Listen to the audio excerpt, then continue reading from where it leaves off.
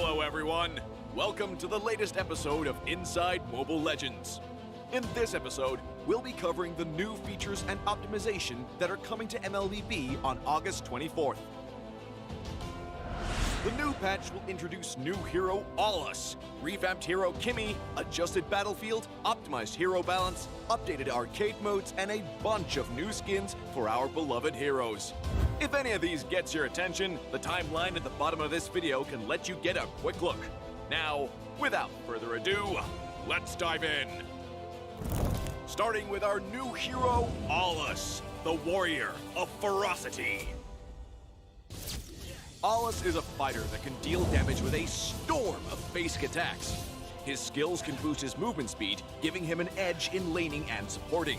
He can also be counted on for his sustainability and teamfight abilities. Both make him a valuable teammate in the late game. His skills, on the other hand, are not difficult to master at all. That's why Allus is highly recommended for new players of MLBB. If you're intrigued by him, be sure to check out the upcoming episode of Hero Spotlight featuring the Leonin warrior, Allus. Next, we had a hero revamped in this new patch, and that hero is Kimmy, the Jetpack Rebel. We added direction indicators to Kimmy's basic and enhanced basic attacks, helping Kimmy lock down her target. We also adjusted the visuals of Kimmy's basic attacks. Now it looks closer to the actual movement. More importantly, we fixed the size of Kimmy's energy blast, further increasing her hit rate. Now, the highlight of the update, the new battlefield. We've long noticed that the default difficulty level can't cater to all players. To improve the overall experience, we borrowed rules from traditional sports and decided to curve the difficulty level according to players' rank. If a player is joining a tournament or mythic ranked game, they will enter the new mythic battlefield, where the stats of turrets, creeps, and minions are all a bit different from the usual battlefield. Please note that the highest rank of the players in the room decides the rank of the game. Alternatively, players can select Unlock Mythic Battlefield in the custom mode to experience the new feature. In the Mythic Battlefield, we have adjusted the turrets in the following ways. If the outer turret energy shield of Gold Lane still endures, nearby allies' damage reduction will be 25% instead of 15%. Meanwhile, the hit points of all inner turrets will be increased from 5,500 to 6,000. To give another boost to the new battlefield, we also optimized network packets to reduce stutters. Other than the stats of the new battlefield, we also worked on the fine-tuning of hero balance. These heroes will be adjusted in the new patch. For more details, please check the patch notes after the update completes. Now, let's turn to the updated arcade modes, starting from the revamp of Arena. The visuals of the background have been greatly improved. We also added multiple monster cards and adjusted the skills of some existing cards. The rank limit on the card pool has also been removed. Even new players now have the chance to get all the cards. For more details on the Arena mode, please check out the introduction video we prepared for you. In Magic Chess, we will meet a new commander, Thars, the Gourmand Demon. This greedy one can use skills to devour equipment and even units. Watch out! For those who love other arcade games, we also have good news for you. Some of the arcade modes will be unlocked in turn on Fridays, Saturdays, and Sundays, unless otherwise arranged. Every week comes with new surprises. Don't miss the party. Finally, let's take a look at the new skins. In the new patch, Uranus, Farza, and Aldous all have new skins to show our players. On top of that, Moskov's skin, Twilight Dragon, has been revamped in this patch as well. And that is today's episode of Inside Mobile Legends. Don't forget to log on to MLBB on August 24th. If you have any suggestions for Mobile Legends Bang Bang, feel free to leave a comment below. If you enjoyed the video, please hit the like button for us and follow our YouTube channel for more news and updates. And until next time, we'll be seeing you in the Land of Dawn.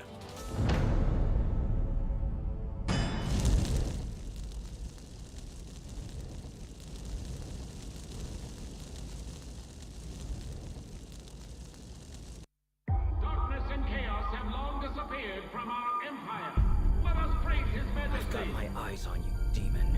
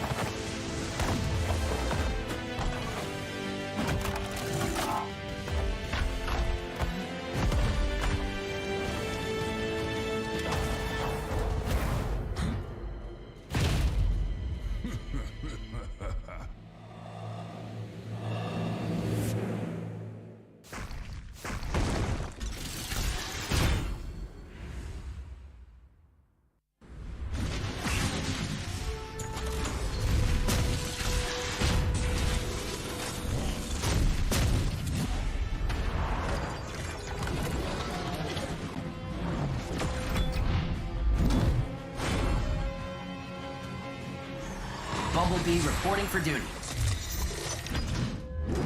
We'll give them the fight of their lives. So, what's our plan?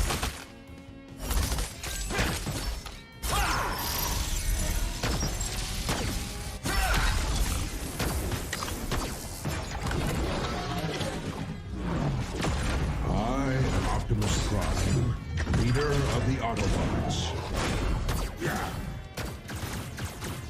One shall stand, one shall fall.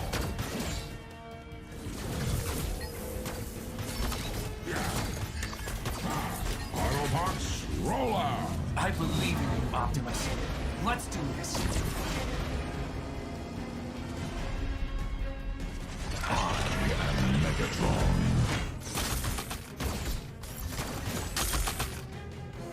It's just me, Prime.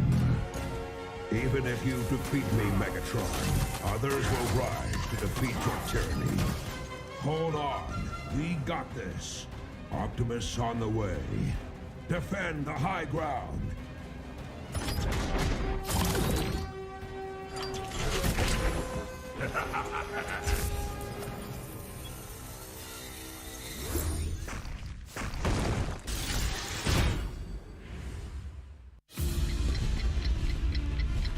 Time sure flies.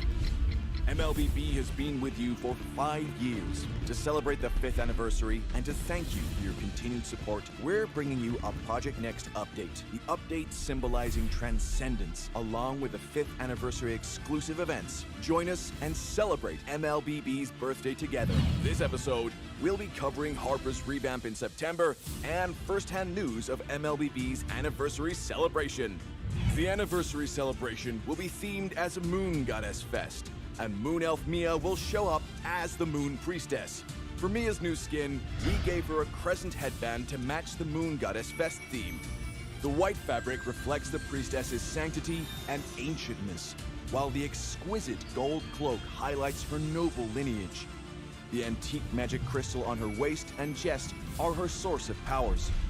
It's worth mentioning that the weapon for Mia's anniversary skin is derived from her crescent bracelet, inlaid with blue moon sapphire, a magic bow and arrow made of crystal.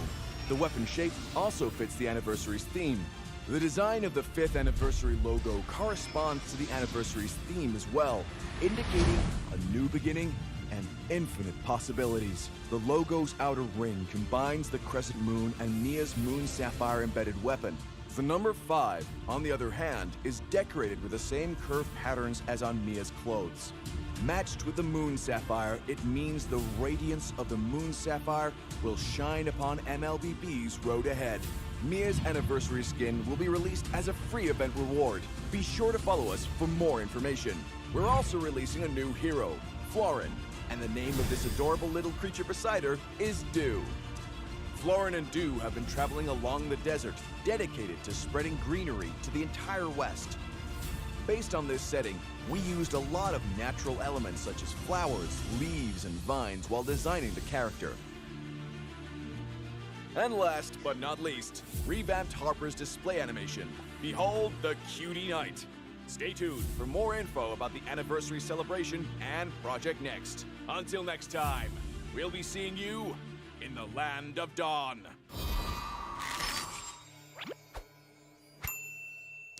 Thanks for the apple!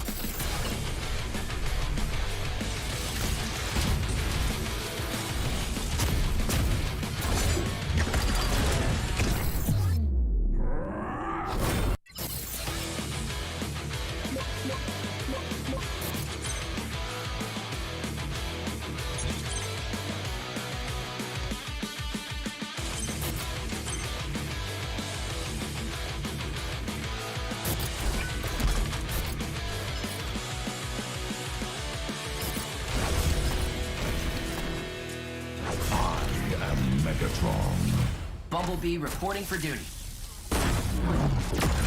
I am Optimus Prime, leader of the Autobots.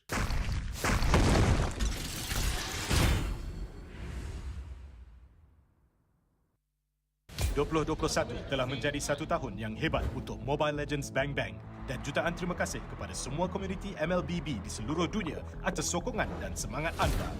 Sekarang, mari kita lihat apa yang telah kita capai setakat ini dan apa lagi yang anda boleh jangkakan tahun ini.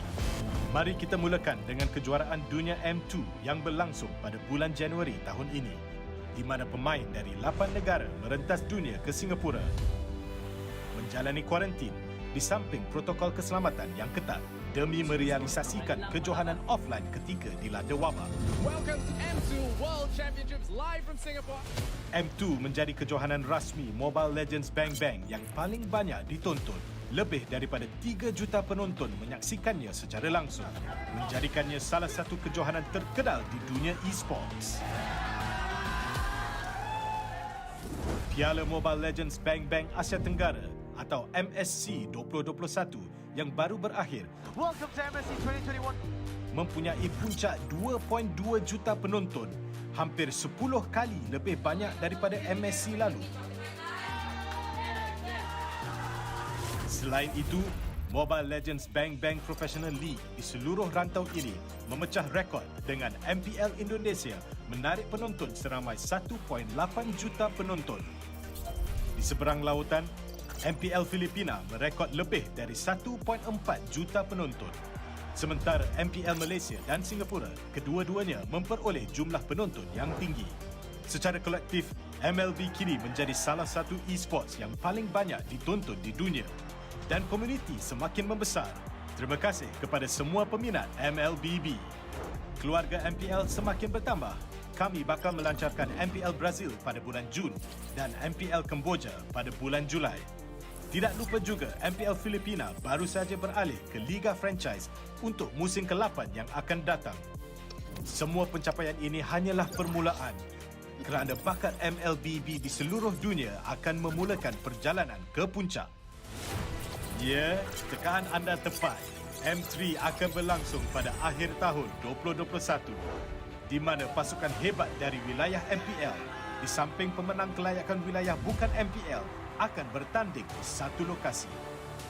Ia adalah jalan panjang bergelombang menuju M3. Pasukan mana yang akan mendapat tiket untuk menjadi salah satu daripada 16 pasukan dan menamatkan perlumbaan to the top.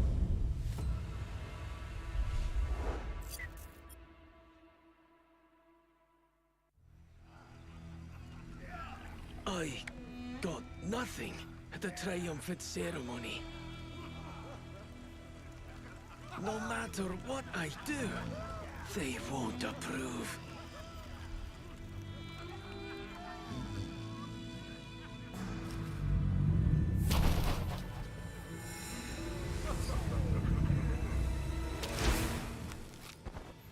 Ha! Just in time.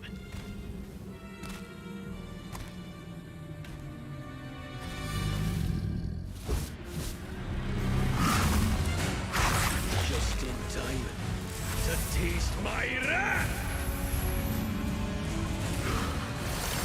I was always on the front line. I deserve the honor! Leonins can be fighters too. This is not my battlefield either.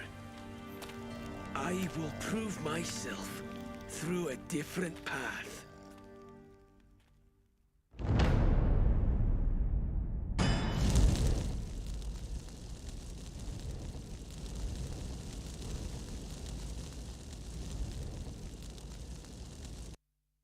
Darkness and chaos have long disappeared from our empire. Let us praise his majesty. I've got my eyes on you, demon.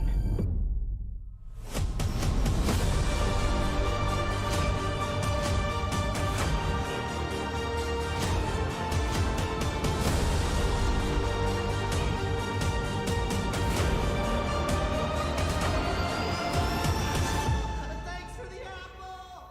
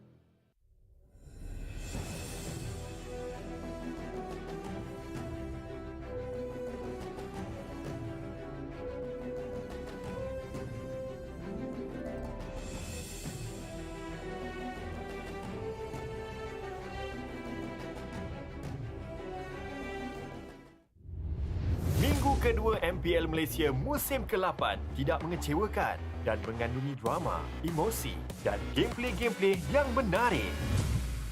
Tim Bosku mempamerkan meta luar biasa dengan Sun Hyper dapat menewaskan Ling Mal dan Wave Esports. Benedetta for Mitch 1 lawan 4 masih boleh mendominasi musuh. Momo dengan batas menggunakan robotan. Format sangat-sangat besar. Damage yang dikeluarkan. Durability yang sangat-sangat tinggi. 4 lawan 1 tak ada masalah. Walaupun Toda akhirnya kalah 1-2 di tangan Wave Esports. Orange Esports mengejutkan juara bertahan RSG Malaysia dengan last pick anukan untuk Link Eza yang tercapai KDA sempurna 14 kill kosong kematian. Analisis meta terkini. Posisi mid lane mempunyai peranan yang sangat penting untuk mengeluarkan damage tinggi tanpa perlukan banyak item. Biasanya posisi mid lane akan diisikan oleh hero-hero mage seperti Lo Yi, Farsa, Lunox dan sebagainya. Tetapi ia tidak semestinya menggunakan mage sahaja. Trend terbaru sekarang adalah hero-hero assassin ataupun marksman yang mempunyai skill atau damage output yang boleh shutdownkan musuh dalam sekelip mata. Seperti Beatrix, Harley dan juga Saber. Ini yang diguna oleh Izanami atau Nathan Man dengan support emblem.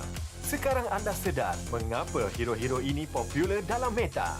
Seterusnya, SUHAZ Esports melakukan epic comeback dan mengalahkan Orange Esports dalam match ketiga yang sepanjang 31 minit. Inilah kedudukan setakat ini. Tanpa membuang masa, mari kita mulakan minggu ketiga MPL Malaysia.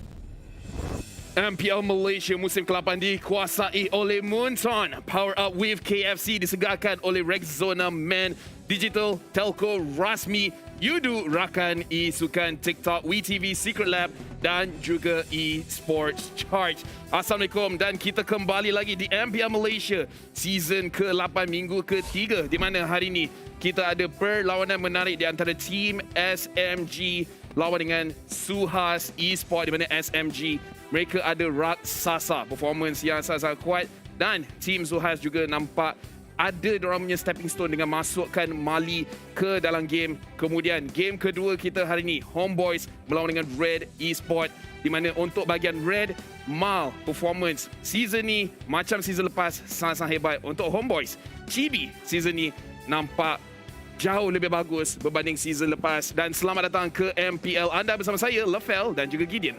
It's good to see everybody back here at the MPL MY. Once again, we're starting off a new week. This time, it is going to be the second part of the round robin. Teams will fight each other in the groups one more time to prove that they are the best. Ya, and untuk kali ni, Gideon, ada banyak perubahan yang mungkin akan berlaku. Number one is because pada minggu ini, hari Selasa, ada patch baru keluar. And then, bila patch baru keluar, there are changes. You know, kalau kita tengok hero saja, it's very, very interesting. Tetapi juga ada perubahan sikit daripada segi item. Macam mana magic penetration tu digunakan. Beatrix ada perubahan. Kaja ada perubahan. Kimi ada perubahan. Sama ada hero-hero ni semua akan digunakan ataupun tidak. Dan kalau digunakan pun macam mana penggunaan mereka.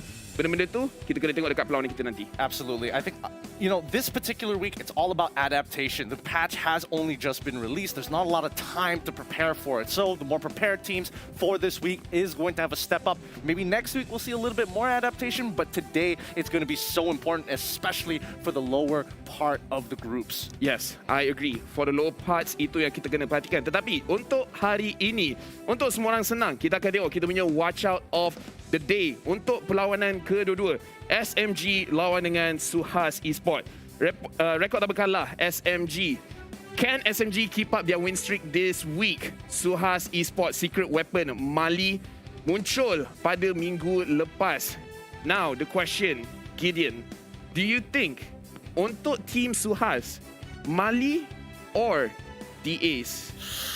Oh, this one's a tough one. This one's a really, really tough one, but I think this week we're expecting to see Mali instead of the Ace. And I personally believe that, Mali needs to integrate with the team earlier rather than later. So now would be a very good time to start incorporating him. Yap, ini antara watch out of the day di mana kita nak tengok Roma mana satu yang akan main untuk SUHAZ Esports. Kemudian perlawanan Homeboys melawan dengan Red Esports. Chibi akan lawan dengan Mal di mana kedua-dua player ni, dua-dua adalah jungler, dua-dua adalah playmaker. Where Mal is consistent tetapi Chibi is improving.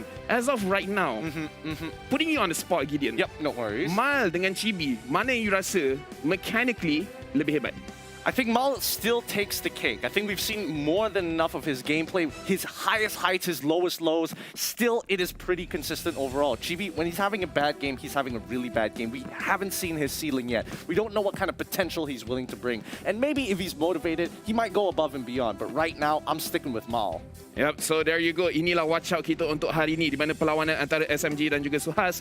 Yang manakah SUHAZ akan gunakan? Mali ataupun The Ace. Kemudian Homeboys dan juga Red yang mana lagi satu jungler yang akan menang. Tetapi kita juga nak raikan kita punya MVP. Ini kita punya MVP ranking. As you guys boleh nampak kat sebelah sini, where the MVP ranking, Gideon, boleh tukar every single week because sesiapa yang jadi MVP of the day, MVP of the week, kita akan ambil kira. Dan sekarang kalau you boleh tengok dekat situ, number 1 MVP kat situ is Link Eza. Bawah dia adalah Chibi, kemudian adalah Mom. As of right now, sesiapa yang jadi jungler, dia punya peluang untuk dapatkan MVP ranking jauh lebih tinggi. Especially kena ingat, MVP ranking ni is the big influence untuk tengok siapakah yang akan jadi regular season MVP. Exactly. It's something to keep an eye out for some of the best players if they want to get the highest achievements. I'm very happy that Link Eza currently is in the lead, but how long is he going to stick there? Especially with the new patch as well. You think, other people from other roles, supports especially, might be able to get up on that list? Yeah, and untuk you guys tahu how to become an MVP, tak semestinya KDA. You kena bawa impact yang besar dekat dalam game. Kalau you bawa something creative, something new, something interesting, macam Link Eza membawa dia punya Alucard and then perform dengan Alucard tu, that is an element of surprise.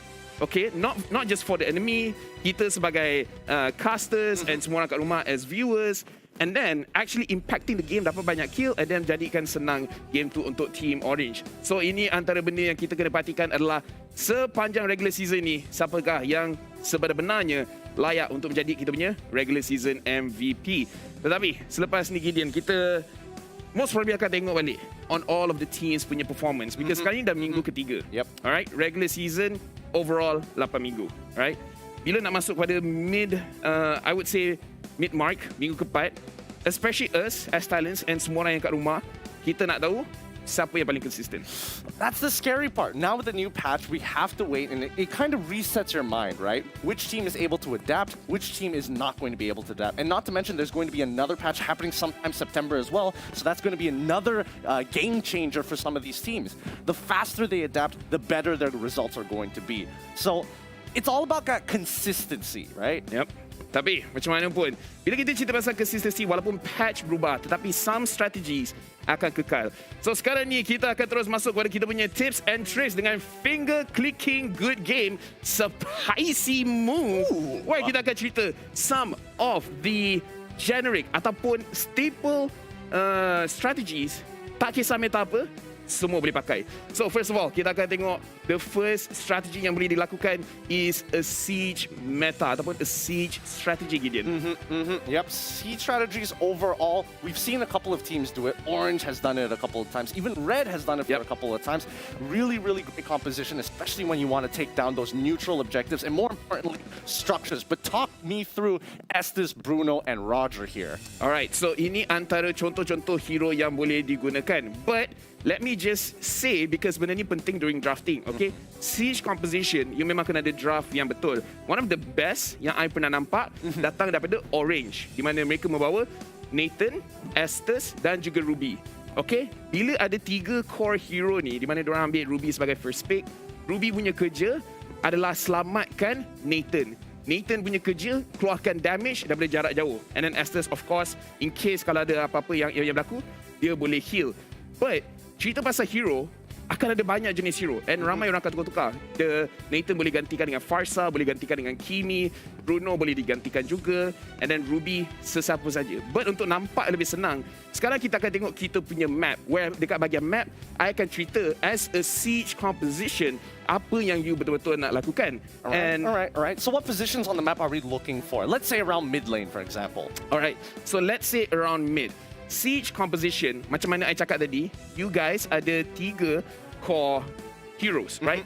Seorang yang damage daripada jauh, seorang jaga the damager, and then the other one helps sustain. It doesn't have to be Estes, dah jadi Matilda boleh. The Rafaela is also very, very good. Kalau tak nak healing, just more damage or more protection, either way is fine. Tapi macam mana pun, the core value is dia nak kena ada 3 orang. Now, bila kita tengok position dekat bahagian map, let's imagine map ni dibagikan kepada 4, okay? Okay. Just to have a generalization. Antara kelemahan siege composition is bila diorang kena dive. So, bila you out of position ataupun you cuba hard engage, benda tu akan jadi bahaya. So, if you punya base dekat sini, you punya general positioning is you nak stay in you punya own area. And then you punya objective of the game untuk menang game ni slow-slow is untuk buang ni is untuk you drag you punya map jadi in this area. Why does it look like that? But anyways, you nak jadi daripada this area, so you punya map pressure menjadi lagi besar. Okay. Now, Gideon, yes, before I move on cerita pasal bahagian turrets, satu benda yang actually very, very important yang I nak cerita is how you play the team fight dekat kawasan Lord and kawasan Turtle. Because ni yang very, very devastating. So, bila you tengok dekat bahagian map, katakan ini kawasan Lord, I akan buat T ni lagi, and then dia ada bulatan kecil untuk the objective, and then bulatan besar for the entire area. Okay, but just keep in mind the T yang kecil. You nak gunakan the map terrain kepada you punya advantage. So, in this kind of situation, sebagai siege composition, you nak attack dorang slowly. Poke. HP dorang rendah, sama ada dorang kena balik. Kalau dorang nak dive juga, dorang akan mati sebab dorang dah ada HP disadvantage. So, in this situation, sebenarnya, kalau you main dekat bahagian atas ini, agak bahaya sebab kawasan ni terbuka. You boleh kena gang dengan assassin dan sebagainya. I see where you're getting at. So you want to be able in a position where you don't have to worry about your backs. Exactly. So dekat situ, if this is you punya base, the best positioning is actually in this area where you jaga you punya you dekat dengan jungle. In case kalau you kena kejar mana, you boleh sembunyi dekat dalam bush ataupun retreat balik dekat you punya tower. Dekat kawasan ni terlampau terbuka, it's fine, tetapi bahaya. I get what you're talking about. So you want to have a shield that protects you, you want to have a support that heals you, and you want to have a bow and arrow that harasses your opponents so that you can fight for these neutral objectives and make sure that they can't really fight back. Yep, exactly. And tu kita cerita pasal team fight. Maybe other weeks kita cerita how you guys siege dekat pada bahagian turrets. But yeah, honestly, spicy move yang paling penting for siege is the 3 core heroes. Seorang damage, seorang jaga, and the other one is flex. Kalau heal, better. If you nak jaga, if you want more damage, it's fine. Tetapi ini untuk siege. Let's move on and kita terus tengok kepada bahagian split pushing. This one, I love it. Personally, split push compositions definitely punish siege compositions in a couple of areas because siege compositions, you want to stick together as much as you can. But split push compositions, if you're playing on the bottom side of the map, you're going to be looking for the top side of the map. You're scraping as much gold off of your opponents as the game proceeds. Yeah, but the thing about split pushing, kalau I nak ajar betul-betul Gideon, it's better kalau I ada visual and I suruh pro player yang tunjukkan.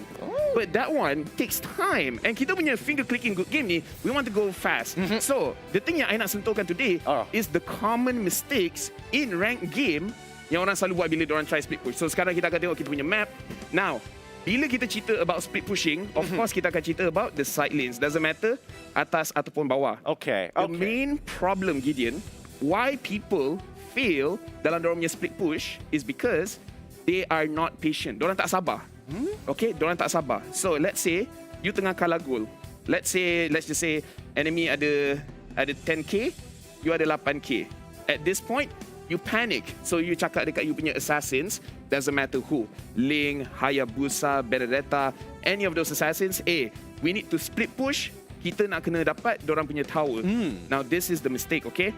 Where you nampak minion dekat tengah-tengah ni. Alright. And then you terus rush pergi dekat minion and then you just terus clear. What's wrong with that? Don't you want to be able to clear those waves faster?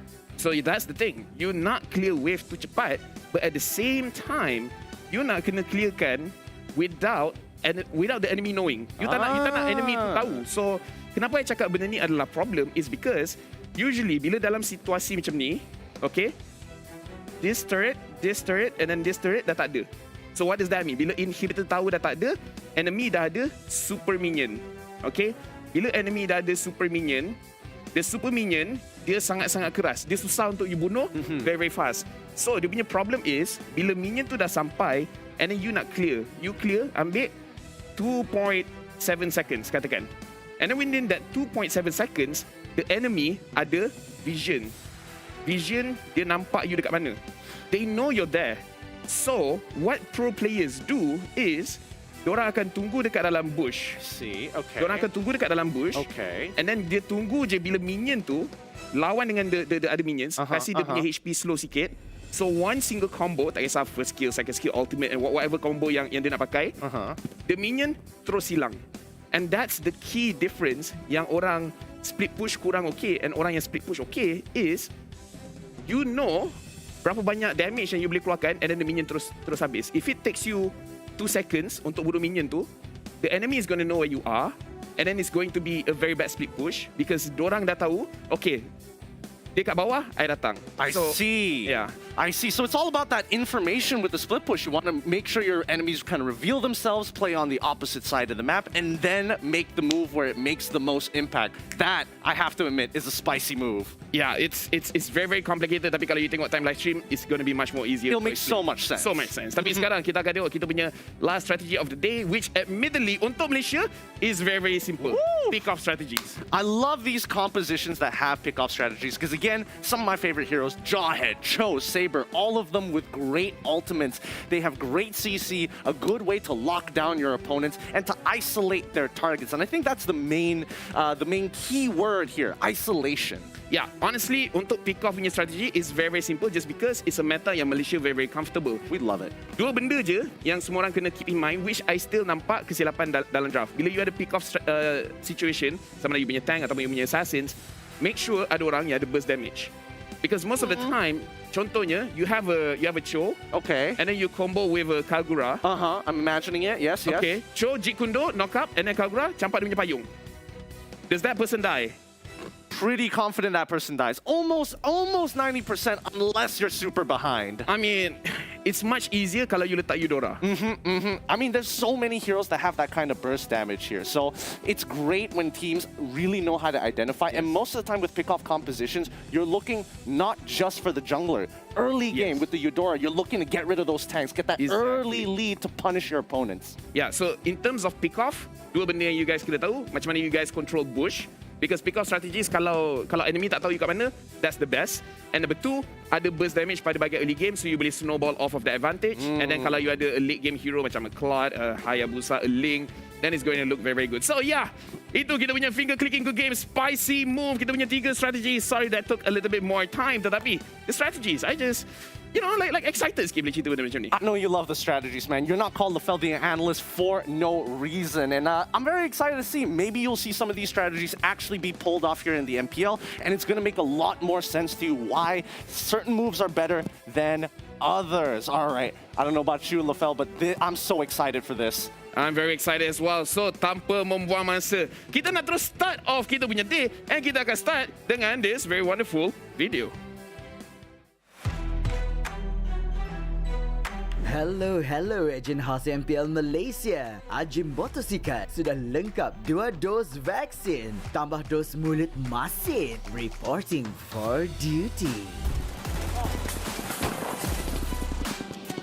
Tengok kedudukan kumpulan A, rasa pelik SMG masih di atas dan tanpa kekalahan. 4-0. Team Steel menang under gunfire. Menang nampak sangat kuat dengan gameplay Sasa, Dito dan Zaim Sempoi. Tetapi, menurut statistik laporan khas setakat ini, semua tim dan player yang Ajim puji atau sebut minggu lalu, semua kalah. Wiped out. Jadi, bolehkah SMG membuktikan sumpahan laporan Ajim tetap salah dan menewaskan SUHAZ Esports hari ini? Ataupun Mali akan tumbuk SMG ke jurang bumi? Kita nantikanlah. Adakah anda rasa laporan Ajim lebih salah? Ataupun ramalan Aiman Lafel? Komen je hashtag laporan Ajim. Selalu salah Ajim, not sure why. Harap smooth dapat sepak HY signing out.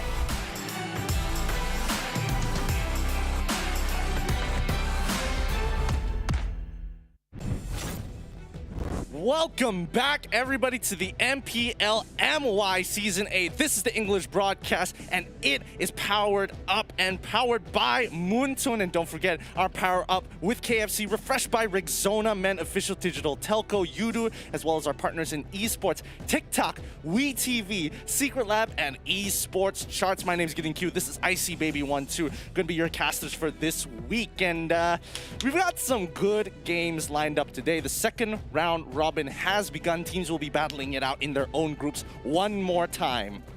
Yeah, I'm looking forward to see how it all goes down here because this is going to be an exciting match to start things off. Today's series are pretty crazy, but let's talk about the first team stats here. It is going to be from Team SFG. We have Zaim Sempoi, Sasa, Dido, SYF, as well as Smooth going to be playing today. And this is going to be SYF's first appearance.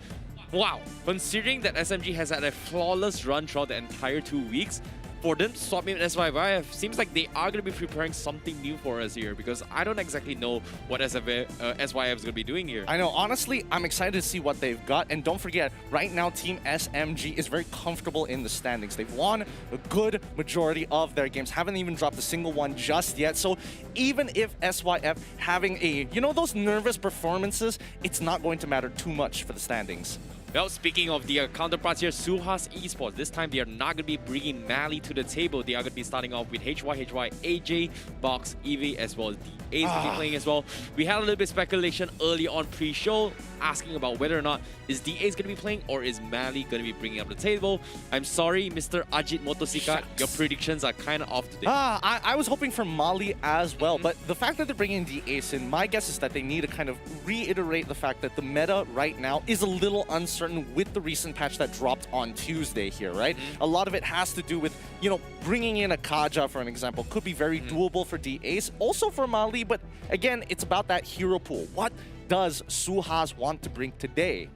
I feel like Kaja would be a really hot topic to talk to the table, considering that Kaja was kind of left off because Saber and Harley is just so much stronger, and having Saber and Harley already being nerfed and dumbfounded, I feel like Kaja stands a very, very solid chance. And considering that the patch comes in, we might likely see a lot of side lane Kajas coming into the play. Potentially. The changes are, again, very, very interesting, but let's look at the talent predictions here.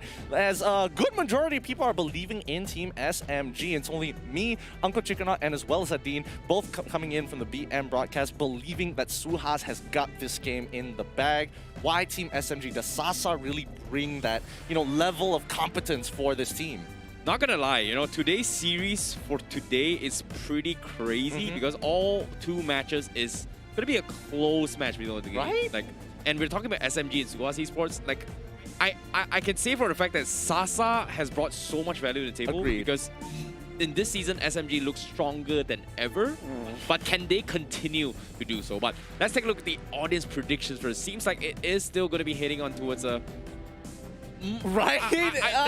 I want to say 50-50, but it feels like SMG has got the overall upper hand based on YouTube, Facebook, as well as Instagram. Look, the stocks are really volatile on either side. If this was crypto, like you don't know which is going up, which is going down, but a large majority of you who have been scanning the QR codes believe that SUHAZ has got this in the bag. An overwhelming amount. However, all across the other platforms, Team SMG have their presence there.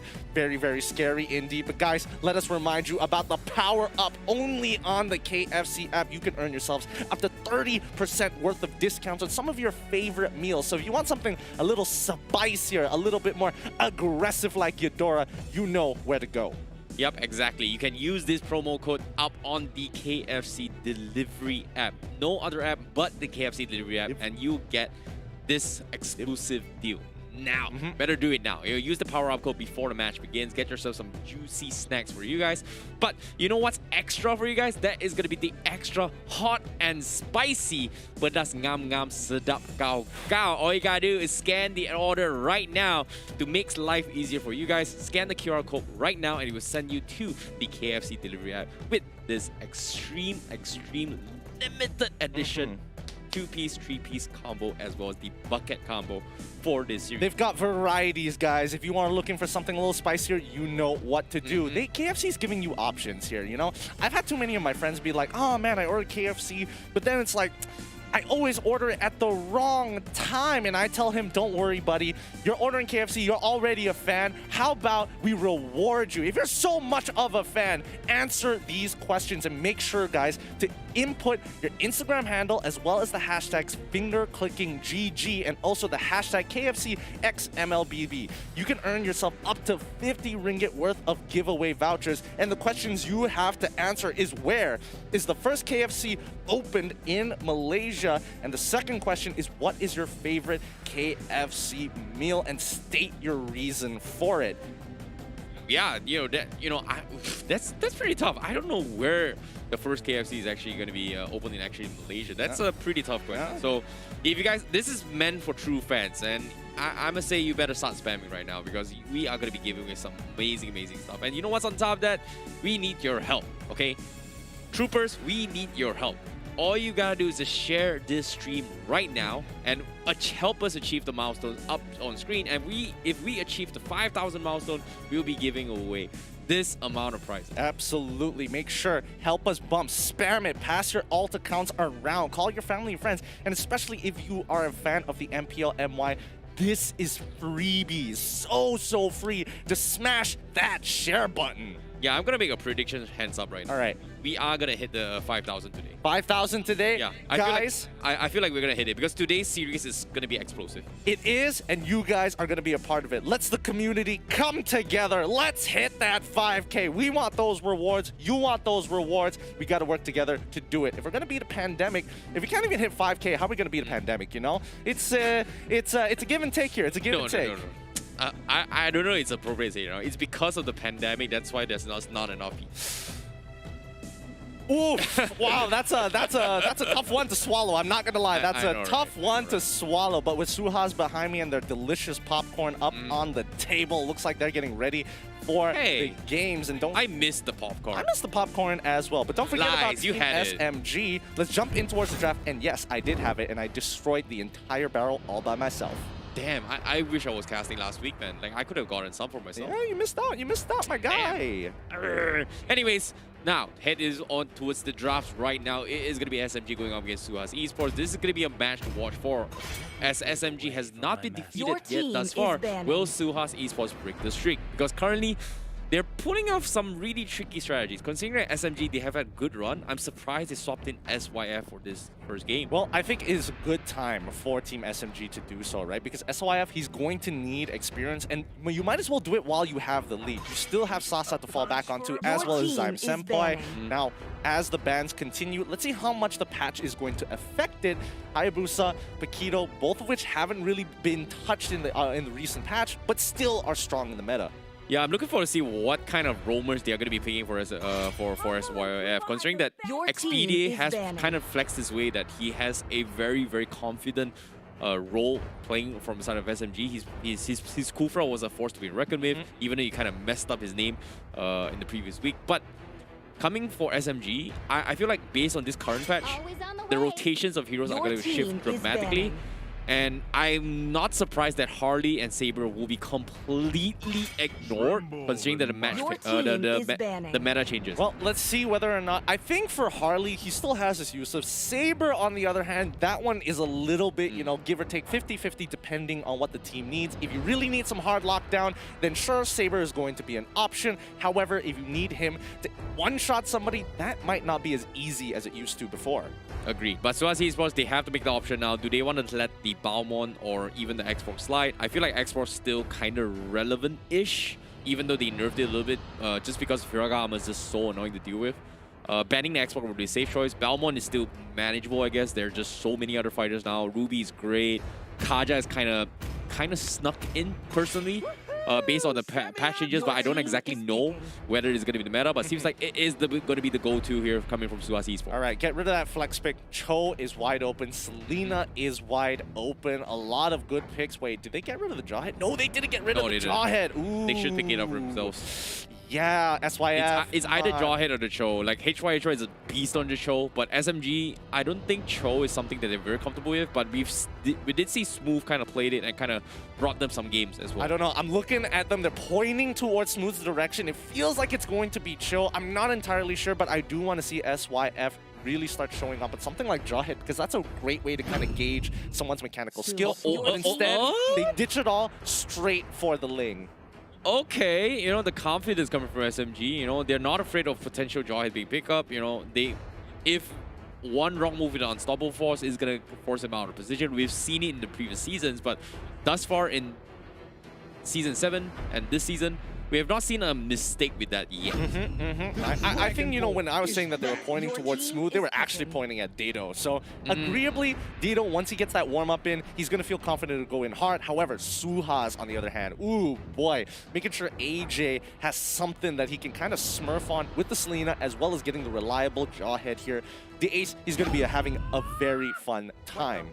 Yeah, pretty sure that's going to be a denied pick coming from SUHAZ Esports. Like, we don't usually see AJ's hero being picked up from the get-go, just because of Zyme Senpoi's capabilities as a Selena. I feel like they just counter-picked it just to prevent SMG from taking it. And likewise from SMG, they respond with the Cho as well. So there is some mind games coming from both these teams, and it's really nice to see that they are picking heroes to deny picks away from their opponent. Yeah, I agree here. But the question is, what is it going to be when it comes to the side lanes? Because right now, a lot of flex picks for the side of Team SMG. We know Esmeralda most likely going to go in the side lane. But for SUHAZ, though, they're starting to run out of options here. What can they actually whip out? Does HY have to play the Lapu Lapu, because they're really starting to pinch down on his hero pool? Nah, I don't think Lapu Lapu should be that much of an issue. I feel like SUHAZ Esports, they have to pick the Kaja right here, right now, if they want to stand a chance of any catch potential towards the Ling. Because as knowing SMG, they will have the tendency to just straight up ban it up from the get-go.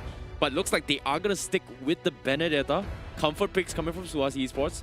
Still okay, but currently, it feels like they need to figure out how to deal with Ling here coming from SUHAZ Esports. And SMG, I feel like they have a good idea of what needs to be banned. Ruby is a great hero to be disrupting the momentum of Ling, and Kaja is also one of the good heroes here, so I wouldn't be surprised if they actually ban these two heroes. Yeah, I think that would be pretty good. Ruby, I'm definitely leaning more towards too. Kaja, I don't know. I feel like it's a little too... early, right? No, not too early. I just think that SUHAZ, it's a little redundant, right? You're just stacking upon stacking, and most of the time, when you have ultimates that relatively do the same thing, you're going to need that raw power that Kaja just, as of right now, currently lacks. I would agree with you if it was last patch. I really want to believe in it, but without that mage build, you're going more into the sustained fighter build, and I don't think you can out-sustain Esmeralda. I don't think you can out-sustain Cho, for an example. Agreed, but currently SMG, they have the option that this Cho might be a side laner, it might be a tank as well, so this is something that they can consider. Lunox is definitely going to be something that they have to take it out as well. That's very, very smart. They've shown the Benedetta. They are going to go for the iframes coming from SUHAZ Esports. Likewise, if you're talking about catch potential, I feel like Cho still has it, Jawhead as well. But it all comes down to execution. Both of them have very, very strong pick-off potentials when it comes to just completely deleting or catching one player from the get-go. I think it's really smart what they're doing right now, coming in from SUHAZ. They're getting rid of the Alice, which I think is like a bit strange, but the Barat... It's smooth, you know. It's smooth. Come on. I mean, it's smooth, but they're going to lose a lot of side lane pressure, right? I guess there is somebody reliable on Team SMG's side with Sasa going on the Esmeralda. You know he's eventually going to get to that carry. But Team SMG, they're going to be banning out the Kaja straight away. They are fearful of that extra bit of lockdown if SUHAZ wanted to pick it up. Or that was a very, very good ban, too. Or they just have information from scrims. That's what I'm feeling. SUHAZ, they're going to go straight for that early game. Lock in that Harley now. Start rolling fast and make sure your enemies eat dirt. Yeah, I don't know how the Harley is going to be fitting into the meta now. Considering that it's been just recently patched, I feel like most of the farming capabilities of Harley has kind of significantly dropped down. But talking about, they haven't changed the base damage of level 1. It's only towards the later levels that, you know, he does a lot less damage. I guess, but I don't know. It feels like it's a huge nerf. But SMG, they're going to be picking the Ruby as well as Farsa. And I like it. You know, Farsa is, you know, gotten a little bit more buff. And I feel like Farsa should be the meta mage now. I totally agree. I think SUHAZ may have locked in this Harley a little too soon. But I guess they were afraid that Team SMG was going to steal away the picks. I mean, they already took away the Cho. They already made sure they hard focus and banned out the Lunox as well as the Kaja. Definitely something understandable on their side. SUHAZ now has to really think about this. It's like, hey, HY. This one's going to be a tough one, my friend. Yeah, this is going to be a box hero right from get-go. They need to pick a marksman. Like, 1-1 is pretty okay. Beatrix is okay as well. Are we looking at the same draft here? Oh, okay. You know, SUHAZ Esports, what is Box going to play? Box is going to be on the Harley, my guess, going into the jungle. AJ is going to be going on the Selena. And then, you know, Eevee doing Eevee things. I guess he had to bite the bullet on that one. I'm not sure if HY was just like, give me that Benedetta. I'm sorry, Eevee. It doesn't work this way. Okay, SUHAZ Esports going for this draft. No marksman, a little bit late game, still relying on the Harley. Hopefully, it will still work out in their favor. And I'm looking forward to see whether or not they can execute this. But ladies and gentlemen, the drafts has been set. SMG going to be picking the drafts up on screen, and they will be bringing up their El Clasico of a first pick Link in the hands of Dido. Will Dido continue to take the MVP slot for SMG? I don't know. Why don't you guys stick around to find out? Whoa. Whereas SUHAZ Esports will be bringing the Tamus, Benedetta, Selena, Jawhead, as well as the Harley. Sticking with the Harley strat from the previous patch. Is it still going to work in this patch? Let us find out, because we are heading into the game of SMG versus SUHAZ Esports. All right, let's get into it. Welcome to the land of Dawn. Game 1 versus SMG versus SUHAZ Esports. I will mention that Thomas's model is actually kind of big. Like, when we're looking at that intro, he was standing 6 foot tall while everybody was looking 5'2". Yeah. Look at him now in the game. It looks kind of, you know, the same size as Selena, which is kind of crazy, isn't it? Right? Yeah, I agree. All right. Whereas Baratz is just humongously huge. Oh, this is so smart. They're going for that early game. They're going to go for immediately for that disruption. Great proxy coming in from Eevee, and now forcing Zyme Senpai to get in the middle of it. Ejected. Oh, did they get to steal it? It's hard to say. No, Dido manages to do it, but they've sandbagged him long enough. This has affected 2 of the laners, the support as well as the jungler. That early recall is going to hurt. Yeah, great call coming from SUHAZ Esports. They know that they cannot afford to give Dido a very easy time to farming. They don't exactly have the stronger late game potential. Slowing this down is going to help them out. And on top of that, SUHAZ Esports, they're denying even more jungle creeps. And I don't know, does SMG take this read, or are they going to be able to farm it on SUHAZ Esports jungle? We shall see. But as of now, SUHAZ Esports, they will have the upper hand. Eevee wins this. Eevee can actually still fight if he wanted to. Oh, okay, guess he's going to pull back. Pretty good shot.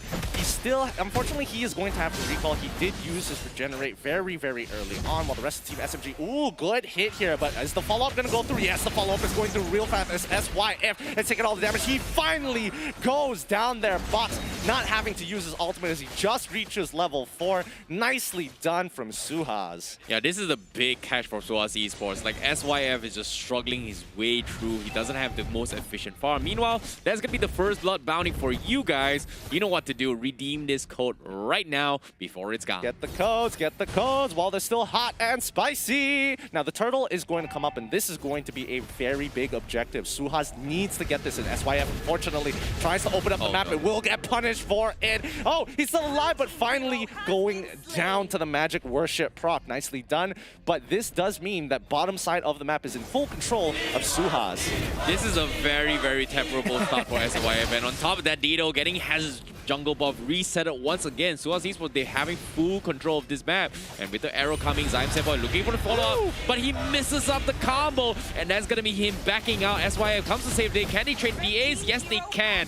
And SMG redeems himself as well. And Smooth, they are going to go for more as well. Eve overextending his say the Tempest Blade is going to be there. He's going to go for the trade-offs. One going for a side step, but Eve misses the sight, almost taking Dido with him, but he will pay the price though. That's going to be the comeback that SMG is looking forward to as well. And then the catch comes in. Smooth, is he going to be able to survive? Can he do some damage? No, he cannot. As Box goes for the trade. SYF a little bit low in terms of levels, as he cannot follow up with the Way of the Dragon. But now DA is going to be applying a little bit more pressure once again. Dido still focus on taking his jungle. Yep, SYF is going to have to recover from the mid lane to get that EXP to hit level 4. But again, you can see that, Dido manages to clear it just in time. The Ace misses the opportunity. Turtle is now an option, but I guess they're using it as a way to tell Team SMG, hey, come and fight us. Once you're on your purple buff, all right, HY, you take your time up on that side of the lane. Oh, the I'm Offended actually connected, followed up by an easy wombo combo. Unfortunately, even with the Way of the Dragon, Wings by Wings is going to close that distance as HY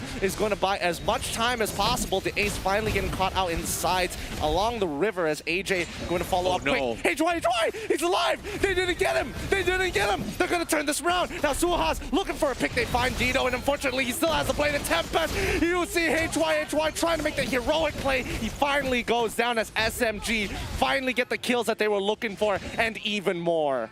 Oh my goodness, that should not have happened, and SUHAZ Esports, they had to pay the price. What a big outplay coming from SMG, but now it's not over yet. Triple kill, power up by KFC. Better ordered up right now. AJ might be the next to fall, but seems like SMG, they are so powered up this game, because that looked like one of the toughest outplay coming from SUHAZ Esports, but they still managed to close out the game, and it's not over yet, because SUHAZ Esports, it seems like they had the upper hand, but now they're completely lost all of their economy. I mean, it makes a lot of sense. The moves that they're making make so much sense, but right now it's coming down to execution. Team SMG is just outplaying them on a micro level, being able to aim their abilities just slightly better. And I hate the fact that that's the truth, but I really, really wish that SUHAZ, they need to be able to land those abilities. They need to be more confident in their capabilities. You can see the hesitation sometimes coming in from DAs. Yeah, and on top of that as well, HY, he did a fantastic job at just completely dodging the initial gank.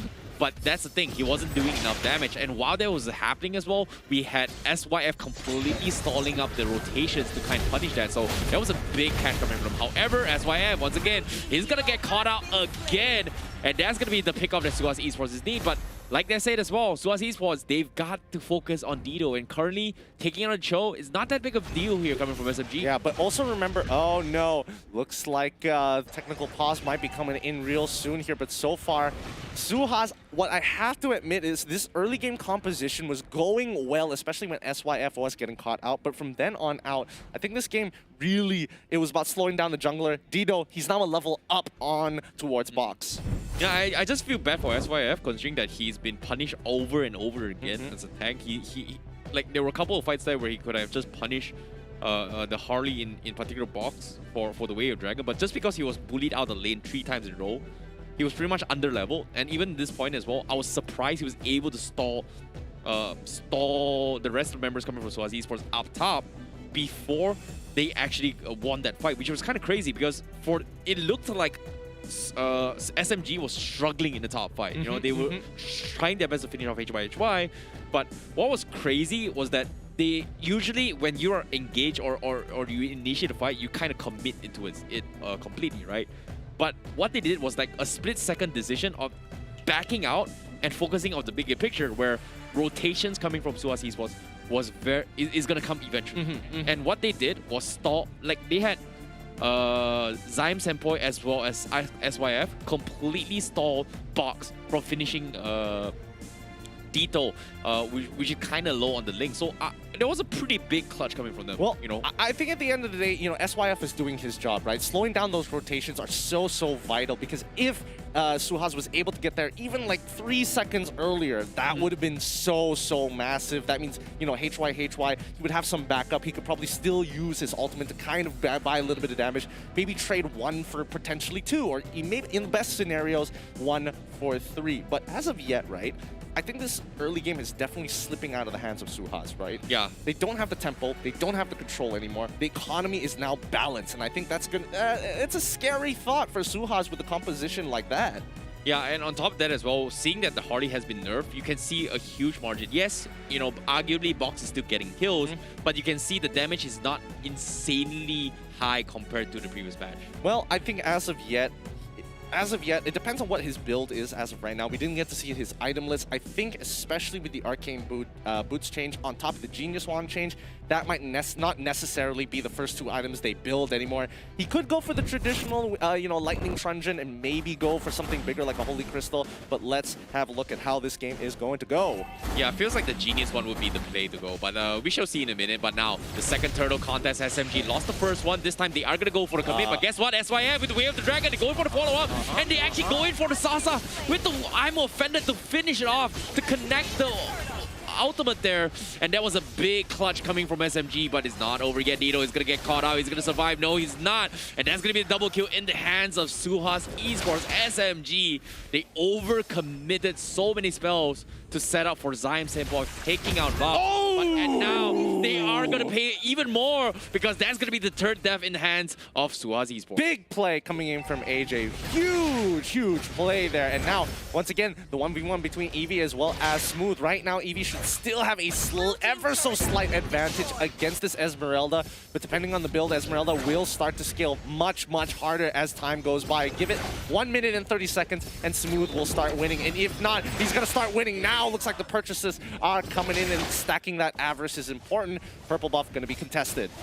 Yeah, and currently SYF, they are gonna go for the push again. Way of the Dragon comes in, but it misses the dot. DA is gonna be A-okay, but I'm also gonna be committing. But now, with the Feathered Airstrike coming in, but it's gonna be enough. But on the sides as well, AJ will get completely bursted out. SUHAZ Esports, they want to challenge this, but SMG is just so strong. They will lose a trade AJ for SYF and Zyme Senpai. Worth it. However, Smooth trying to kind of recuperate himself, trying to get back into this particular fight. The Ace is going to be giving his life pretty much nothing here, and Smooth not going to get the assist from that as well. A little unlucky, but HY, he's got to be super careful now, Dito. He's going to be able to get that good amount of damage, but Smooth just behind. They're going to go for a quick lane swaperinos here, as Smooth wants to start harassing HY in lane.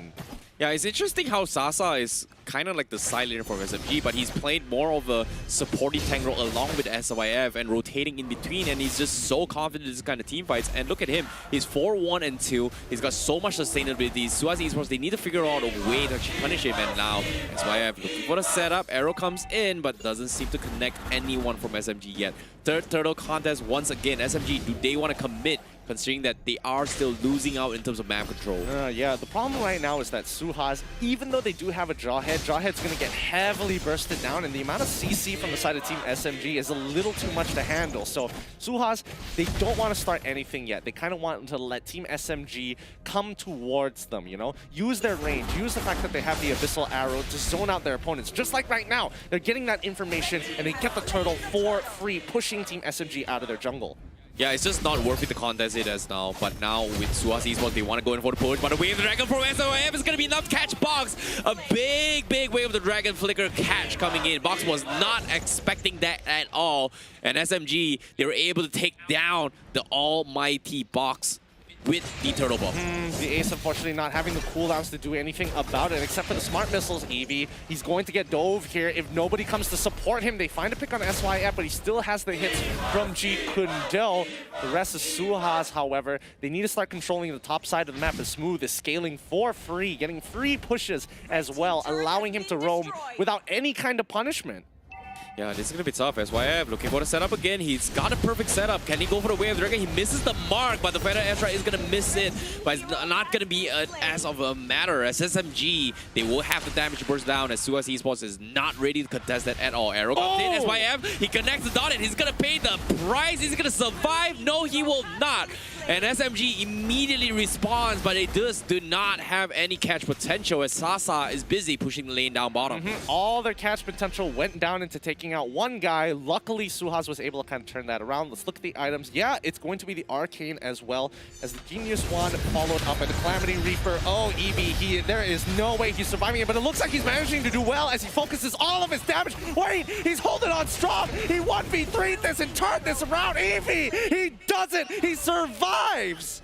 What a big clutch coming from AV, and on top of that, SUHAZ Esports, they want more, and Smooth will pay the price. And just like that, SMG, they overestimate that prowess, and they are crumbling to pieces as SUHAZ Esports. They're pushing them forward as well. Feather Airstrike comes in, they will scare them off a little bit, but the damage has been done. SUHAZ Esports, that's the big catch that they've been looking for. Oh my goodness, Eevee was able to hold out strong. That Vengeance becoming a huge play towards the early segment of that fight. This is going to allow SUHAZ so much time to sit on this Lord. Get rid of it as fast as possible. Use all of your abilities. Don't be scared to use your ultimates. And you see DAce and as well as AJ, they are post set up, ready to turn on Team SMG. SMG making the smarter decision. Stick together. Don't get caught out with the Abyssal Arrow. Let's move towards that top side away from the danger. Big items here being picked up from SUHAZ Esports. They've got the Anti-Curas up on DAce and the Holy Crystal on Box. TMA SMG, they're one item down, and this is not looking good for them. They have to hold out somehow, but with the Lord pushing in, it feels like SMG, they are going to lose a little bit more. Now, anybody who's building MR as of right now, we're seeing the Ruby and as well as SYF, they're slowly building up towards that Athena shield. Dominance Ice being purchased by SYF, so still he needs that MR. And unfortunately, nobody has gotten Radiant Armor. So Box, with his build, is still going to be relevant. As the time goes by, his damage is going to be less and less important. Agreed, with the Lord coming in. SMG, can they defend against this? Dido does not have the purple buff at all, and look at this. Box goes in with deadly magic, and Dido is going to back off, and currently SMG, they're trying their best to try and stall this way through, but SUHAZ Esports, they don't exactly want to respond to this. As you can see, the Lord is being kited pretty well as SUHAZ Esports, they're not making any moves at all. I guess there's nothing much they can really do with a Farsa in the composition of Team SMG. If things go bad, it could really spill doom if Sasa is able to get a good flicker and pull with the I'm Offended. That could end SUHAZ. So I think they're making a very safe choice. Oh, wow. SYF, can they kill him with the deadly magic? Is it enough? And no, it is not, but HY able to get a double kill there on their side to punish Zaim Senpai and making sure that SYF is cleared out. This is great for SUHAZ, but can they get an inhibitor turret?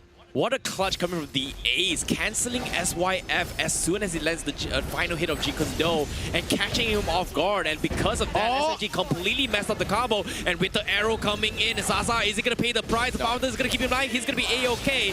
But as you can see, SMG, they're trying all their best to defend against this, and they're doing okay. But SUHAZ Esports, they will say, they will back out. They will focus on turret up top. Smooth is going to get focused down. He's going to be able to survive. He's so tanky, but he's going to get melted down. Feather Airstrike not going to connect. And SUHAZ Esports, they're just so strong. All right, SUHAZ, they need to back out now. The big hitters from Team SMG are back and ready to come back into that fight. SUHAZ cannot afford to give them any more gold or sacrifice kills. This is a quite an awkward position for Team SMG, but they still have one team fight left in them.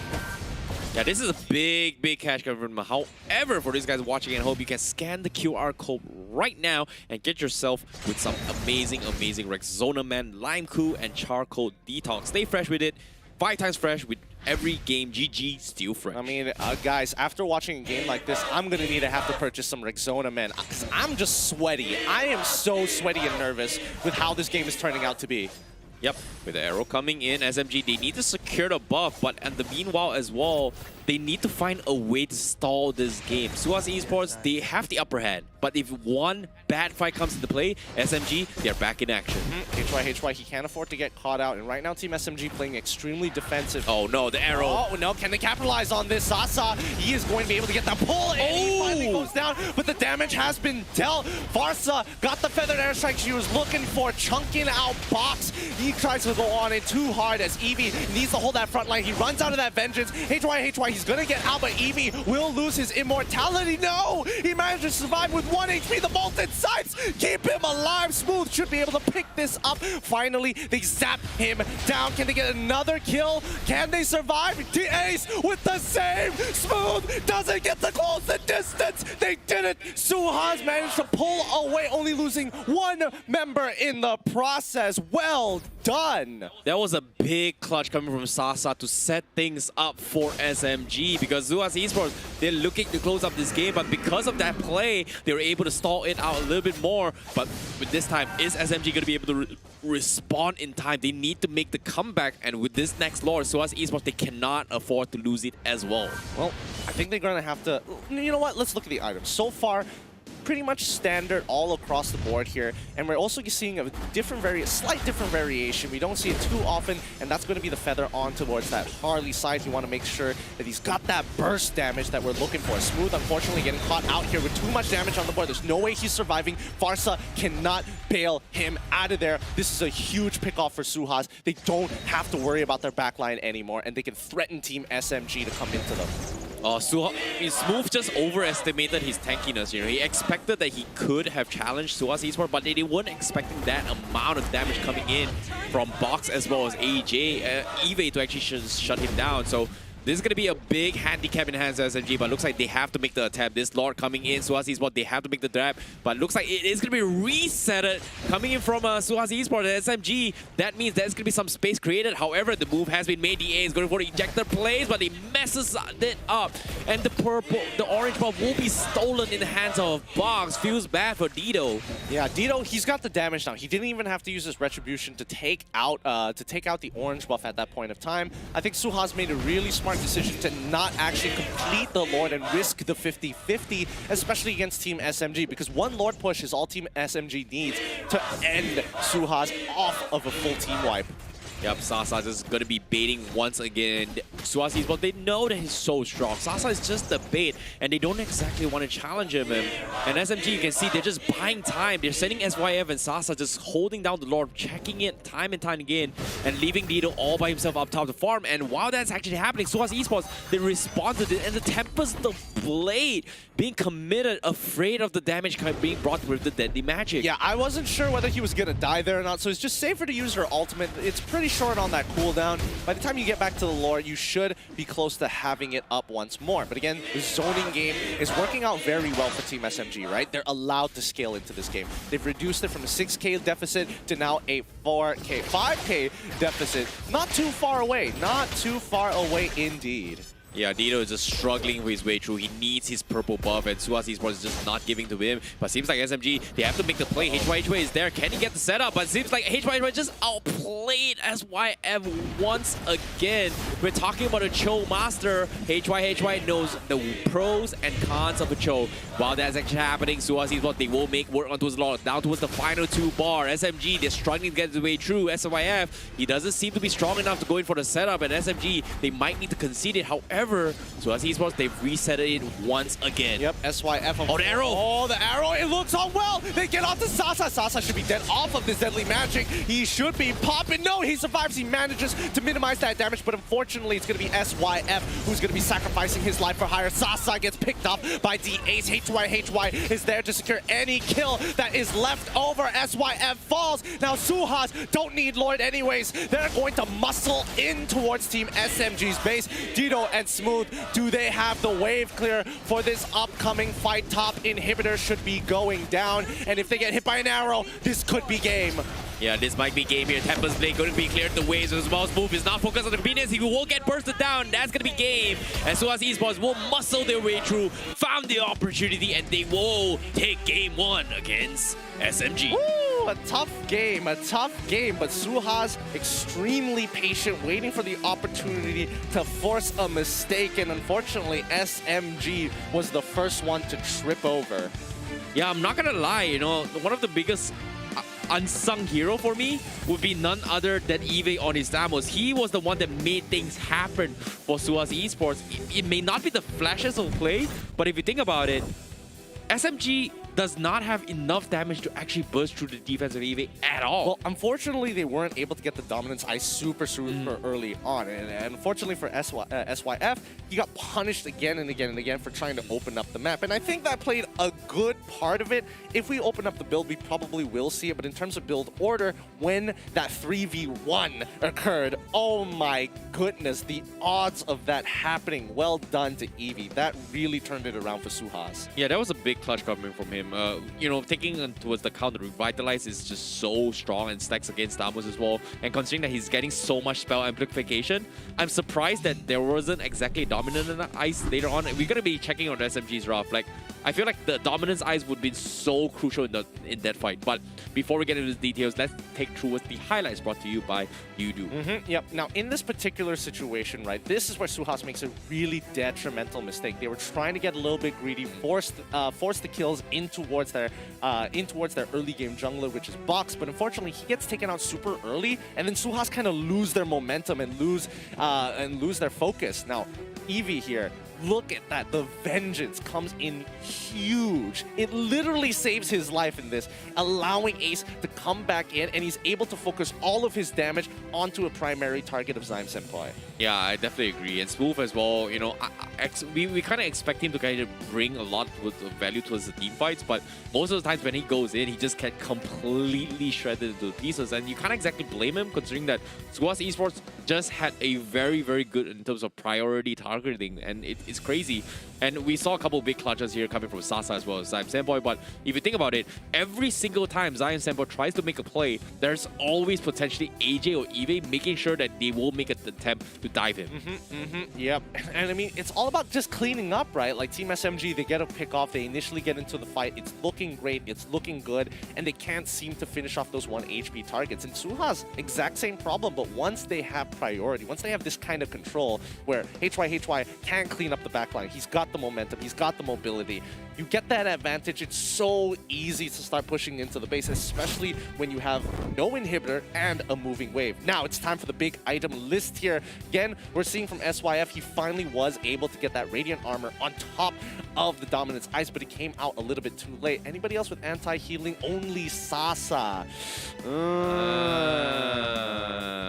That's actually tough, you know, considering that despite having Dominance Ice, it was still tough for them to actually take down Eevee. But I feel like one of the biggest contributing factor is the fact that SUHAZ Esports is always wary of what Zyme Senpai is doing. It's either they send Eevee to actually shut him down or zone him out, or they either send HY. And most of the time, Zyme Senpai, it makes a lot of sense now why SMG always has this very weird Feather Dash strike from so far away, which requires either SYF or Sasa to use the Eye of Offended or even the Way of the Dragon to set it up for himself. So it's weird considering that this is not the usual burst potential that we expect of.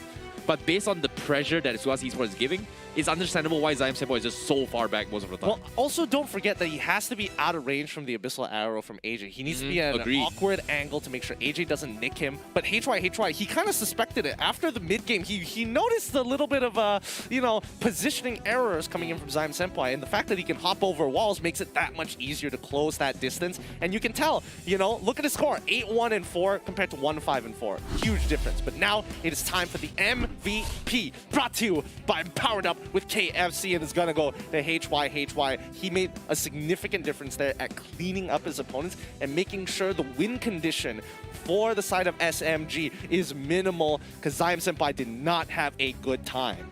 Yeah, HY just played it so well. He was making waves all the way through, even despite the top blunder that cost them a couple of fights up top. HY was still able to drag out towards the entirety of the fight. He was not dead. He was able to consistently farm. He was just making so much problems towards the back lines. And multiple times, I feel like Zyme Senpai was the finisher for SMG, but HY just made his life so miserable in this situation. The moment you have that feathered airstrike, you are immobile. There's nothing much that you can do. And if Benedetta just slaps her ult on top of you and you're not looking, ooh, it's a little too late. And, you know, well done, well done. This is only the very first game. A little bit of warm-ups here for Team SMG, but also their very first loss. But you can't have clean 2-0s all season. That's the truth. That's the truth. You know, we talk about HY, we talk about so much coming in from the Hardy in particular, right?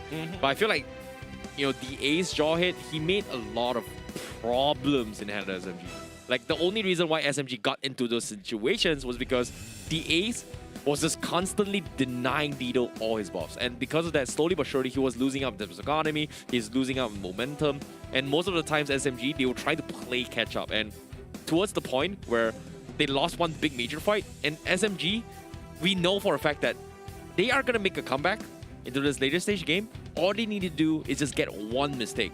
But unfortunately, that mistake never came. Well, and even it was very, very minimal. Well, honestly, I think at the end of the day, Team SMG had the right idea as to how to deal with this early game composition from SUHAZ. And I think, they made them sweat a little. And, everybody has to know about Rexona Men then, because if you are a sweater, if you are the kind of person who builds up that BO, then don't worry. If you think you're a stinky boy, 5 times the freshness is gonna cover that all up after every GG. You're done with the game, you're out of that place. Put on some of that charcoal detox, and as well as that lime cool freshness, so you're smelling real good, real fresh. And if you want to get those products, you know what to do. Scan that QR code, my friend. You'll thank me later. Exactly, I'm not gonna lie, I'm a pretty sweaty boy as well. That's why I've got some Rexona, man. You gotta sniff me, man. It feels good, man. No. You gotta take off your mask and sniff it. It's so good. I think I'm good on that one. Because right now I'm smelling charcoal detox and I'm like, you're using it in the wrong places. But guys, you can earn yourself 100 free diamonds if you switch over to Yudu today. Scan that QR code. So you want that 100 free diamonds, then switch to Yudu right now. You can't miss on a deal like this. Exactly. Scan the QR code and also switch into the Yudu powered up by Cellcom line. Because why? You're going to be getting away some amazing good deals, which is going to be, of course, we're talking about 100 free diamonds, right? 1 ringgit for 20 GB MLBB add-on data. That's pretty crazy, and it only applies. Hey! Let's calm down here. It ain't $1. It's 3 ringgit. Okay, it is a solid deal for you guys here. They're practical people, and they're giving you the best of the best, lag-free. The biz. Now let's check out the stocks here from the audience prediction team SMG as well as SUHAZ Esports. Right now, we're seeing a little bit of a differential here and there, but it looks like the stocks are getting much stronger for SUHAZ with the QR codes. The team SMG, their presence on other platforms, slowly changing in Facebook and Instagram, but has a strong YouTube presence. I don't know. I still feel like it's kind of 50-50. Yes, arguably SUHAZ Esports looks so good in game 1, but it feels like SMG, they just completely messed up the fact that Jawhead just made life miserable for them. So I wouldn't be surprised to see Jawhead completely taken out in game 1, in game 2 for their bans. But right now, I'm a little bit curious here. Are they going to swap XPDE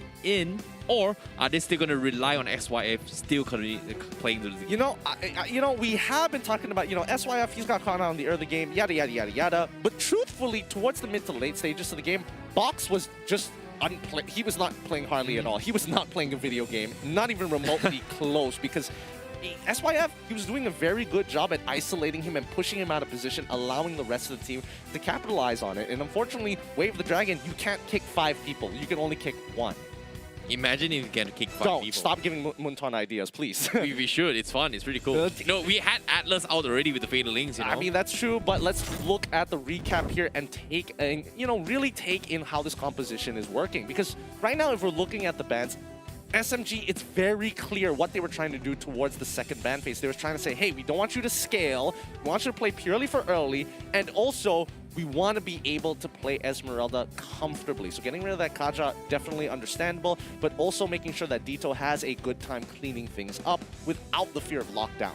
Now, I feel like SMG's draft was heavily dependent on Dito making the plays. And unfortunately to say, they just did not have the answer. And the final pick, Tamos, coming from SUHAZ Esports, I was kind of questioning it a little bit, but because of the fact that if you think about it, they have a Jawhead, they have a Benedetta, they have Tamos, 3 really strong tanky heroes in the front lines where a Link can't exactly one-shot them. And SMG, the only way they actually do it is with Zion Senpai clutching the way through. But if you take Zion Senpai out of the equation, they don't exactly have enough damage to chunk through the defense of SUHAZ Esports. I mean, don't forget about Esmeralda here. Esmeralda, again, smooth, trying to get in towards that play. It was supposed to work out a lot better, but unfortunately, it's just great target priority coming in from SUHAZ. Like, you got to give him that. Like, AJ, he makes sure that he holds up at least one Abyssal Arrow ready to kind of throw it out as soon as Smooth comes in with the Falling Star Moon. And that's why Smooth basically just had to stand there for a couple of seconds and then followed up by the Chain CC. I think Team SMG,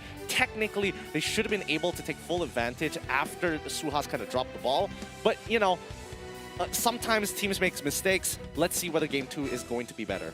Yeah, I feel like Game 2 should be a little bit different. I don't think Harley was that much of a threat for SMG, but from SUHAZ Esports, I feel like the biggest threat from SMG would be Sasa's Ruby. So that's something that they have to respect. But seems like SUHAZ Esports, they are sticking for a usual draft. They are going to be first banning the Export, whereas SMG is going to open up with the Matilda. Okay. Okay, that's fine. I think that, you know, Matilda is still good. She's still, I mean, even though there has been slight nerfs to particularly favor where you're not going to get a fat heal like we saw last week when it was Ashe on that Matilda, getting like a 1.2k worth of a heal just out of nowhere. No magic items, you know, maybe a Holy Glaive, that's about it, and still getting a fat shield. That was kind of redonkulous, as some may say. Redonkulous? What's that? It's when it's... A donkey plus ridiculous? No. It's when it's even more ridiculous than ridiculous. Well, it's like a level up version. 2021, redonkulous. It's by Gideon. Yeah, man, it's ridiculous squared if you're into math. Not cube? No, not cube. It's not there yet. It's not that. So if square of ridiculous is redonkulous, what's cube of ridiculous? Insane. Yeah, I don't know. English is a weird language, you know? Now, looking at the drafts all over again, SUHAZ still getting rid of the Phoveus this time. It looks like they don't want to first pick it against Team SMG, knowing that they kind of like to lean more towards that Esmeralda side lane. I'm really surprised SMG is just not afraid of the Jawhead. Like, I feel like Jawhead was one of the biggest factor of SMG's downfall in Game 1. I mean, yes, I would hope that Team SMG does ban out the Jawhead this time around, but they can wait a little. Let's see what the target priorities are going to be. For all we know, SUHAZ is like, you know what? We don't want Dido playing Harley. Dido playing Harley? I don't know. Like, I'm still not convinced with the Harley being into the meta again. Like, previous patch, yeah, it's still strong. Now, seeing how Bach played it, arguably the Deadly Catch is still strong, but the first skill is just like, The Deadly Catch is still strong? Yeah.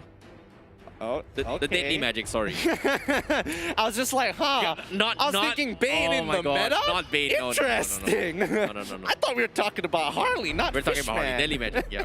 I don't know, right? All right, let's see. You know what do you call a fish with no eyes? I'm not going to answer that. Everybody knows that. Type in chat if you know the answer to that. Don't ruin it for everybody else. It doesn't have that impact. By the way, 3 out of 10. I'm taking it from Leo. I'm definitely taking it for Leo. But that was just a bad joke. That was just 3 out of 10. 3 out of 10. You can do better than that. Come on. Now, Selena going to be banned out for the side of SUHAZ Esports, followed up from Team SMG. Hayabusa, Jawhead, an easy pickup for SUHAZ. But I think Team SMG, they expect this to happen. Oh, no. No surprise is if we're going to see Cho within the first pick rotation. Calling it right now, Cho. I don't, oh my goodness. Like, I'm surprised SMG did not ban the Jawhead. Like, I understand that Hayabusa is a force to be reckoned with. Paquito is still manageable compared to, I don't know. Choling. I don't think they want Let's both. go. They're going for Come Link on, again? do it. What? Give it to me. Come on, Team No. SMG, give it to me. Don't pick. Give it to me. Dang it. Oh, Okay. man. Ah, shucks. Okay, to be fair, Cho didn't really exactly work out in the earlier stages, so I think Team SMG are like, okay, we had the right idea, but we had no way to disengage, and, you know, we can't let this Jawhead run around for free, so let's punish him in the early game by harass. Now that you think about it, right? Like, if you base on towards the composition that SMG had in the previous draft, I'm surprised they went for the Farsa pickup, which I feel like Kagura would have fit as well, equally as well. Good enough in terms of burst potential. I mean, sure, I guess, but I mean, they had Farsa. If they take... It's Siam Sampo we're talking about, you know? Well, his Kagura is a force to be reckoned with. Well, I mean, you know, I think that would be, in a couple of senses, a little bit worse. And here's why, right? Farsa, at least she has the range, but Kagura, the moment you're caught out, you're caught out. There's no real difference there. And I think you would probably rather have the Farsa who can rotate fast and actually escape out of these situations compared to Kagura. Wait a minute. SUHAZ Esports picking Cho and Benedetta. Physical builds on the sides as well. I don't know. This is a little bit too much. No, like SUHAZ Esports, if you think about it, they don't exactly have a balance of magical damage. And for SMG, they're picking the Alice again for Smooth. This is comfort picks for him. Calling it now, Team SMG needs to ban out Harley. They need to ban out Harley. For sure. They need to ban out Lunox along the same lines as well, because SUHAZ, if and only if this is supposed to be an early game composition, it has the makings of it. It looks like it. It's almost about to smell like it, but they got to stop it before it even begins. I feel like this at this stage of the game, SMG, whatever they ban and do as the last tool for Mage, SUHAZ Esports is going to be having a way to deal with it. AJ's got a huge hero pool for Mage roles. It doesn't matter what AJ plays. It matters who what Box plays. Exactly. Right? Box needs to be limited. If they've already got 3 physical, right? Box plays Yishin Shin. Box plays Roger. That's 5. Getting armor is going to be so much easier to utilize compared to like forcing yourself to say, hey, I need a halfway built an anti-QRS and then immediately look to finish off the Dominance Ice at some point, and then I have to somehow fit in an Athena shield. It gets very complicated for supports. This way, it's more straightforward. It's tough on SMG now. Like, I agree banning the Hardy is going to be the smart play, but if you think about it, SUHAZ Esports has just so much room to work with. They can play the Jawhead Eudora, they can play Jawhead Kagura, if they can also play the Hardy if they want to as well. Sicilian is something that may or may not work in the hands of SUHAZ Esports, but it feels like there's just so many options for AJ. Whereas Box, I feel like currently, what do they play in the jungle role? Like, Hayabusa is out. Harley's out as well. Roger is going to be a forced pick, like you said, as well. Yeah, I would think that they will want to get. Oh, they ban out the Barats. Definitely understandable. They don't want sandbagging side lanes. That's the idea. No sandbagging side lanes. They want to get pressure early, clear it out super fast, and then after that, rotate back in towards the fight. Team SMG, they probably should pick Balmond here because they're really going to need somebody who clears a wave really fast. Now, back onto SUHAZ, right?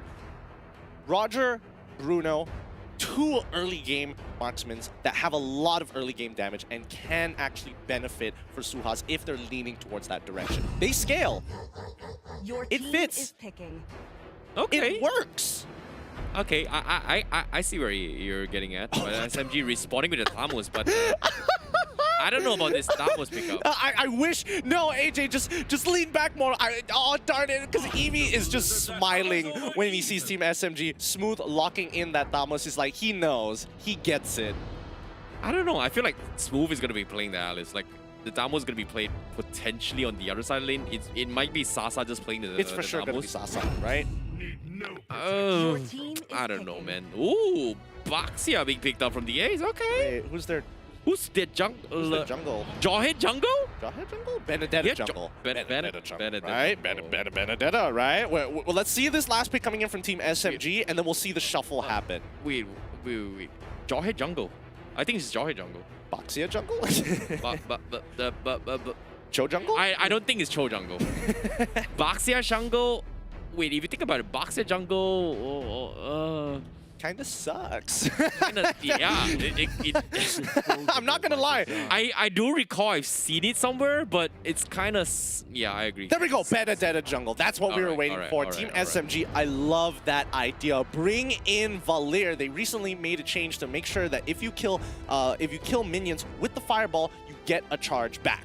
Yeah, it allows him to actually creep clear more efficiently as before. So I really like SMG's choice of making the Valir pickup. But like I said as well, Bennett in the jungle? Really? I mean, it hasn't worked too often, but we're gonna have to wait and see. Right now, Team SMG looking from SUHAZ's perspective, they've got some decent team fights, some great pick potential, but it's all about that early game, right? They're not gonna be able to scale as hard unless Box can prove us otherwise. But if we're looking at a balanced team composition full of magic damage, full of assassin, thirsty physical damage, they've got everything you want in a comp. Whether it's engaging or pulling back, this is going to be tough for SUHAZ. Let's jump in towards game number 2. Yep, not gonna lie, Aiden. You know, if you pay attention to I would say the UIs or the cosmetics of Valir's hair on the previous loadout there, his hair is on fleeks, man. Ain't gonna lie, it's pretty. When has Valir's hair not been on fleek? That's the truth. That's the truth. Wait, hold up. Wait. Jawhead, okay, so that means the Boxia is going into the side lane. I think he was hoping to actually pair up against the Alice, but you know, Thamas will do. Thamas will do. Look at him actually win this trade-off here. Smooth doesn't necessarily know how to play this matchup as well. He should be looking to harass with his first ability. Oh, DAce, no. Can he punish this? He's already got the smart missiles, but no ejector to follow up. Smooth losing 50% of his HP here as HY will be able to interject Team SMG from stealing away their jungle. I'm a little bit surprised that SMG, they put Smooth playing on the Damos, considering that he was really good on the Alice pickup. So seems like there is something going on in SMG's drop, but SUHAZ Esports seems like they will have the upper hand. Dido is gonna get harassed tremendously, and what was that? What? Huh? Dido? I mean, the Ace, even if it dies here, he doesn't care. The damage has been done. Dido, his retribution isn't up. I'm not entirely sure whether or not he was expecting that, or whether he was confident that maybe the Ace was going to eject away the orange buff instead of him. I don't know. That was a spicy play. Extra hot and spicy again from KFC. Quickly grab the first blood bounties like you want to be able to grab KFC straight from the kitchen. Yo, something is wrong. Like, I don't know, SMG is trolling or overconfident or something, because that should not have happened. However, SUHAZ Esports, once again, in a spot where they need to close up their game as quickly as they can. Like I said as well, they don't exactly have a marksman. So Box gonna be playing it. We haven't seen a jungle Benedetta since Season 7 where Thorak pulled it off and still won again. Okay, to be fair, Mom did play it from RSG. He did whip it out. Did it work out? No. Didn't win the game. It did not win the game at all. It was really jank. Again, their composition was really jank, but that's for another time. But look at how quick they are taking these neutral objectives. Before they even respond, it's gone. Benedetta jungle has its uses when it comes down to getting rid of this. Oh, wait, they actually get the knock up there. Why did it change away? I don't know what exactly happened in the mid lane, but Smooth now forced to use his vengeance. What a weird time. What a weird time this is. Yeah, it's tough considering that SUHAZ Esports, they don't exactly have a lot of damage here. They need to wait for AG to scale up a little bit more before they join the fight. Whereas top side, we see DA's once again just annoying the heck out of Dido. Dido this time, he's going to try and force him out, and this time the orange buff will finally be secure. But rotation-wise, SMG not having the most ideal one. On the other hand, the side laners are doing fantastically well in this economy. Yeah, Sasa, as long as he sits in that lane, he's going to be ever so relevant. I think he's going to go for a quick, cheeky lane swap because, again, Thamas is going to be more relevant right now at level 5 compared to Alice at level 5. So, really, really smart play. He's going to rotate to mid, clear mid, rotate to top, and then Smooth. He's going to recall, run down to bot side. I don't know. Feels like it's going to be a very passive game coming from both teams. You know, SUHAZ Esports, on the other hand, they are looking for the aggression. But Dido, I don't think he would try and contest this rather early, considering that SUHAZ Esports, they have the upper hand. But I don't know, we shall see. Because as of now, bottom side, SUHAZ Esports, they are going to get a little bit aggressive as they try to chunk away the iron plating down bottom. Sasa trying to go for the catch. He almost drops HY pretty low, but the flicker forward is not going to be enough. Does he connect? No, it does not. Tempest Blade also going to be missing the mana. HY will survive. Dido, on the other hand, he's going to get caught up. He gets pulled back. He's going to pay the price, and that's going to be SUHAZ Esports retaliating. Sasa is there with the blunder, but it's not going to do too much, and that's going to be SUHAZ Esports taking a 2-kill consecutively on towards Dido, and SYF is going to be next. The ejector comes in, and that's going to be another one that bites the dust. Okay, that one was definitely on SYF. There was no reason for him to do that. He couldn't face check that way. Smooth basically dead at this point. Well done coming in from HY, getting a really good pick off here, but more importantly, really well done to Eevee, who is making sure that Smooth it is not having a fun time. But here we go. Once again, Sasa trying to get a double kill here. No, Box! He wasn't able to hop over the wall, or at the very least, didn't angle it right. Sasa gets a kill onto the jungle, allowing Dido to try and get back into this game. HY going to easily get this kill onto Sasa here. Great team play from SUHAZ. Yeah, SMG just completely unable to do too much this game, and you can't exactly blame them. All your heroes need time to scale off, whereas SUHAZ Esports, they can do whatever they want at this stage of the game. I'm not sure if they can do whatever just yet, but they don't mind. Zyme Senpai, he's going to get some good damage. He should be able to get the stun onto the ace. Yep, he's already got the stun. Dito, does he not want to... I think he can. Kill him. Dito, get in on it. But unfortunately, the ultimate is going to come down. No way. Yes, he gets a killing spree. He hops over the wall just in time. Box, he unfortunately walks into Popo's trap. The ice traps catching him, not allowing him to get another free pick off. Oh, that was so close of Dito. Dito might have paid the price if he did not get the kill. Fortunately for Team SMG, they will be able to redeem themselves a little bit more. Meanwhile, HYHY is going to get caught out bottom. SYF looking for the setup. He goes for the reset. But the rest of the members coming from SUHAZ Esports is coming in. They want to fight this. And MSMG, they have to back out. The Popo surprise stalling them at that track is going to help things, smoothen things out for them. I think so far it's A-okay for now. There's nothing really much to do for Team SMG other than to just stall the game, play it safe, and just wait for SUHAZ to make the first mistake. There's no real reason for them to take the initiative. SUHAZ doesn't have that kind of threat. Yeah, it seems like currently it's really hard to see who's actually having the upper hand, because on kills, on economy-wise, SUHAZ Esports seems to be having the upper hand, but scaling-wise, SMG's just got so much more. And now HYHY with the Way of the Dragon, he messed up the combo. He knows he's out of position, but he's gonna go for the reset. On the contrary, on the top side, we do see Smooth trying to go for the lane creep cutting there, and he's gonna pay the price as 3-man dives on him. But the fight will continue. Turtle being focused out for SMG. SUHAZ Esports is in position, contesting. Who's gonna get it? No way! Dito messed up the retribution, and HYHY will get the final last hit. And this is why you should be switching over to Yudu, my friends. You want to play the game lag-free, you won't miss your retributions, and that's super unlucky. It's really unlucky for Team SMG. They didn't need to force the turtle there. They could have just boated their time, but now Zyme Senpai are going to pay the ultimate price here. No dives coming in from the side of SUHAZ. However, Dito trying to clear that mid wave as soon as possible, forcing out his ultimate there. The ace trying to get that initial pick. Unstoppable Force gets on top of him just in time. He trades over the tower, but the rest of the team is going to make sure they don't go. Alpha Wolf almost saving his life. Here comes Smooth and Zyme Senpai for the cleanup. They're saying, no, we don't want Eevee, we want HYHY, but the target priority may have costed them there. Box clearing up that mid wave. He gets stunned for half a second, but really, it doesn't make a difference. Oh my goodness, Smooth, he could have gotten the Eevee in the process, but instead he went for the wrong target, and because of that, SMG will not get anything out of that. And I don't know, it seems like SMG, they looked a little bit lost, and from game 1 and game 2 currently, it seems like oh no, here comes the Way of the Dragon. Smooth, he's gonna take a little bit too much damage, but HYHY, woo! That was so close, that was so close. The Ace should be able to pick this up, no problem, but it's forcing out the HY comes back in, and he gets the kill. Nicely done, utilizing the high-end drive for that extra bit of damage when necessary. Well done to SUHAZ, but Team SMG now, they are starting to fall behind. It's a 2K lead.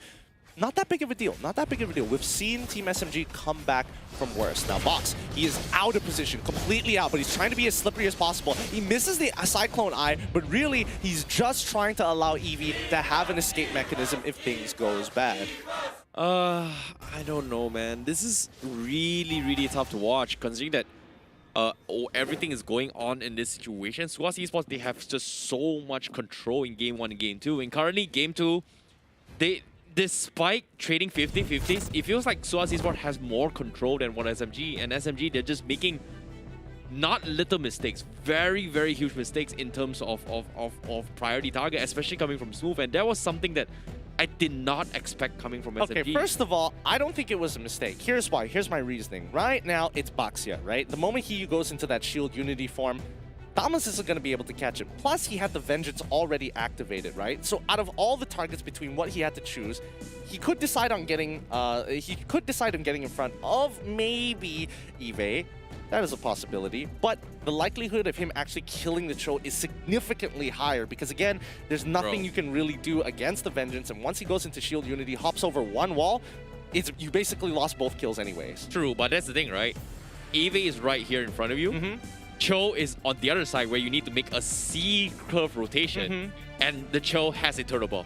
Well, I mean, either way, I think it's still a missed opportunity there. It definitely was a missed opportunity there. I'm trying to justify it because, again, it's the only way to explain it unless this pause was because, you know, he's definitely lagging and that's why he needs to kind of like, you know what, let's just reset my phone real quick, make sure the modem is working just fine, plug in my LAN cable, make sure that I don't make that similar mistake again. Yeah, not gonna lie, like, SMG seems a little bit different compared in these two games, especially coming from Dido as well. So I don't know. Hopefully things will be better after this pause because this is going to be the game 2 between SMG and SUHAZ Esports. With SUHAZ Esports currently leading, will SMG be able to respond because now SYF is going to get harassed a little bit more and AJ will look to burst him down. SMG. Look how the cookie's crumbling. I mean, that's a little unfortunate. He did get pressured by the ace there. I think he was hoping for a little bit more. However, Smooth definitely needed to get in there, or at the very least, tried to defend him at some point of time. He could have bought him a little bit of an escape with the Molten Size, but again, did for priority. Oh my goodness. The damage from HYHY. Dido instantly popped there. Didn't even stand a chance.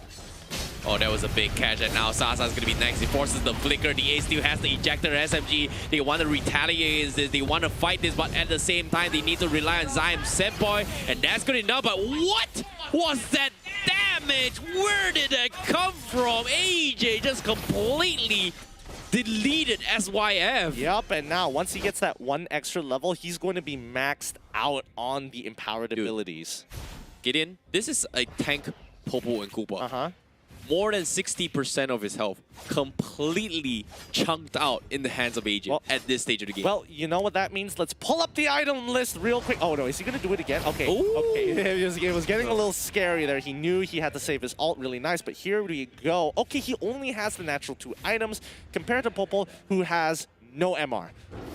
So it's definitely understandable. Come on, it's 5K compared to 3K. Like, really, there's not much of a comparison there. All right, I'll take it. But meanwhile, the Lord is going to be contested as well. The Ace is going to try and stall them in his track. He's going to get harassed by SYF a little bit more. But SMG, can they respond to this in time? Because currently Dido is just nowhere to be found. No retribution whatsoever. SUHAZ Esports, they're trying to force the issue. But seems like it is going to happen. And AJ will get the catch on SYF once again. And that's going to be his downfall. HYHY making that escape. SMG will call in for the swamp. As you can see, Sasa isolating AJ. But this is payback from SMG as Dido finally finds a little bit of a window to work with, and Sasa, he's gonna get more. Dido comes in for the save, and that is gonna be the Ace paying the price as SMG finally finds the opportunity that they have been looking for. 2-for-1 trade off there. SUHAZ starting to fall off, and Team SMG still able to catch up here with only a 3K deficit. Team SMG can definitely turn this around. They just gotta believe in Sasa right now, free farming, constantly free farming down on bot side.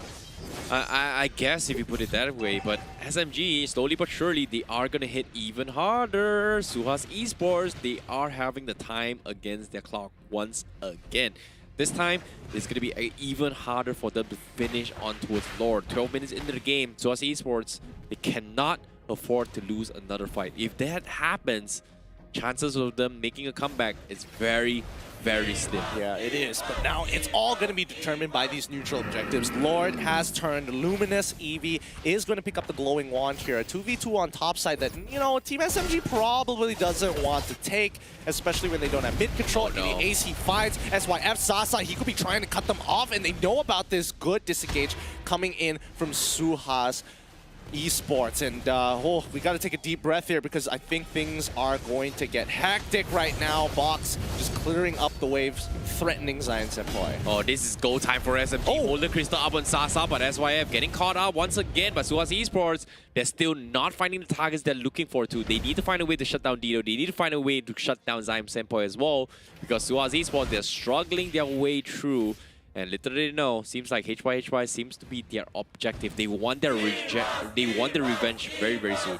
Now, guys, remember that with 5 times the freshness with every single one of your GGs, you could be getting the Lime Cool Fresh or even the Facial Detox Clay masks here. You want to make sure that you're looking clean, looking fresh when you're going out as soon as this pandemic is over, and we can do just that. Or if you're fully vaccinated, making sure that your skin looks fresh and yes, smelling good, you know what to buy. Now, with the Lord back up again, Luminous Lord by the way, Team SMG, they're just going to hover around it. There's no real reason for them to start it. They made that mistake before, and SUHAZ was able to punish. They probably have learned from that, and are going to focus on clearing that way, but HY finds that kick on towards the right target. Sasa doesn't stand a chance with AJ's damage there. Nicely done. Couldn't even get the Winter Truncheon off. That was a big catch coming from SUHAZ Esports as well. Considering that the Way of the Dragon range was a little bit almost barely hitting the target on towards the tower range, and AJ waited for him to actually exceed the tower range, having one auto attack and going for the knockout combo. So that was a big catch, and Sasa just wasn't expecting that kind of precision at all. I don't think anybody was expecting that kind of just perfect chain CC. You would think that somebody would mistime it or something of the sort, but Lord falls into the hands of SUHAZ without much contention here. Dito on the opposite side of the map, looking to get that split push going, looking to keep his team in the game, reducing that 5K gold lead to at least the 4K. And he gets it. He should be able to escape here. Yep, he manages to get on out, and he's also got SYF making sure that he gets out comfortably. Oh no, SMG, that is a very unfortunate event, because now the Ace, oh no, the classic, the Ace jaw hit. Oh no, feels bad for Dito. Oh. Well, he's not going to get his orange buff this time around, which is going to cost him, as SUHAZ will continue to put pressure up on that top side. Luminous Lord will be able to naturally... Oh no, he's still hitting minions. He's not even going to get the inhibitor turret. They should be able to get this tier 2. A bit of a wasted opportunity for the side of SUHAZ here. AJ getting his Holy Crystal. He's going to hit like a truck, and they find a pick onto SYF, instantly popping it down. But Sasa quickly replies, forcing them to disperse. SUHAZ manages to stop the stop the re-engagement, and even following the chain CC onto Sasa. He doesn't stand a chance, Zion Senpai. He needs to be able to disengage here. He's got no spells, no fireballs, no Searing Torments. He trades 1-for-1 against Box, but it's a 4v2 situation. It's happening all over again. They're looking to try and end it. Smooth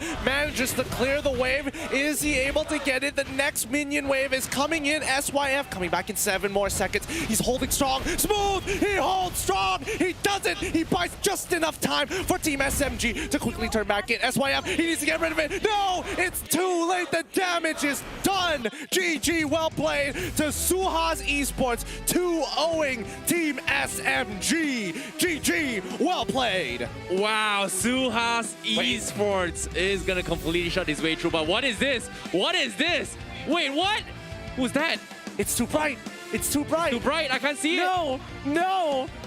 I can't. What are they talking about? Who are they talking about? Oh, they've got a celebratory anyways. It looks like we'll probably hear a lot about it more during their interview, and I can't wait to see what it's about. But look at Ma Li and the Ace with that kind of energy. How can you not love them?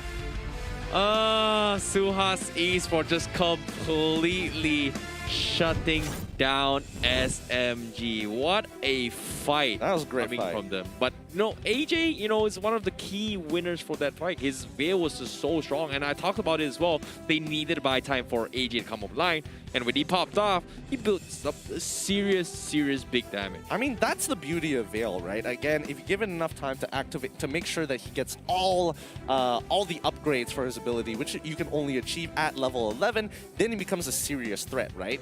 First you get the knockup, first you get more damage, and then after that, once you get the suction on your ultimate, it is tough. It is so tough to play the game. Now, what about you guys at home? Who do you think is the real MVP? Make sure you're using the hashtag MPL MY real MVP, and don't forget to slap the hashtag of your favorite team. Okay, this could be Orange, this could be SUHAZ. You got to remember those hashtags. It has been promoted on the Facebook page, so check them out to make sure you're tagging your favorite team. Make sure you name the player and the reason why. Again, most creative comments stand a chance to win the mystery reward. Exactly, and give you guys a little bit incentive as well, right? Give you guys a little bit tip. Be sure to add in, which team you're voting for, and if you guys want a little bit more info and tips on how to get yourself selected, be sure to check out the MPL MY Facebook page. But of course, now let's take a look towards the highlights of Game 2 brought to you by Yudu. As we did see, like, once again, SUHAZ Esports, 2 games in a row, they allowed DAs to be picking up the jawhead again. He was just making sure that Dido just having one of the roughest time. And to my surprise, SMG had no response to this at all, as Dido was struggling to play catch up from the get-go. And we can see a little bit of brilliance here in 5 minutes of the game, where he got a little bit more of a chance to make a comeback. But you have to give credit. SUHAZ Esports applied so much pressure to a point that SMG looks so lost in all these fights in Game 2. I mean, I think it's all about just disrupting tempo here. I think Team SMG had a very good idea of how they wanted to sandbag this game long enough to get Sasa online, to make sure that they could drag out and scrape away the extra gold with using Dido. And more importantly, Zyme Senpai, this kind of shows why Valir does still have a couple of issues. The Fireball is great, but the moment you lose that Searing Torrent, you're going to be dead in the water for a while. Yeah, I agree. And I must say, SUHAZ Esports, they have AJ, they have HYHY, but HYHY, if you think about it here, here's another clip of him with the Wave of Dragons, and 2 games in a row. In Game 2, it feels like this is just something that is super comfortable. This feels like he's wearing back his own skin playing on this show. And he was able to set up so many crucial Wave of the Dragons, and it's ridiculous to watch. I mean, that's why Cho is such a meta pick, right? His kit is absolutely great. There's no going around it. You may think that it's overtuned. Some people think that maybe he needs some kind of a nerf, and unfortunately, that just might not be the case. He can be flexible, and I like that fact. Now, let's check out the item build to really see where the damage is going to be dealt. And, yep, traditional full Cho damage build coming in from HYHY. AJ, he got 4 items, and that's why he was starting to hit like an absolute truck right after the Holy Crystal. Makes absolute sense, but if you look on over to Sasa's side, he was ready to turn things around for the team. Yeah, I was really surprised that none of the SMG guys could actually tank through the damage burst coming from AJ. Like, if you think about it, SYF, he was a little bit late into his Athena shield, which eventually came up as second item. But by that stage of the game, he already died so many times to a point where he just could not be relevant to soak some of the damage that SUHAZ was bringing into the table. If you think about it, damage output-wise, I don't think that Eve and Vox hit that hard, whereas HYHY was just able to just one-shot with the fact with the high and dry, and AJ just completely one-shot one of the guys here from SMG. But notice that none of them was trying to get anti-healing, which I think is really, really interesting. They were focusing on that full damage. They knew that they were slightly ahead, and they made sure that that slight lead, they could maximize its value. And I think that's important to show, because again, if we look on Team SMG's side, majority of them, again, like Smooth for an example, didn't even bother going for the Bloodlust Axe, when honestly, I think it might have been an option to actually rush the Bloodlust Axe and then go straight into Immortality on top of having the Athena shield, because the major problem was that he was getting chunked out by the AoE of AJ when he looks to engage. Yeah, I definitely agree. The Bloodlust Axe is something that actually helps with the table, but I kind of understand why he actually go for the Bloodlust Axe. You kind of want to dominate your lane single-handedly, but the issue here from SUHAZ Esports is that it's interesting enough, like you said as well, no regeneration negation at all, no no Necklace of Durance, no Dominance Eyes whatsoever. And SUHAZ Esports, they're just so comfortable with the fact that we almost instantaneously guarantees that HYHY is gonna get a pick off. In that amount of time, we are gonna burst one-shot one guy. So who needs to play the sustained fight when he can just one-shot here from the get-go? Yep, absolutely. Now looking at the post-game stats here, the carry coming in from AJ with a large number of 55,000 worth of damage, all followed by the sandbag of the Ace, and it's just an all SUHAZ board here. Don't forget that the Ace is also the forgotten one with total of 11 assists, and the rich guy coming in from HYHY out farming his own jungler, 737 gold per minute. Yeah, not gonna lie, 2 games in a row, HYHY is just beast mode from the get-go. And in this game as well, the Flash's play has got to be AJ. His setup has been spot on, but I feel like the Ace and HYHY has just set up so many things for AJ to just dish out very, very uncontested damage. And I must say, props to SUHAZ Esports. This is the SUHAZ Esports that I was hoping for in week 1 and week 2. It seems like they are back. Yeah, you know, slow momentum, but once they come back into form, once they start feeling themselves up a little bit, they've got the chemistry, they've got the natural teamwork to make things, you know, if we're talking about Chain CC, SUHAZ does it really, really well. They make sure they maximize each of those timings for as long as possible. However, I do want to talk a little bit more about if we're looking on the side of Box's performance on that Benedetta. Was it enough to be considered, you know? I think they did an okay job, but he did the right thing. I guess. It feels like he did the right thing. You know, it feels like he's the foundation for everybody else to kind of set up their plays and feel comfortable taking fights. I guess it seems like they've switched up their roles a little bit more. SUHAZ Esports has been known to flex around and switch up by having a couple of triple side laners, very similar to how Vosco plays it to a certain degree, considering that they were at one point close friends. So I wouldn't be surprised for them to whip out a couple strategies like that. So I'm looking forward to see how it goes. But ladies and gentlemen here, let's take a look at who the MVP for Game 2 is. Is it going to be AJ? Is it going to be HYHY? It is, ladies and gentlemen, none other than HYHY606 with his Way of the Dragon kicks. Has been spot on, pitch perfect thus far. Well-deserved MVP. Yep, really well-deserved MVP here. He managed to control his lanes, not only control his lanes, but just dominated with his engagements on the opposing team. So, well done to him 2 times in a row in this best-of-3 matchup. Hats off to HYHY. Not gonna lie, he has the up and running to actually get himself the MVP of the day. You know, 2 very, very dominant performances. I would have surprised he is gonna be the MVP of the day, unless the next game has something installed. Well, hopefully things don't change, because remember, we still got plenty of matchups for the rest of this weekend. For all we know, this could be the best performance we're going to be seeing out of SUHAZ. But, you know, let's keep our thoughts and minds out for Team SMG. Pretty crushing defeat overall. We're expecting them to come back stronger. And, you know, unfortunately, Sasa can't carry every single time. True, I definitely agree. And on top of that here, for those guys watching at home, you guys have selected your MVP. Ladies and gentlemen, here it is going to be HYHY once again. Akil Farish, you have won yourself a mystery reward with your comment, hashtag MPL MY real MVP. HYHY is very terrifying in this game particular. His rotation and his support has been very, very on point, to a point where helping SUHAZ Esports winning the game with ease.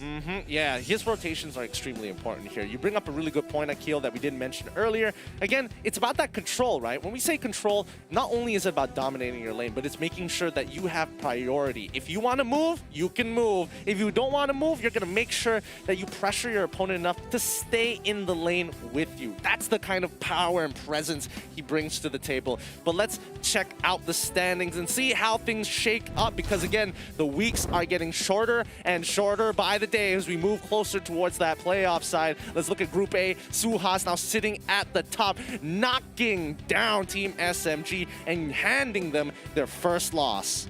Yeah, this is going to be SMG fighting a little bit of their lessons here. They've got to figure things out, because as the YF coming in, it seems like everyone from SMG licked the loss. Meanwhile, it's not over yet. It's only the 3rd week. Anything can happen in the regular seasons, and then I'm looking forward to see if they can bounce back. But SUHAZ Esports, it feels like it is going to be the repeat of SUHAZ Esports from Season 7.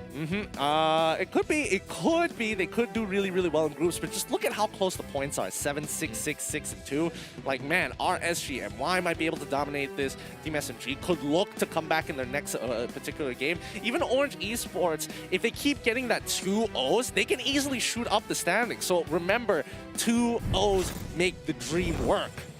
Yeah, I definitely agree. So I'm looking forward to see how it all goes down. But as of now, that is pretty much the match between SMG as well as SUHAZ Esports. I was expecting SMG to put up a crazy fight. It seems like a little bit of slow start, but of course, with SUHAZ Esports taking the win, we are going to be jumping straight into with them. Let's take a look at what they have to say with Lafel. Hello, HYHY. Assalamualaikum, boleh dengar? Waalaikumsalam. Boleh. Okay, boleh. First of all, nak cakap, congratulations yang besar, berjaya untuk menang lawan dengan SMG. And you berjaya untuk dapatkan 2 kali MVP. So itu congratulations kedua. Congratulations ketiga, SUHAZ sekarang number 1 dekat dalam group. Now, first question Team SMG, ramai orang hypekan diorang. Sejak Sasa masuk, ramai orang rasa yang diorang akan jadi powerhouse. Tetapi dekat dalam game tadi, nampak macam SUHAZ menang dengan senang. So, adakah Team SUHAZ sangkakan SMG punya gameplay akan sampai macam tu sekali? Tak lah, kita orang rasa SMG sama je kot dengan season lepas. Tak ada beza. Oh my god. Okay. SMG season ni selepas more or less the same. So okay, thank you very much. Tapi ya, itu soalan pertama. Soalan kedua yang honestly I nak tanya, which is patch baru keluar masa hari Selasa tu. So untuk minggu ni punya tournament, adakah team SUHAZ you guys dah plan macam okay, kita nak try bawa something new, ataupun untuk minggu ni tak nak tukar apa-apa baru, just pakai apa yang kita dah pro? Macam kebiasaan memang kita orang selalu pakai apa yang kita orang ada je lah. Sebab untuk pengetahuan semua, kita orang pun tim yang hero pool kecil So kita orang pakai je lah apa yang ada. Kita hero pool pun tak besar mana kan. So pakai apa yang ada pun dah memadai. Alright, and Milo, you ada apa-apa soalan untuk... Saya ada satu soalan, Right. Pada week yang pertama dan week yang kedua nampak SUHAZ Esports agak kurang performance. Tapi untuk week kali ni memang nampak sangat kuat. Jadi apa yang dilakukan oleh Padel dan juga Captain Shah sampai SUHAZ Esports kuat macam ni lah, Mat? Kita orang kalau kalah kan, macam itulah dia cakap kalah, kita kena sebat kat buntut lah. Mungkin pembaris ni yang banyak ajar kita orang. Okay. So pembaris tu besar. And I pun nak nanya, Padel dia memang ada jersey semua team ke? Sebab tadi pun dia pakai jersey SMG. Dia memang beli semua team punya jersey memang. Dia memang ada semua. Oi, ini manager memang bagus lah. Tapi HY, sebelum I lepaskan you, tadi bila you guys celebrate, you guys tunjuk phone tu. Apa yang you guys tunjuk tu? Tunjuk lagi sekali. Bagi konteks sekali. Saya tak pernah nampak lah. Tapi kalau saya bagi tahu ini MYA yang lama. Okay. Ni Sasa. Okay. Patutlah sebab kita macam siapa tu? Ingatkan Padel. Patutlah minggu ni DS main. DS macam Sasa pergi Indonesia datang balik kena dengan DS. Tapi macam mana pun, thank you very much HY. Tapi sebelum I lepaskan you, ada tak apa-apa yang you nak cakap kepada semua fans SUHAZ Esports? Okey, kepada fans SUHAZ Esports, terus menyokong kami semua. Walaupun kami kalah ke menang ke, teruskan menyokong lah. Kita orang akan cuba yang terbaik, insyaAllah. Yep, thank you very much. And then semua orang juga jangan lupa follow TikTok Mali, TikTok AJ, HY, box. Lepas tu beli sekali SUHAZ punya popcorn. Dia macam ni HY. Bila you menang, you kena promote semua. Aduhai. Aduhai HY. Tapi tak apa. Thank you very much. Sekarang I akan lepaskan you. You boleh celebrate dengan semua orang daripada SUHAZ. But honestly, HY very good personality. I suka berbual dengan dia. Betul. Dia humble. Dia relax je. Dan untuk yang di luar sana, yang taunting tu biasa perkara biasa lah, Fat. Itu untuk menghangatkan keadaan. Dan SUHAZ Esports nampak memang minggu ni sangat kuat. Tapi I suka, okay, semua team lepas diorang menang, diorang ada gimmick diorang sendiri. Diorang nak ada personality. Betul. Ini RSG si Mam, ada KJ. Ini sekarang dah 2 team tunjuk full. Okay, like minum. It's all spicing up. But again, this is all just for fun and games. Speaking of fun and games, bukan itu saja match kita pada hari ini. Selepas ni kita ada match Homebois lawan dengan Red Esports, di mana macam mana kita punya watch out, kita nak tengok kedua-dua jungler. Who will be the better jungler, sama ada Chibi ataupun Mal. Kalau you guys nak tengok siapakah jungler yang lebih hebat, pastikan you guys stay sini dan tengok perlawanan tersebut. Tapi sekarang kita akan pergi kepada short break, bagi masa untuk kita punya players get ready, bagi masa untuk kita punya casters get ready. Jadi jangan ke mana-mana, kita akan kembali selepas ini.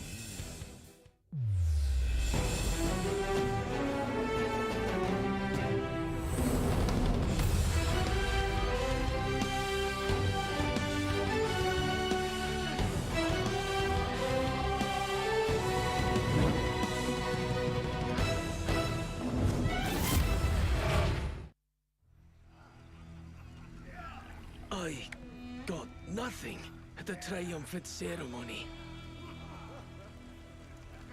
No matter what I do, they won't approve.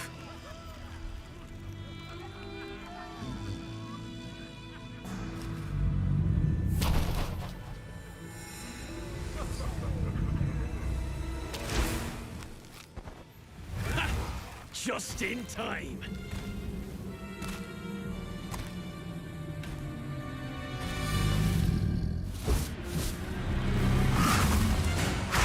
Just in time to taste my wrath. I was always on the front line. I deserve the honor. Leonins can be fighters too. This is not my battlefield either. I will prove myself through a different path.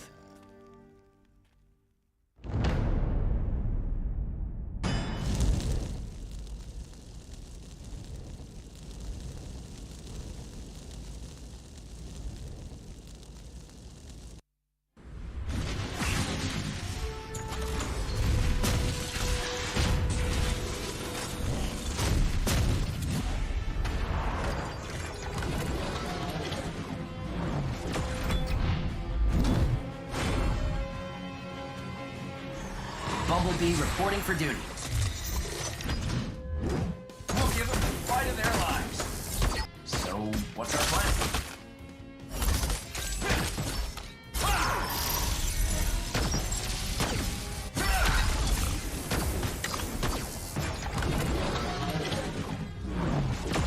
I am Optimus Prime, leader of the Autobots. One shall stand, one shall fall.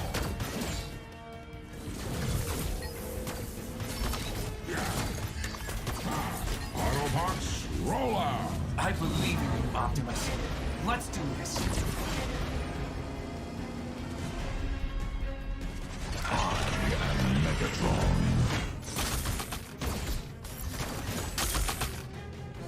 It's just me, Prime. Even if you defeat me, Megatron, others will rise to defeat your tyranny. Hold on, we got this.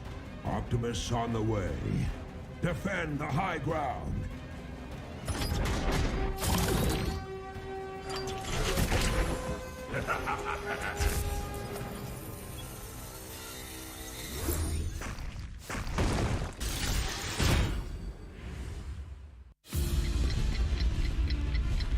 Time sure flies.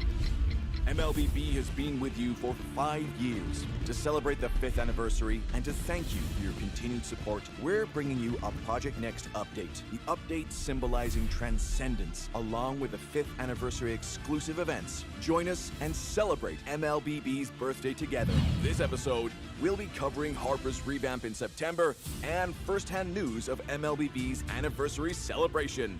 The anniversary celebration will be themed as a Moon Goddess Fest, and Moon Elf Mia will show up as the Moon Priestess. For Mia's new skin, we gave her a crescent headband to match the Moon Goddess Fest theme.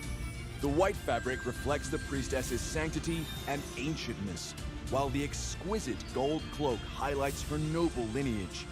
The antique magic crystal on her waist and chest are her source of powers. It's worth mentioning that the weapon for Mia's anniversary skin is derived from her crescent bracelet, inlaid with blue moon sapphire, a magic bow and arrow made of crystal. The weapon shape also fits the anniversary's theme. The design of the 5th anniversary logo corresponds to the anniversary's theme as well, indicating a new beginning and infinite possibilities. The logo's outer ring combines the crescent moon and Mia's moon sapphire embedded weapon.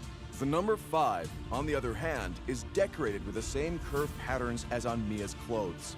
Matched with the moon sapphire, it means the radiance of the moon sapphire will shine upon MLBB's road ahead.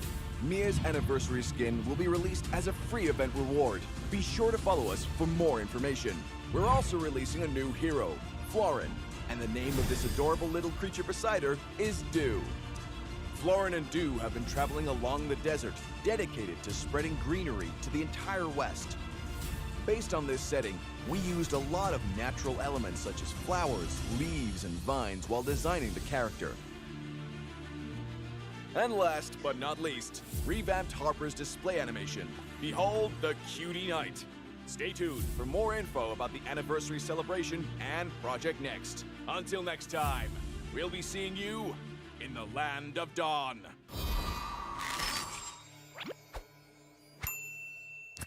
Thanks for the apple!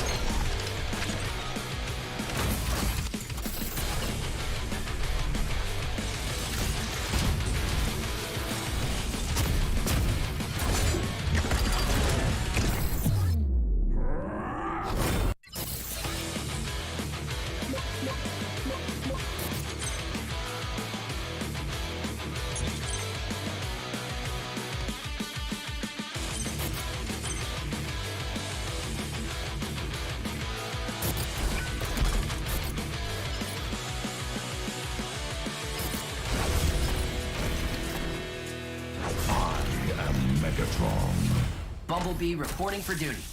I am Optimus Prime, leader of the Autobots.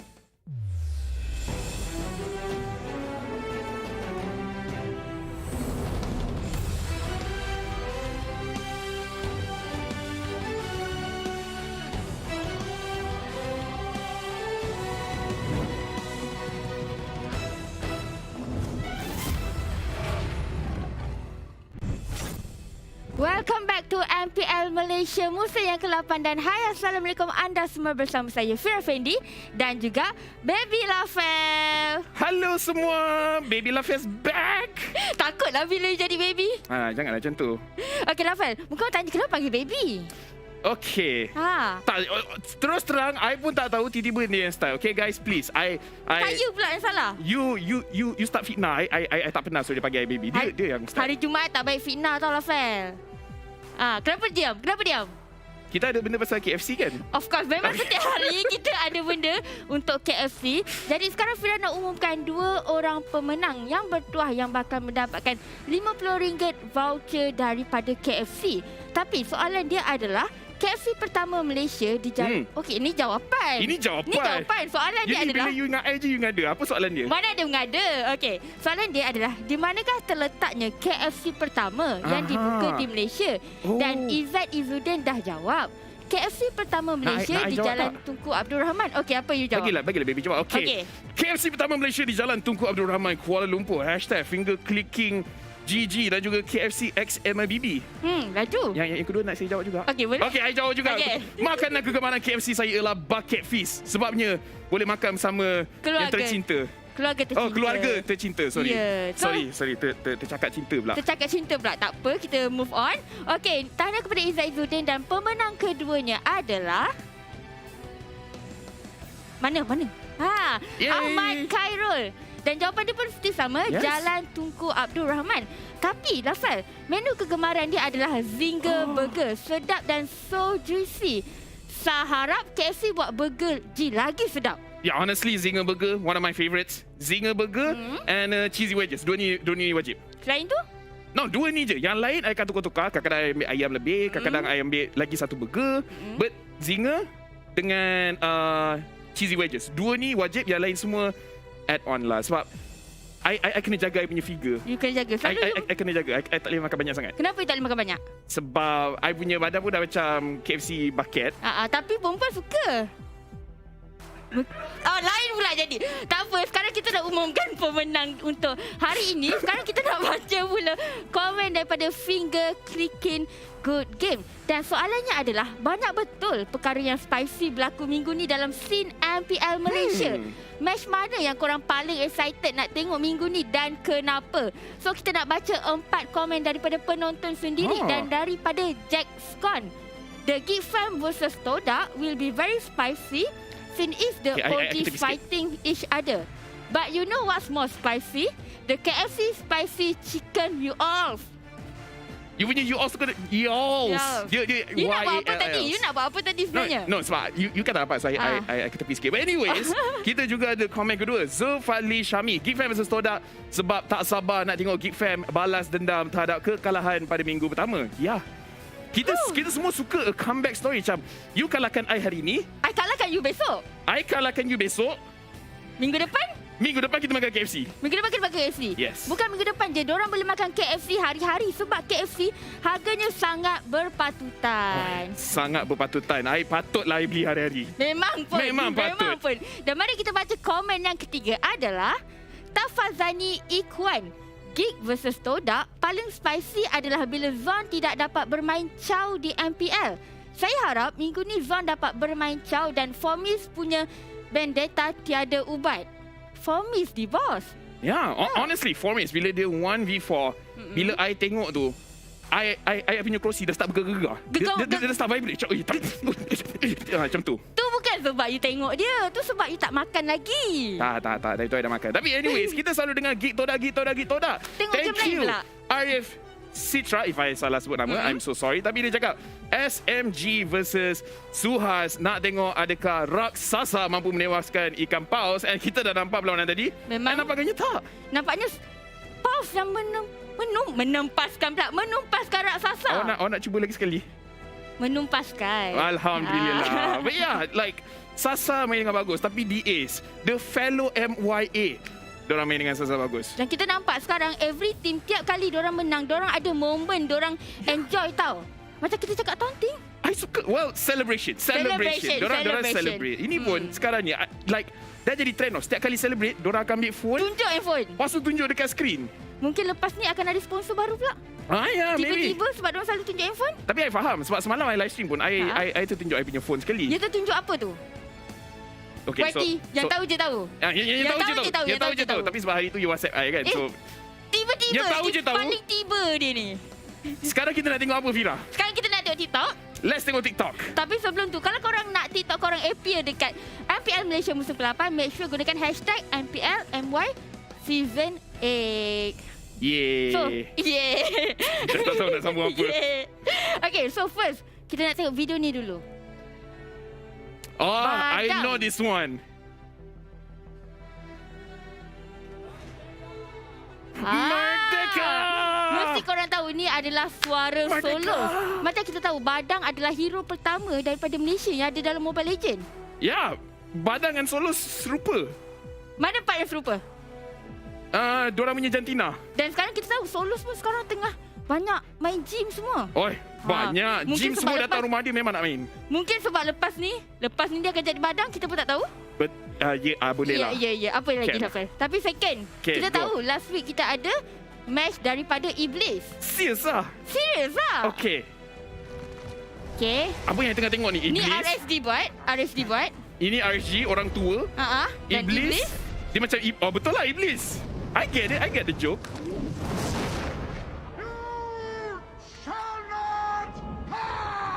So, diorang nak buat yang Iblis tak lepas pun lawan diorang. Maksudnya Iblis lawan diorang pun still kalah lagi. Tapi tak apa, kita tak tahu. Mungkin lepas ni Iblis come back. Okay, I didn't catch that. Macam ni you boleh faham? Sebab I dah tanya orang dulu tadi. Kan you nak cakap you pandai tapi. Tak. Okay, that was good. That was spicy. Saya biasa-biasa. Saya sebab Lafal lagi pandai lah. Ini garisan. Dia pandai menipu, guys. Janganlah macam tu. I dengan you, I jujur kot. I pun jujur dengan you. Video. Kayu. Tu. I tak nak gaduh dekat sini. Nak ni. Tak sampai. Gedik lah, aduh. Tengok tak? Sejak makan banyak ni, makin gedik dia ni. Okay. Apa ni? Nak jadi pro player. Team selalu beban. So, rasa nak give up. Okay, kenapa nak jadi pro player?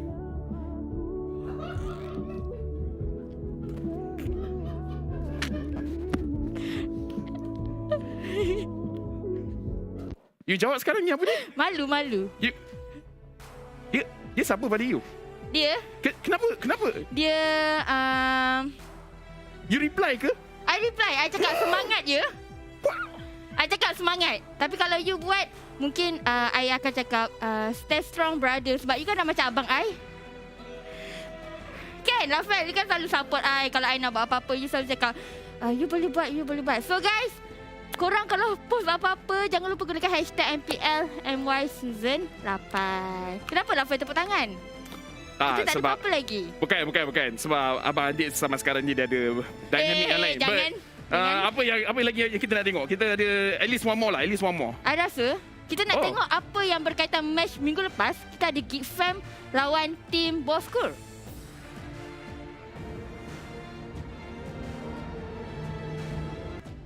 Dia memang saja nak bagi slow motion. Dia nak bagi suspense. Dia nak bagi suspense. Okay, bosku tengah angkat Geek Fam, kuat. Tengah nak baling, maybe nak baling. Kung fu. Okay, dia turun. Okay, lepas tu Geek Fam dia henti kejap, dia macam kita chill dulu. Dah jangan ke depan sangat. Okay, sorry. No, but Okay, dia dah kena sepak. Ni bermakna I tahu kenapa. Sebab sebelum ni Geek Fam dia boleh menang dengan orang lain, tapi dia kalah dengan Bosku. Sebelum ni. Bosku, bukan nak cakap apa. Dia tertekan. Habis macam mana lah tertekan. Nak buat macam mana? I dah tertekan. Itulah. So, tapi kita tahulah siapa yang tengok match minggu lepas, kita ada nampak Dominus, dia tunjuk 2 handphone dekat depan TV, iaitu gambar. Nak tahu gambar apa? Gambar apa? Kalau nak tahu gambar apa, jom kita tengok lagi sekali video daripada minggu lepas. Tapi ia berjaya. Oh my. Daddy dengan Solo. You tahu tak dia punya sakit macam mana? Sakit dia macam macam mana? Dia punya sakit macam buka TikTok, tengok ada orang lain tengok you. Aduh, tak boleh lah macam tu. Tak boleh lah macam tu. Tapi it's an okay taunt. Biasanya orang tunjuk player. Kan tadi even SUHAZ tunjuk. Dia tunjuk founder sekarang. Dia tunjuk founder sekarang. Dia tunjuk solos dengan Daddy. Lepas dia tunjuk solos dengan Daddy ni, kita nak cakap pasal ni lah. Mungkin pada diorang benda tu okey, benda tu normal, setakat bergurau. Tapi apa yang kita nampak daripada minggu lepas hingga sekarang, diorang punya supporter, fan, viewer bergaduh sesama sendiri. Aduh, diorang macam tak boleh cheat, teruskan tak boleh relax, guys. Teruskan lagi. Bukan. Oh sorry, production cakap bukan betul. Jangan lawan. Jangan lawan. Kita just ikut apa yang kita dengar. Kita satu Malaysia. Kita harus bersatu. Betul Fira. Kita harus bersatu Fira. Ya, sebab kita dah nak merdeka. Yes. Tapi kita nak cakap lagi pasal tu pasal tak habis lagi. I tanya you lah. Okay. Itu daripada segi dominance sendiri. Ya. Okay, kita nak tahu daripada you pula. Kalau you, orang town you, apa respon you? First, saya nak tengok diorang punya town tu kelakar ke tak. Kalau tak kelakar? Kalau tak kelakar, kalau marah, Fira, I makan KFC. Adakah benda tu akan redakan you? Tapi KFC Tapi you boleh nampak tak? You boleh nampak tak I selalu marah? Nampak?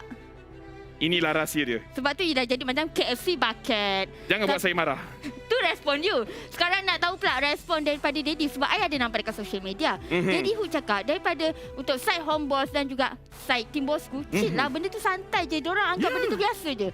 So korang sebagai viewer tak kisahlah siapa-siapa pun. Kalau kita tengok ada tim-tim mana-mana, itu anggaplah benda tu just untuk menceriakan suasana. I mean, Bosku kan, bila je diorang tak kena kecam. So diorang dah biasa dah.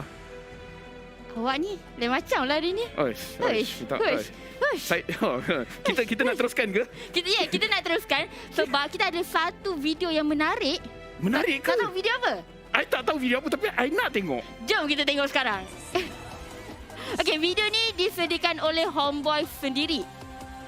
Okay, Team Bosku. Tersamu. Give back! Okay, you tengok tak? Kena tengok part.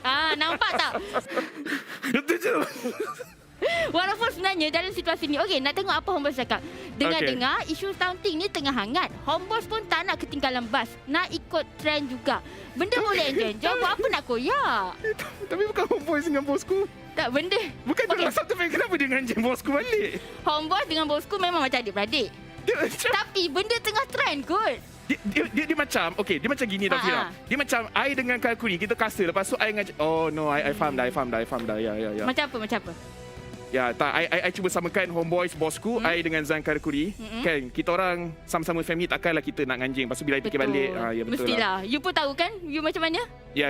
So benda tu standard. Guys, harap lepas ni diorang, kita bukan normalize, it's not cyberbully. Apa pandangan you? I rasa sekarang ni, apa soalan tu lagi?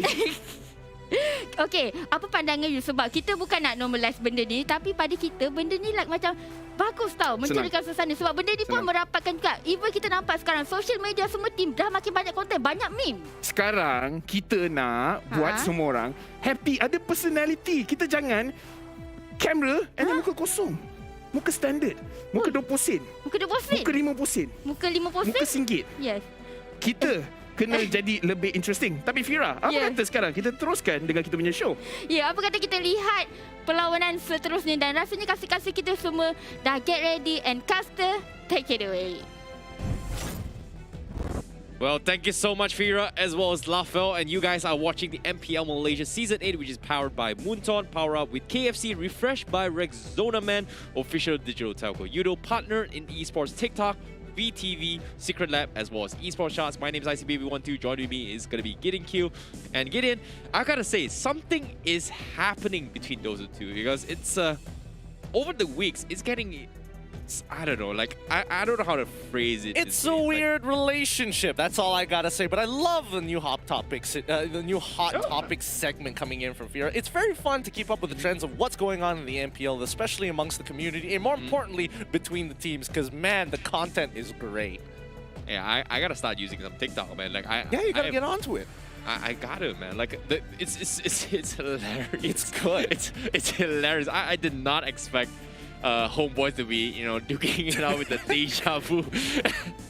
Hey, you gotta have that initial D at some point. But if you think about it, right, where do you get those kind of clips? Like, how does a bus drive, like, I've never seen bus competing with buses. You know what I mean? Gotta go for the memes. Gotta check out your memes. Update yourself, old man, as we look on towards these player stats. Let's see how the homeboys are gonna be looking at, because so far in this particular meta, they have been benefiting, really been benefiting from this early game meta. And now we are going to see Ichato Jang once more. First appearance here. I'm very glad to see, because again, how is he going to jive with the rest of the team?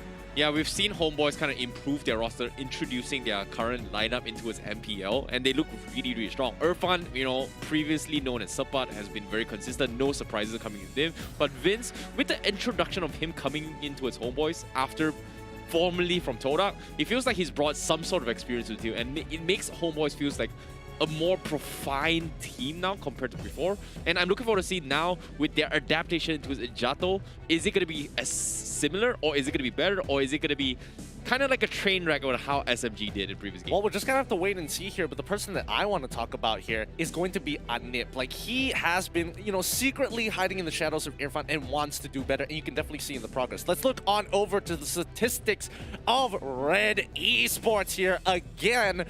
Didn't exactly have the best of starts, but you know, Ash, Haru have really stepped up to the plate, making sure that Mom as well as Aaron have a very good time. And it feels like Aaron has to take the back foot when he is playing for the draft. Yeah, I definitely agree. In currently coming to the patch, you know, it seems like previously they were struggling a little bit to adapt towards the meta, and after they brought into the Saber pickup coming from Aaron, we saw like a huge change where, hey, Red Esports, they're starting to adapt. But need I remind you, the recent patch did hit hard on Saber, so we didn't exactly see a Saber being prioritized at all in the previous series. Harley still kind of being brought back as well, so this is something that Mao can still adapt to it.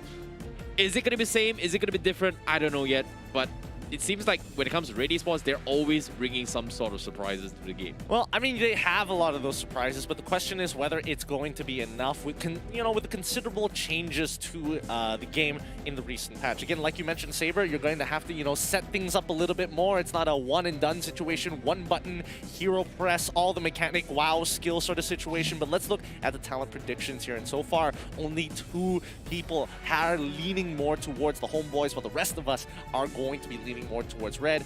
Maybe Lafel and as well as Shamilo have a good idea of why homeboys is going to take this away, but for me, after Red's performance last week, it's a little hard to say that homeboys has a chance. You know, we got to change Lafel's name, right? He's called Lafel Baby now. He's like my cousin, Icy Baby. You know what I mean? Maybe if he puts the 1-2, then I'll be convinced. If it's Lafel Baby 1-2, I'll be like, okay, yeah, I see the resemblance. I see the resemblance now. What? Come on, man. Come on, man. Like, he's my cousin, man. Come on. Well, fine, since he's your cousin, he'll be, Lafel Baby 2-1. Or Lafel Baby 1-3. I'll like it. Hashtag for that and tag him. Let me know. Let's make him check out switch his name. the audience prediction. Yeah, and currently based on the audience prediction, okay. Seems like on the talent side, everyone is going to be signing on Red Esports. But seems to me, based on your predictions, everyone is going to be signing on homeboys. And okay, I see where this is coming from.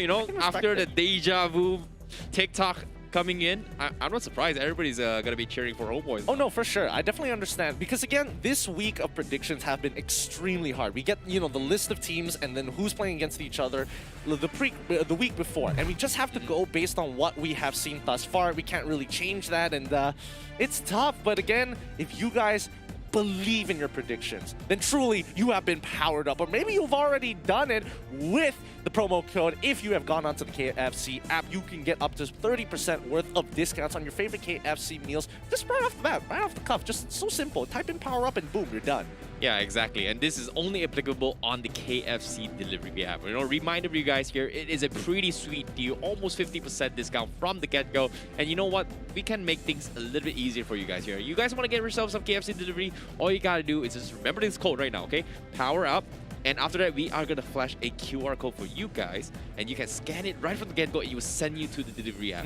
Right from the get-go. Just to make things simple and easy for you guys, because we've been getting a lot of people being like, where's the discount code? Oh, how come the discount code doesn't work here? Oh, why is this particularly going there? Well, then, don't worry. Here you go. You've got the extra hot and spicy with the QR code to scan and order it right now. But guys, if you're into that type of flavor, you know what to do. Yeah, not gonna lie, the lemonade tastes really good. You know, it is a limited edition, only happens now. Better scan the QR code right now and it'll take you right into the KFC delivery bag. And reminder for you guys as well, the promo code early on. Oh no, I kind of forget it. Did you remember it? Oh, be sure to remember the code. Type it in right now and only available in the KFC delivery app. But I gotta ask you a question. Was that an impersonation of Morty? Huh? No, that wasn't an impersonation. My Morty sounded like Morty. I feel like I could do a better Morty if I tried hard enough. I think that was just like a general taking a little bit of inspiration. Alright, show me a Morty impersonation right now. Well, guys, if you want to share that out, then how about sharing the milestones and earning those prizes? We're getting close to the end of the day. Let's hit that 5K before this game ends. So keep on spamming. Call your friends. Maybe call people from other MPLs because they want to enjoy those prizes too, to come on into the chat and claim it for themselves. All you got to do is hit that share button. It's super, super easy to do. Doesn't take too much time. And if you have some pets or maybe even friends and family who want to get in on this and they play Mobile Legends, you know what I'm getting at, make them share it as well. But with the timer slapped on top, this upcoming game, what are you thinking is the draft that's going to be coming in? Well, that's the thing, right? You know, we need their help first, right? You guys got to share and show us the support here. We want to see some Transformer action. You know, we've missed out Export all the way through. We've missed the Johnson. And with the introduction of the new skin, I'm looking forward to see some Autobots Decepticon action. I do. Well, I think the most likely one is either Granger or the X-Borg. And I think it really is down to these two. I'm an Optimus Prime guy. I know, but Johnson in competitive play, how often do you get to see that? It's like once in the blue moon. Once in a blue moon. Truly, truly difficult to actually... If you think about it, when was the last time we actually saw a Johnson? Like forever ago. Truly forever ago. Way too long. I think most of the time we get to only see it during All-Stars, but even then it's like very subjective. Maybe, you know, during FB creators. I think they did have Johnson during the Malaysian qualifiers. That's what I think. Don't quote me on that. But they did. Oh, they did? No. Wait, they didn't. See, don't gaslight me. Don't gaslight me like that. Okay. We got to focus on this upcoming game here because, again, this is going to be a very important match for the Homeboys. Can they continue up their streak for this week? And Red, after having, you know, some good performances, one or two bad performances, they need to keep up the consistency. See, that's the thing, right? When it comes to Homeboys Red Esports, we saw like Homeboys has been growing and adapting to the meta. And coming to this draft, I'm hope that they will be able to pick heroes that is going to be something that is comfortable towards Vince as well as Irfan. We know Irfan's got a pretty big, decent amount of pool. I'm not sure how Red Esports is going to tackle the way through. Red Esports, you know, they've been very consistent thus far. This is going to be their moment to shine. Can they take them down? I don't know yet. But I think I'm going to be in the same boat as you, Gideon here. Like, what is Jata going to be playing? His first appearance coming to his Homeboys. I don't know. He could be like changing things up, maybe not something into a dedicated tank. He could be looking more for, you know, that support type, maybe a Popo and Koopa potentially. But here we go. It's going to be the Phoveus as well as the Selena already banned out. Yeah, I think Phoveus needs to be just taken out. You know, Harry's just so strong in the hero.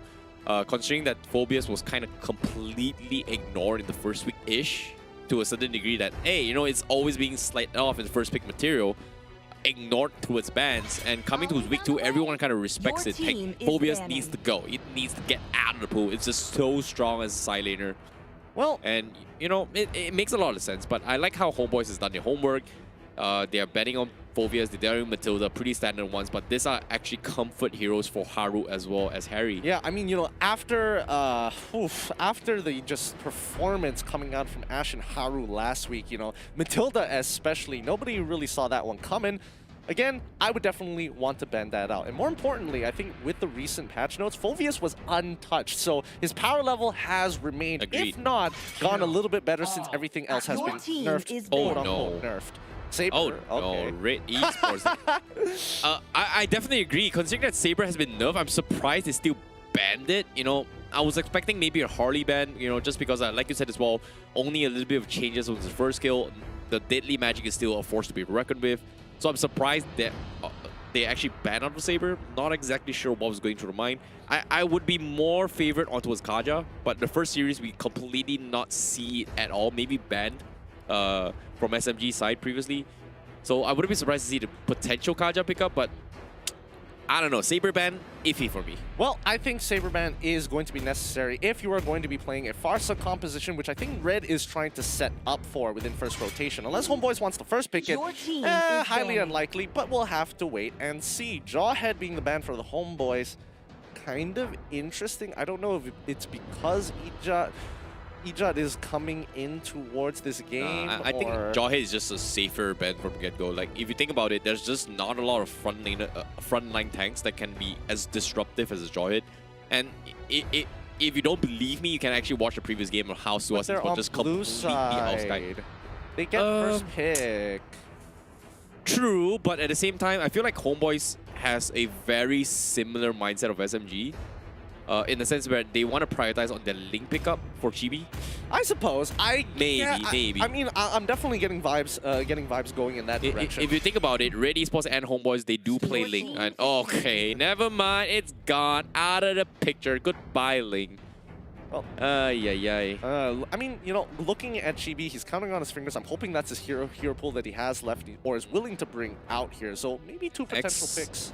Xborg's still in the pool. Xborg is still pretty good. Out. Is this the Xborg first pick? It feels like HOMEBOIS did play it before. They could go Cho if they want to.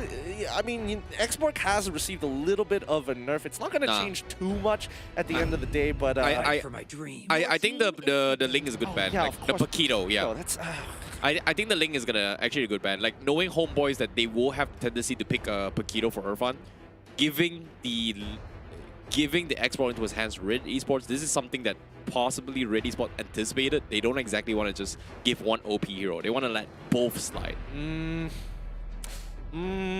Tough call. Selena is out. Ashe can actually play it for themselves, but Harley gonna be priority, and the Hayabusa on top of that. You know, we completely forgotten about this, you know? You know, I don't mind the fact that Harley and Hayabusa is in the pool. To me, they're not strong. I mean, they're strong. Is it as like 100% impactful? Something like a Jawhead, something like a Matilda, maybe not so much, you know? That's what I'm thinking about. I'm thinking more towards what the meta is focusing right now, which is revolving a lot around this early game. That first 6 minutes of the game is so crucial for teams. Yeah, I agree. And currently, Red Esports, they open up 2 very, very strong picks. HOMEBOIS, on the other hand, they have to figure out how do they catch 2 of these heroes. And if you think about it, Jawhead being taken out means there's not a lot of catch potential. Saber also being taken out. Now it makes so much sense considering that Red Esports opened this up. And HOMEBOIS, they have to force pick the Kaja or maybe even Akai in this sense, just to kind of have like some sort of lockdown to deny the Hayabusa. I mean, Cho is definite. Cho is for sure. So for sure. And then Kagura, on the other hand, I think that's a really, really safe pick coming out from the side of HOMEBOIS. But then again, you know, I would like to see the Farsa, but I think Red Esports did a really good job on the draft, focusing on these types of assassins that, hey, you don't want to play that Farsa. Don't even think about it. It's not going to be a fun time. Yeah, on top of that, having the Xborg in the hands of HOMEBOIS isn't exactly that great as well. Having this Hayabusa and also the Harley just completely destroys the fact that, you know, Xborg is going to be able to do something about this. You know, they're just so nimble about this. Yeah. And Red Esports, they can actually opening up with the Xborg for themselves. Maybe even a tank Xborg, maybe even a side laner. It actually works in their favor. If they decide to go for it. I mean, it's a tough call. I think it's a tough call here. And both sides don't really want to get the Xborg here. It doesn't really benefit them at the end of the day. Red Esports, because again, they already have a jungler. They lock in the Bufra, which I think is significantly better. It already affects the first 3 picks coming in for the side of the HOMEBOIS. Really, really nicely done for the side of Red Esports. They can hold on to their picks. Now, HOMEBOIS will begin the bans of the second phase. Yeah, Haru does play a very neat Bufra as well. Red Esports is going to start off the ban of the second phase. My bad. I guess, you know, coming to this ban, it seems like they need something to actually just... No, actually, I feel like banning the Kaja is just going to be the safe pick. Like, if giving HOMEBOIS any sort of lockdown potential just denies the fact that Red Esports has so much mobility, and taking away the Kufra, which in the hands of Haru is something that he's very comfortable with, forces HOMEBOIS into a situation where they don't exactly have strong pickoffs. Yeah, they have to rely on the Cho, but Cho can only catch 1, and they need 2. Your team is banned. I don't know. I think for Red at this point in time, they just need to focus down on the gold laners here. Let's say Cho does decide to go as a tank instead of going into the gold lane. Red Esports needs to start narrowing down those options. Maybe force this Cho into the side lane. They're probably going to ban out Esmeralda next. Now HOMEBOIS on the other hand, completely different. They need to start focusing down on getting some good matchups. Get rid of the brick walls. Balmond super annoying in this particular composition. I feel like Red Esports, they have two options. One, they pretty much banned the Lunox, right? Their second option would be either banning the Benedetta as well, just to kind of prevent of any sort of iframes. They just want to go for a wombo combo with a Tyrant's Rage and just back off. I mean, go for this kind of pick-off potential. I suppose, but I feel like it's more of a HOMEBOIS ban if they want to get rid of that Benedetta more than Red Esports. True. It works in the hands of Red Esports as well. Yeah, it makes a lot of sense, you know. I feel like the Benedetta could work with the composition from Red Esports. They've got a balance of magical damage. They've got a physical damage from Hayabusa as well.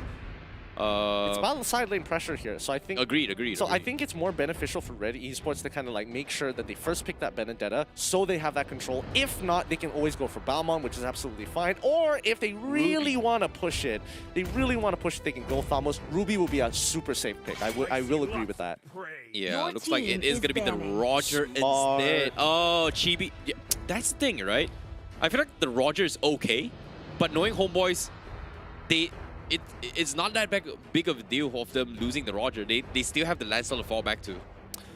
So I'm surprised Red Esports decided to ban it. I think it's good because, you know, Roger has just a lot more options in comparison to a Lancelot, who's kind of like that all-in sort of hero, unless the situation allows you to lunge on a wave to get back out of the fight, which in most situations when you're fighting in the jungle, that's just not the case. You don't have a wave to kind of play around. Most abilities clear the wave before the fight even occurs. So I think just narrowing down the options for the HOMEBOIS to say, hey, if you come into the fight, you're probably not going to get back out. Now, Xborg is going to be the ban here. That's totally expected for the side of Red Esports. They should be locking in something along the lines of Benedetta or maybe even the Balmond.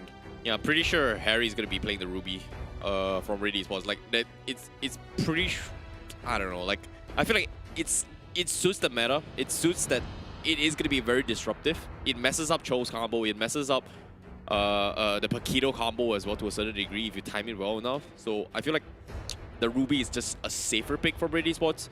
Yeah, I mean, it works, but it really depends on which jungler is it going to be. Is it going to be the Hayabusa jungler, or is it going to be... Nah, pretty sure it's Hardy jungle. Oh, well, pretty sure let's wait and see. Aaron is going to play the Hayabusa for sure. Okay, let's see it. Let's see it. 6 more seconds, and once we get this pick, we are going to know Glue. They're going to sandbag it instead. Okay, sandbagging side lane. That's totally fine. I mean, it's a pretty decent matchup no matter whether it's Cho or even the Paquito. Not gonna lie, like Glue doesn't fit the meta as well. If you think about it, Alpha is actually been buffed a little bit. Owlers kind of buffed as well. And I'm not gonna lie, okay, imagine a split form, right? Level 4. Alpha, 1 second skill from 20% max HP. Oh, wow. Crazy. It's full HP. Yeah, that doesn't mean anything to Kufra. I'm gonna be real here. I love Alpha 2 bits, but the utility... It's been buffed in the recent patch. It's just got increased base attack damage. That's not gonna change the initial problem of his kit. I think Glue overall does a lot more for this team than what you would expect here. HOMEBOIS, they go for the safe pick with the Ruby, and they also get the Yishin to play for that information. It's so important that they have that information because the amount of pickoff that Red could potentially have with just the Kufra and as well as the Harley should be more than enough to shred one person down. Yeah, once again, I'm really surprised that they still opted to go for the Glue. The Ruby pickup is just so strong against it. Like, in a 1v1 matchup, there's no way the split is able to do too much. And I feel like Ruby is just having too much units to actually sustain from. And this is actually not helping Red Esports at all. Personally, I think Kufra is just high value here. All 5 targets, you can stop them. But not the Glue. Not the Glue for me. Not the Glue. Oh, just wait and see. Just wait and see. Right now, last pick coming in from Red Esports. Let's predetermine who is going to be in the side lane and who's going to be in the jungle. Is it going to be Harley in the mid lane? Is it going to be the side lane? No, it's going to be Ashes Hero. So it's going to be Harley jungle, side lane, Hayabusa. This is going to be some fun stuff. Yeah, this is gonna be textbook coming in. Ash gonna be playing the Valor. This is something he's comfortable with, or is it gonna be Harry? Whoa, okay, no. Ash. Makes a lot of sense. It was like Harry playing Valor. What? Ash is like, move aside. It's my time to shine in the EXP lane. I'll show you how to sandbag. That's one way we can take it. But yes, here are your lineups for the matchup here. Very, very interesting. The Homeboys opting to go for a traditional team fight. A lot of pickup potential. A lot of CC on their side. A great way to disengage and re-engage into fights. Super traditional composition. Very homely from the Homeboys. But if we're looking at Red Esports, they've got powerhouses ready to go. Solid tanks in the front line. Great disengage. The only problem is that can they get to that monumental first item to turn things around? Let's get into the land of Dawn. Yep, this is going to be game 1 between Red Esports versus Homeboys. And currently, based on what we're seeing here, it's going to be anyone's game. But not going to lie, you know, I'm a fan of Blue, but not in this game. And I feel like Homeboys has just got the upper hand. But I don't know, it's just me. Predictions-wise, this is me. Well, I think, honestly, the Glue is fine just to sandbag this Paquito, because, again, Paquito, all he wants to do is control the lane and have a lot of that kill pressure. Glue legitimately doesn't care. It's like, yeah, you can control the lane. I just need to hit level 4, and I'm going to be way more useful at the end of the day, either pulling him away from the fight or getting absolutely attacked in the mid lane there. Ash, unfortunately, taking the worst trade possible because he didn't get the Searing Torrent off in time. Well, true. At the same time, Vinci, I want to go for contest as well, but look at this. Mount, they are going to get forced back. Here comes the Flame Shot on top of it, but the Searing Torrent will zone them off as well. But with Harry coming into the picture, Homeboys, they overcommitted and they will pay the price. First blood in the hands of Red Esports. Harry was able to rotate there just in time. Homeboys had a good idea of getting that first rotation, but unfortunately didn't get to profit off of it, and they couldn't get out after. Irfan using his flicker as well. Ejat also using his flicker. 2 very big battle spells already wasted. Yeah, a little bit over of commitment coming there. And fortunately for Harry, he was able to rotate in time. If not, things would have went south. Now, with another punish coming in, and that is going to be Ane paying the price as Homeboys overestimated their prowess, thinking that they have the help, but they are kind of slowing down Mao's rotation for now. Oh no! What are you doing? No, this is really unfortunate. Well, they're going to reset the purple once more, allowing Chibi to actually sit on top of it. This is great. This is so great. Mao is level 2 right now. He is not having a fun time. So Homeboys still are winning out the trade at the end of the day, despite the 2 kills. What's Aaron going to do? It's like, hello, I show myself. Throw the, here's my shurikens. No big deal. Deals literally no damage. Gets chunked out to 50% of his HP, and Homeboys, despite the lead of kills that Red Esports has, look at the jungle difference. Mal, level 2, Chibi, level 4. Yeah, I definitely agree. But before that, let's take a look at what's the first blood bounty. That's going to be the redemption code for you guys. Redeem it now before it's extra hot and spicy for now. Meanwhile, I totally agree. You know, the rotation-wise, Homeboys, they've got a perfect lane for Chibi. They're not afraid to sacrifice their lives to make sure they have a good lane for Chibi, and it's actually working out in Homeboys' favor. Red Esports, are they going to contest against this turtle? Mao is a little bit slow in terms of levels. He finally has his deadly magic. Looks like they are going to force the fight. Hey, Harry, going to go for the split. He catches up with Chibi. He pulls him back, but where's the rest of the attack coming for Red Esports? It seems like they do not have the damage, and Mao is going to be setting her times onto his Irfan, and Harry will shut down Chibi instead. Harry finally comes in for the side, but he is going to back off. And Anip, a little bit too close, and the Flame Shot connects, but it's not enough to kill him. Why didn't Anip continue to chase there? Vince had the Flame Shot. They should have communicated. Anip should have been easily able to take out Aaron in one fell swoop. He still had the ultimate. He still had Flicker. Just didn't have the confidence to commit to it, knowing that maybe Aaron had the reaction time to take the other Shadows of the Oki shadow kill. But so far, like Glue, you know, kind of doing work here. Just saying. Yeah, true.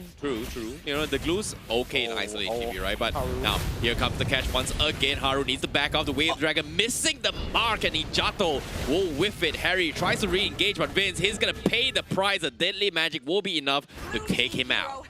I mean, if the deadly magic didn't kill there, that's when we say that, you know, that's the nerfs. Now we're feeling the nerfs. Even though the base damage of level 1 deadly magic doesn't really change. Sorry, the poker trick doesn't really change. But looking at towards that top side, Irfan here doing a good job at, you know, getting a little bit of damage that inevitably just doesn't matter to Harry, because he is just going to sustain through all of it. I guess, but now, Red Esports, they are going to be setting up an ambush, and I don't know, it seems like Homeboys, they don't really care about this. They just want to make sure that Chibi has the greatest. Fine, Mountain Shockers are going to review the position. Ambush completely rendered useless.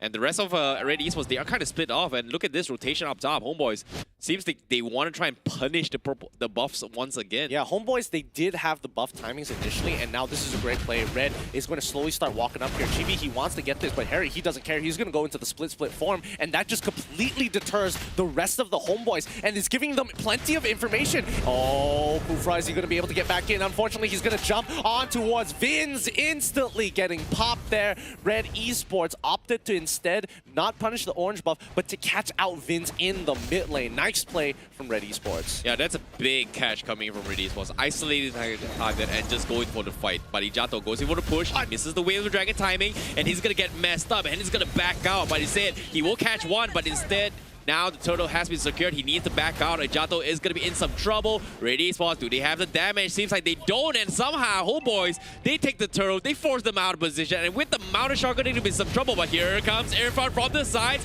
But the Searing Torrent will save their lives. And he's going to pay the price. But now, they completely jump on Red Esports as HOMEBOIS. They will trade Aaron and Mao for the life of Irfan. And, I mean, it's such a powerful spell. Searing Torrent is so good. So powerful. But the moment it's gone, you're just left dead in the water. You run out of ways to kind of disengage your composition, and Ash can only do so much once his cooldowns are up.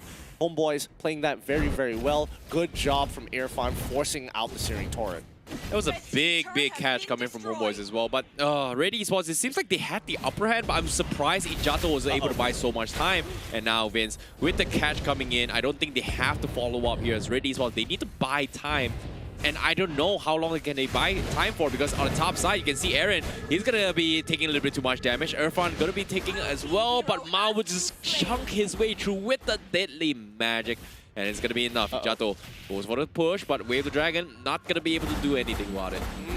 For now, doesn't look like anybody else is rotating in the meantime, but he's going to have to keep running around here. Haru looks to punish, but luckily good game sense coming in from Ijat, knowing that somebody probably was going to rotate from that river side. Oh, Chibi looking for the steal. Did he get it? Yes, he got it. Oh, it feels bad for Mao. He's just so farmed here.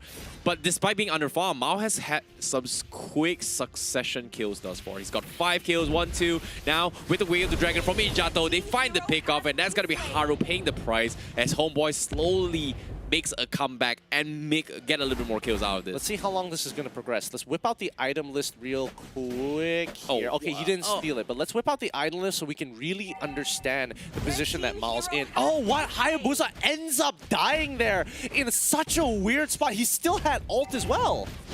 Yeah, I don't know, man. Like, Aaron thought he could get away with it, but did not expect the damage output coming from HOMEBOIS. The crit just completely shutting him out. Meanwhile, HOMEBOIS having more control once again. Red Esports going for the return, but Aaron goes in for the out, but misses the mark. Ane with the IMO Fender, gonna keeping them at bay. And HOMEBOIS, they can just safely back out. There's just nothing much they can do. Red Esports, if you think about it, they have defensive measures with the Valer, but they don't exactly have catch potential at all. Haru going into his traditional brush. He likes to sit in there right above the pit, making sure that he has full vision over the river. Knowing who's coming in and out is important for the rest of the team to kind of play off of this information. So far, in terms of objectives, HOMEBOIS 2 turrets up. In terms of gold, they're 3K up. But if we look at the items here so far, it looks like it's relatively about even. The gold is in favor of Chibi so far, who currently is 2 levels ahead of Mao. I definitely agree. You know, itemize is 50-50, but power spike-wise, it feels like Red Esports is go time for them, and they are going to force the issue. Because HOMEBOIS, they have to buy a little bit more time. Chibi needs a little bit more levels and a little bit more time, and he's going to be able to pop a little bit hard. But meanwhile, Ijato is going to get caught off. Tyrant's Reach not going to be committed, and that's going to be Deadly Magic Muse here. Means HOMEBOIS, they are going to be going for go time as Chibi receives and takes down Haru instead. Not a very clean execution for the side of Red Esports. Oh no, Harry, what are you thinking? No, Harry, he's fine. He should be able to walk out of this, no problem, as the rest of the team should be able to jump on in. There we go. Harry just eating the damage.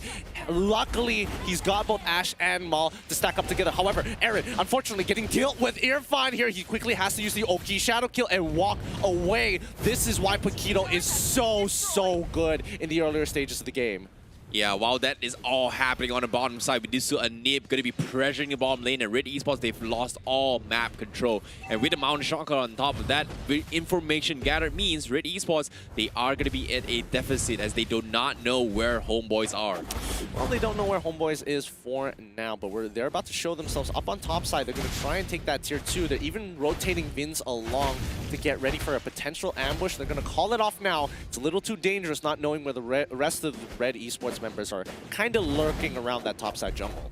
Yeah, the Lord is going to be spawning as of now. Homeboys, they are going to set up for the Lord gang as Red Esports, they might be walking in towards the trap. Vince is here, Nip as well. Ijato going for the way of the dragon. He does have the flicker in 40 seconds on cooldown, so that is going to be a little bit more room for Red Esports, but do they know what's up? Look at this, Mountain Shocker has been expended, and on from behind, Irfan going to be camping on towards the orange buff of Red Esports. Ijato tries going for the catch. Mao will pay the price, but instead, the Lord will be secured by Red Esports. They're trapped out in the open. Haru gets forced back down towards the last health, and he will eventually pay the price, and Homeboys, they will finally swarm on those Red Esports. They're going for the all-out brawl. They trade on Irfan for Mao and Haru. Not the right trade, and Harry is going to be the next to fall as Homeboys gets 3 in the bag. Oh, they also get mid-tier 1. This is huge for the Homeboys. They're going to snowball this out of control. 6k goal lead, which is about to turn into 9k if they're able to break open the inhibitor at the very least. All outer tier turrets are gone. 7k goal lead. Now finish up that jungle.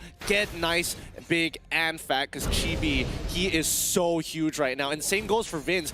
Plenty of damage in that yin-yang overturn. Red Esports, they just don't have any sort of answers now for Chibi. They need Mao to shut him down, but at the same time, he's constantly being harassed by Ijato, and this is not looking good for Red Esports. Now, they are going to go for an attempt. Lord, this is going to be the priority here. Ijato just taunting his way through across the wall. He goes for the flicker, misses the way of Dragon, gets cancelled out, and he's going to pay the price. Harry now going for the split, but he gets pulled back. Will he survive? No, he will not. It seems to, he does. He actually latches onto Chibi. He's trying to pull him back into his fight. And Homeboy, they completely disengage and focus on those Harry. That space created, but he is going to pay the price eventually. Oh, he will not. Oh, no. What? Okay. What?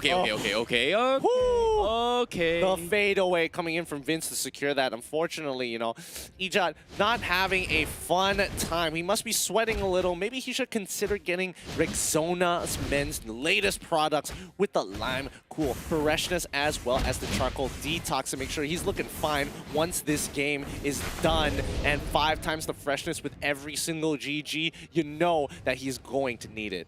Yep, scan your QR code now and make your purchases. Make sure you still feel a little bit nice and cozy, just like how I use it, That's why Gideon is secretly sniffing my armpits. Smells like you've been using that charcoal detox on your armpits. I don't think it goes there, my friend. Lime, man. It's lime. No, I'm confident it's charcoal. There's a significant difference. I don't smell that citrus, but Ija trying to make sure that he's creating that space for the rest of the team. As Anip is already done. Irfan finds Mal.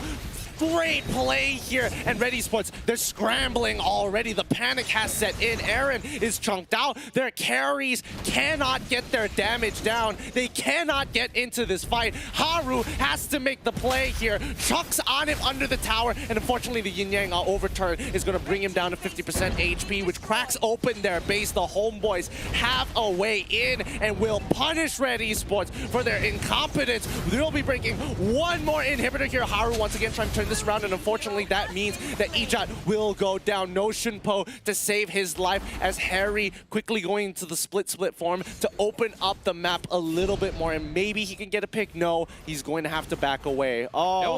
That was a big clutch coming from Ijato. Like, that would have been the comeback from Red Esports. He sacrificed himself, going for the Shunpo, blocking the Tyrant's Revenge. If he did not do so, pretty sure Haru's going to get a 3-man Tyrant's Rage. So that was a big micro clutch coming from Ijato Jang.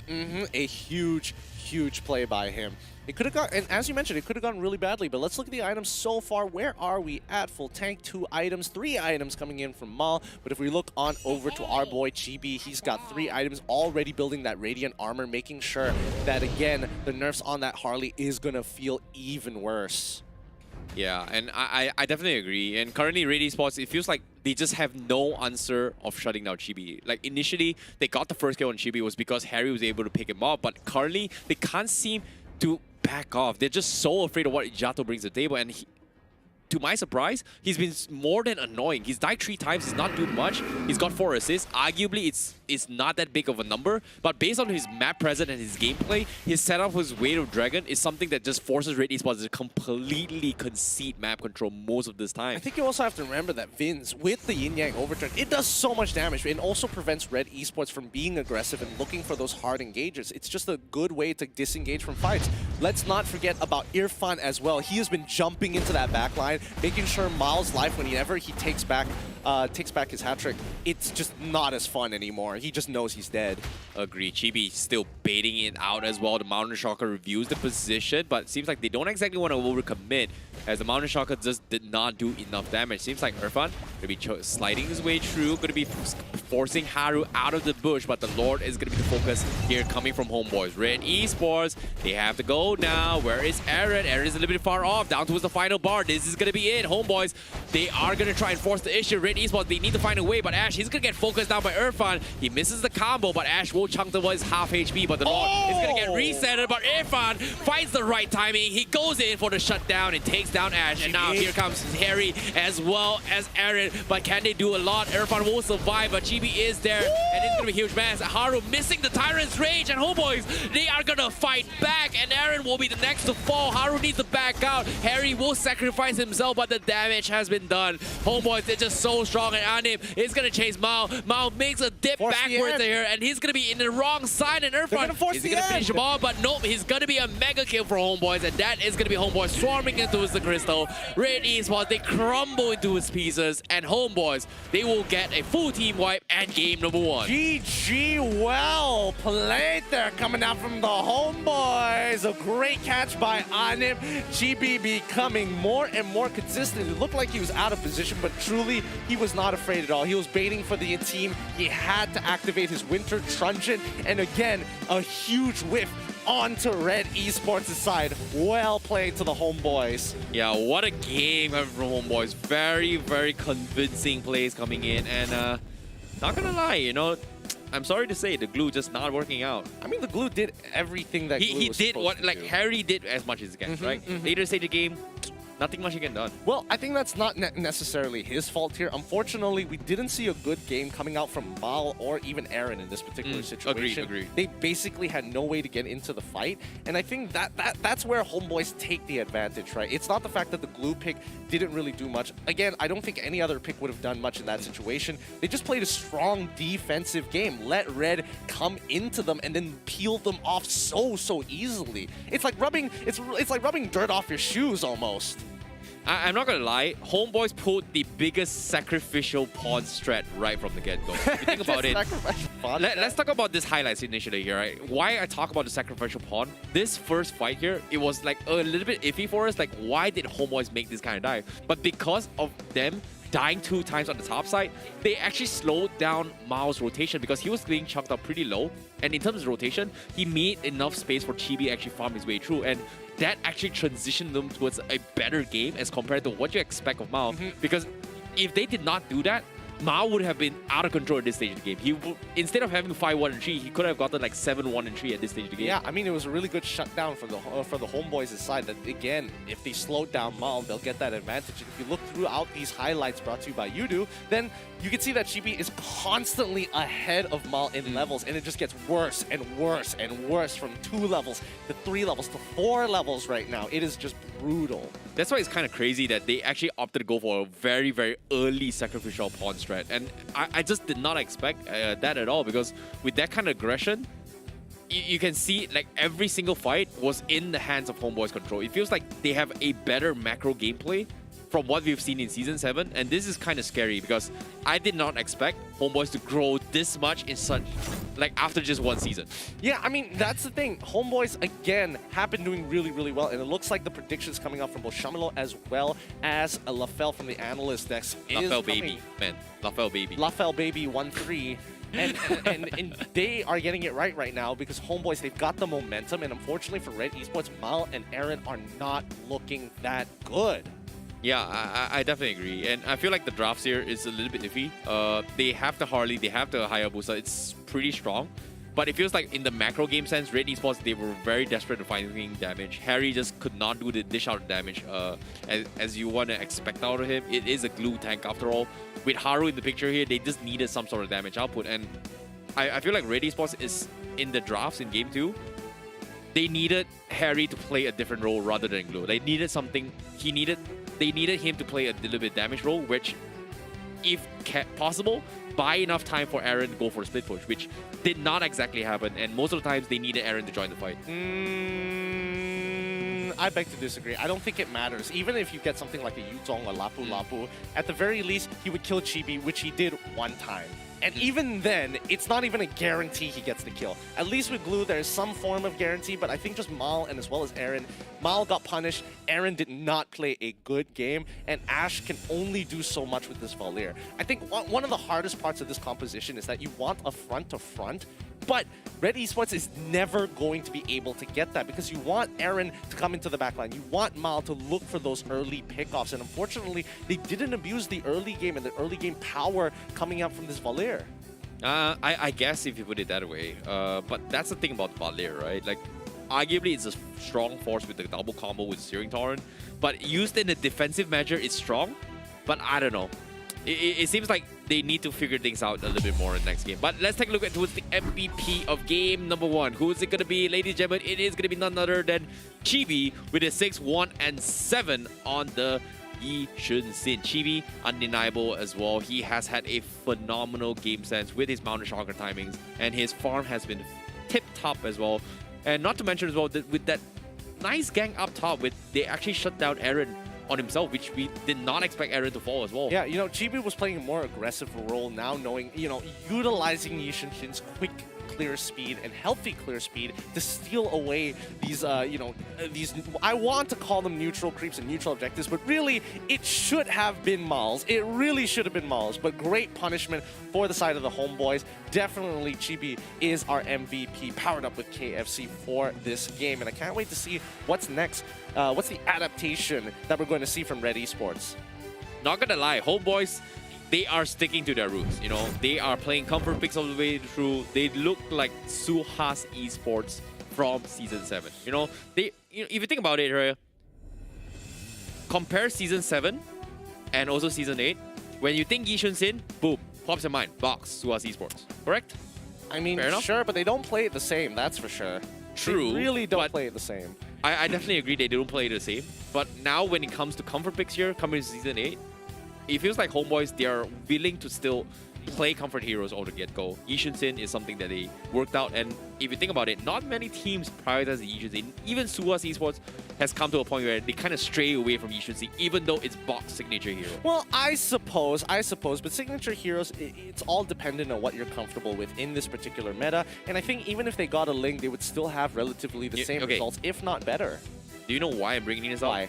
They need Roger Esports. They need Roger Esports. Red Esports needs Roger Esports. Ah, man, that's a tough one to call. Comfort picks, man. Comfort. Because I feel like at the end of the day, out of all the junglers we've seen Mal play, don't get me wrong, Mal's a good player, but when he is playing Harley in particular, he really, really struggles. Like, we've seen multiple games where he hasn't snowballed out of control, or at the very least just gets punished, man. It's sweaty games, and with sweaty games, you guys should be considering Rexona Men. Again, you've heard it multiple times. It's not 1, not 2, but 5 times the freshness with every single one of your GGs. When you're in a Mythic game and you're sweating your mind out and you have to go out for a family dinner, you know? Hang out with the fam once in a while, back at home specifically. I know what you're trying to get at here. Use the Lime Cool and as well as the Charcoal Detox to make sure you're looking tip-top and smelling fresh. You can go use the QR code and buy it right now. I'm pretty sure you don't get what I mean. But at the same time, you know, you gotta sniff some of this, man. Like, it feels good, man. Like, come on, man. Come on, look at me. Come on, it's good.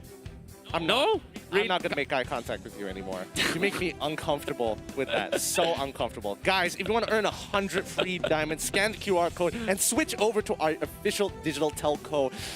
You do. I mean, you've heard about it from last season. They're still coming up with some great stuff. And let's sprinkle a little bit more. If that doesn't sell you in on it, maybe you haven't started the new season of Rank just yet. You're just coming back in after so long and you're like, How am I supposed to play this? I'm out all day. I can't necessarily do it. My internet is slow. Then Yudu has got you covered with 20 GB worth of data for only 3 ringgit. They have the widest coverage and some of the fastest internet speeds. They are out there. Again, 4 gigs worth of speed. You can't beat that. Yeah, just a little bit of update as well here. Only applies to Malaysian telco users, all right? Anyways, let's take a look towards the prediction. Seems like the audience is looking pretty good here because, you know, early on I was a little bit skeptical. All of us were jumping on the bandwagon, Red Esports and Thailand, but audience did not lose their faith at all. They believe HOMEBOIS is going to take it away. And guess what? It's swinging even better. Yep, the stonks coming in from the HOMEBOIS are looking hot and people are buying into it in the predictions. Now, you know what happens? The timer has been slapped up. Let's talk a little bit more about what the adaptation could be for this upcoming game as we go slowly in towards the Game 1 recap. No, yeah, let's take a look at towards the drafts very, very shortly. But before that, you know what's something I want to look forward to? Cryptocurrency for our team players. Crypto? Based on Moonton, you know? Or something like that, I don't know. I mean, Moonton coin? Stocks. Moonton coin? Yep. Moonton coins. Moonton coins? Moonton coins? That sounds like a plan. I mean, that could be the next plan. I don't know. I don't know what they want to do with it. But looking at the composition, right, immediately, for me, whenever I see Hayabusa as well as a Harley, I get a little bit worried because to me, I feel like Harley in the jungle and Hayabusa in the side lane. Hayabusa in the side lane only works if you have a good matchup. And against Ruby as well as Paquito, it can be quite a bit of a 50-50. And unfortunately, Aaron needs to realize he cannot outplay Irfan and he cannot outplay Anip when Anip has Ruby. I don't know, man. Like, for them, they picked the glue in towards the second phase pick was something that I know it's Harry's comfort pick. Alice was banned, is understandable. But I feel like the Ruby pickup on him would have been so good, but instead they just gave it in the hands of HOMEBOIS. And you look at how Ani was just unkillable to a certain degree. Like, he was able to just sustain his way through. Whenever Harry goes for a split, arguably Harry is going to be targeted chibi, but if you think about it, where's the backline going to push through? Like, they need the perfect catch. We saw a couple of nice setups with Haru, but every single time they go for the push, they can only get one hit roll. Well, they can't exactly jump onto his backline. I mean, I don't think Ruby would have made too much of a difference either way. If not, you would have to expand more resources because you would have to use the flicker on top of everything else. So again, to me, I think there's nothing much you could really do in that situation. Harry played fine. I just think that, you know, it really came down to just Mal and Aaron just not being able to kind of step up at the right time. All right, I see where you're getting here. You know, you're just giving your Mao and Aaron a hard time, aren't you? I mean, if they're gonna play like that, sure, I'll give him even harder time if I was their coach. I mean, they should know that they can play. You gotta relax, you know. You gotta put some rigs on him, man. What? What? Yeah. You gotta relax. Stay fresh, man. Stay cool. Stay fresh. Stay cool. Is that? I didn't realize. I didn't realize Rexona Man is also like you know an antihistamine because I'm having an allergic reaction to it right now. Now, looking at this draft so far, Selena as well as Matilda going to be the bans coming in from Red Esports as well as the HOMEBOIS. And so far, all right. I see where they're leaning more towards. Let's see the rest of this draft to see how Red is going to have to compromise. You know, having their first pick, it feels like I think the higher pick would be okay, but I don't think Harley is. Yeah, maybe banning the Harley would be the safer choice for Red Esports. Like, I don't think the Harley is all that great there. I'm still not convinced. Maybe from SUHAZ Esports game, probably I would say yes. But for this game, I feel like Mao playing it is just more of a liability. Not because it's just like not a strong hero. It just doesn't fit their current pool to a certain degree. But Red Esports, once again, banning the Saber. Oh, I don't know, man. Like, it seems like Red Esports, they just want to prioritize the Harley pickup again. I suppose, but it does open up. It does open up mages as well. Again, don't forget that Kaja, Cho, and as well as Jawhead on top of Saber all have great pickoff potentials. But if you are a squishy mage, you also become a prime free real estate to a certain degree. So they don't want to have to fear somebody getting one shot at the end of the day, whether it be you using Lunox, whether you be using Farsa, or arguably even Esmeralda. The fact that you're going to get held up for at least 1.5 seconds could cost you your death. Yeah, I guess. HOMEBOIS, they are going to be banning Phobias again. Seems like Harry's heroes are going to be taking a little bit of a huge toll once again. And HOMEBOIS, I don't know. It seems like they've done their homework really well. Whereas Red Esports, it seems like they have not really adapted towards the current meta. But considering that it is regular seasons, you can still kind of experiment again. And seeing how the Harley still kind of relevant, but I feel like Saber should just be taken out. Like, I don't think it's ban worthy at all in this current patch. And then ban into what?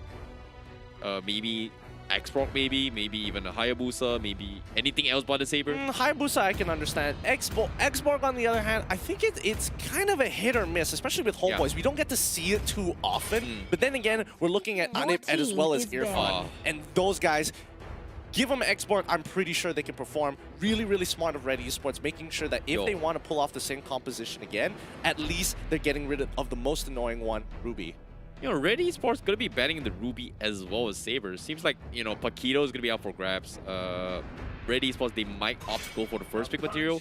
But Homeboys, do they ban it? Yes, they do. So Red Esports, are they going to pick the Harley again? Are they going to pick the Jawhead? Are they going to pick the Cho? Or are they going to pick the Ling Xborg for themselves? Ling as well if they want to. But that's the thing, right? I'm pretty sure that Paquito being taken out, Homeboys, they might pick the Benedetta for Irfan again. Yeah. And knowing Red Esports, I don't think they want to pick the Benedetta from the get-go. Like, knowing Aaron, and based on how they ban, they kind of leave Aaron's hero pool into his later stage. But yeah, Jawhead is going to be safe. Okay, Homeboys, Benedetta Cho?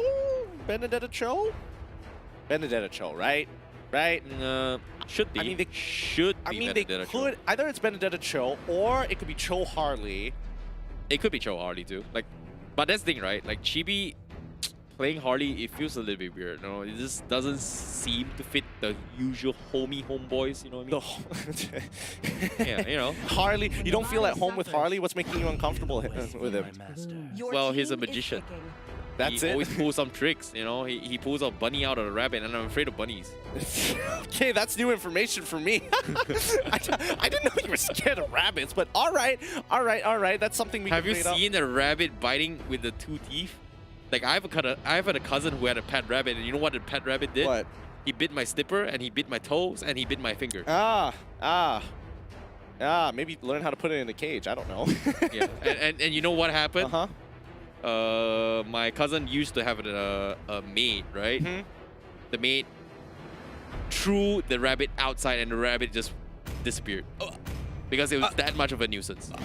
Okay, I didn't think it was gonna lead to that. That went dark real fast. No, it happened. It happened. I'm not doubting True you. story. I just think that is just wow. Okay. I was not ready for that one. I was hoping. You know, you got to bring True that story, up. You got to bring that up on the mic check some other time. But looking back at the draft, Homeboys, they're gonna be locking in the Hayabusa as well as the Benedetta. Again, you know, the performance on Chibi with this Hayabusa, not that bad overall. But if you look back at Red Esports, Ling, Jawhead, Cho, great composition from the looks of it so far, trying to deny space for the Homeboys, but more importantly, Mal going on to Link, he's going to feel a lot more comfortable. Yeah, this is definitely his signature.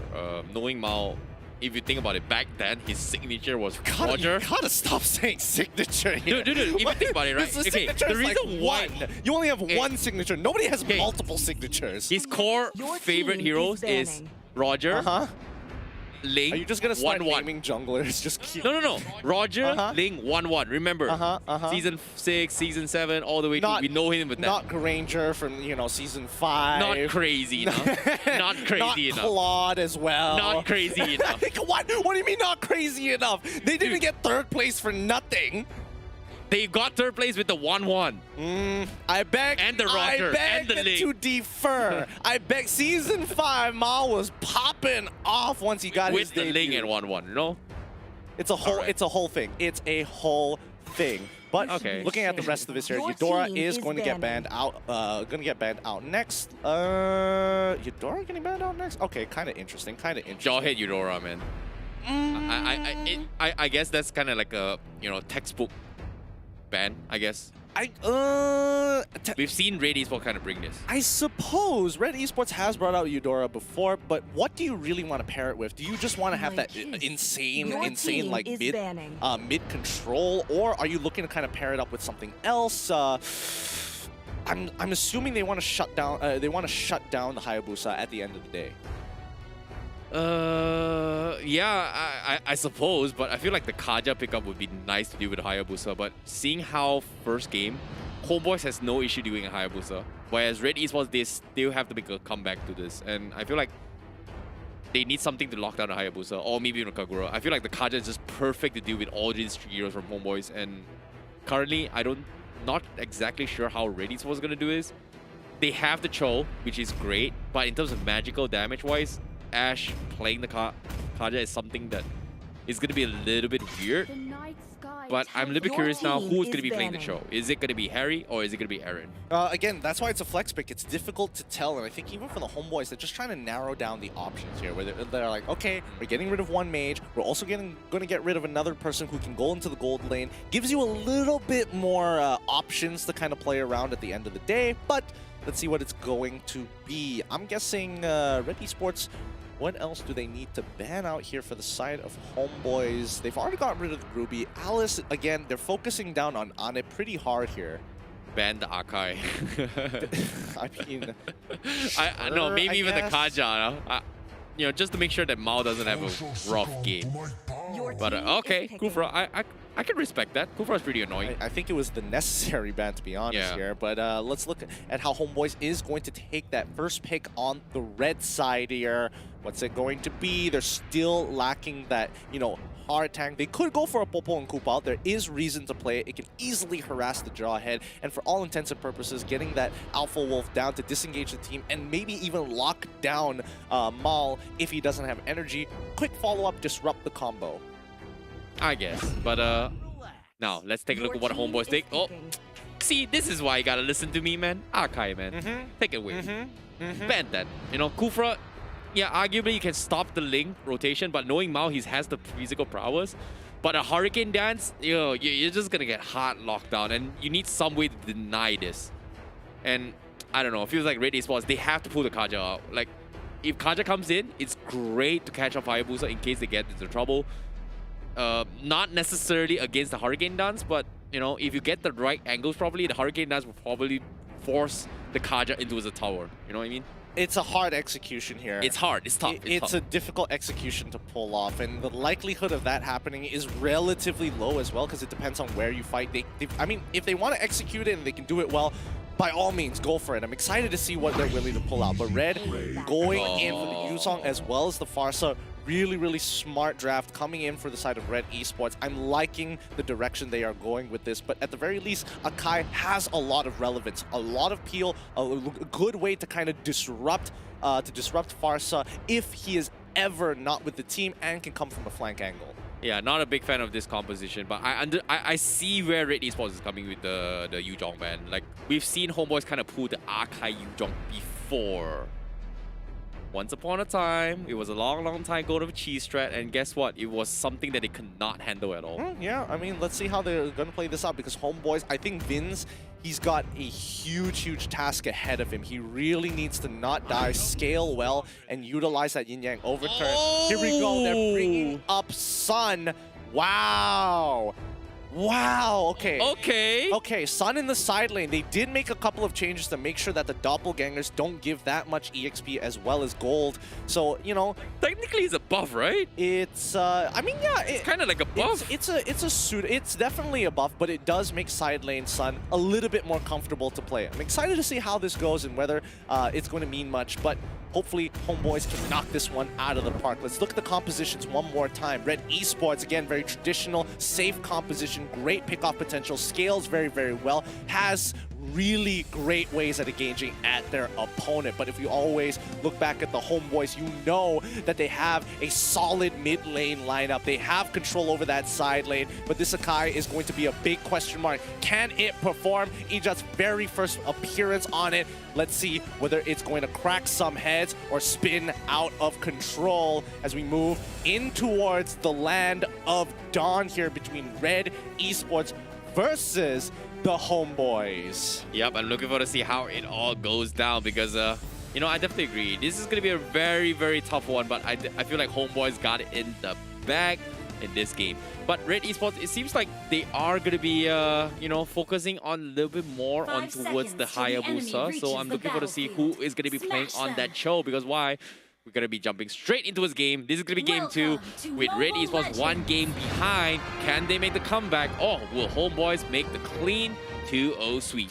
Let's see it. Let's see it here, homeboys. The predictions as well as the fans believe in them with LaFell and Shamilo's great blessings.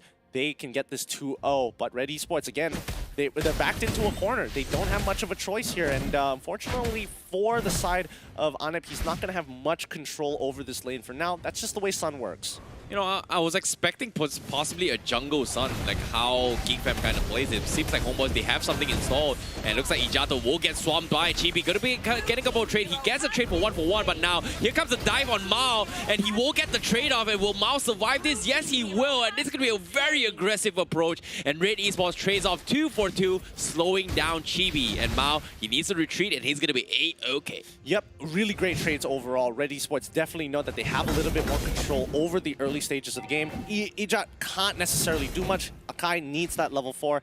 And I know what you're talking about, but I think you're talking about Team Boss Score on Sonic. Oh yeah, Boss Score. Yeah, correct. You gotta remember the key word, Sonic. Yeah, see, now it's way easier to remember. But the first blood bounty is up on screen. Grab it while it is still extra hot and spicy. Yeah, you know, redeem this code before it's gone. It's gonna be very... Okay, it's gone. Anyways, coming into the game, you know, the Red Esports, Haru gonna be setting up a couple of ejectors. We were kind of expecting Haru to go in for the harassments onto the jungle, but homeboys, they had set up for a couple of ambush, and here comes the next one. Tempest Blade up on Mao is gonna do too much.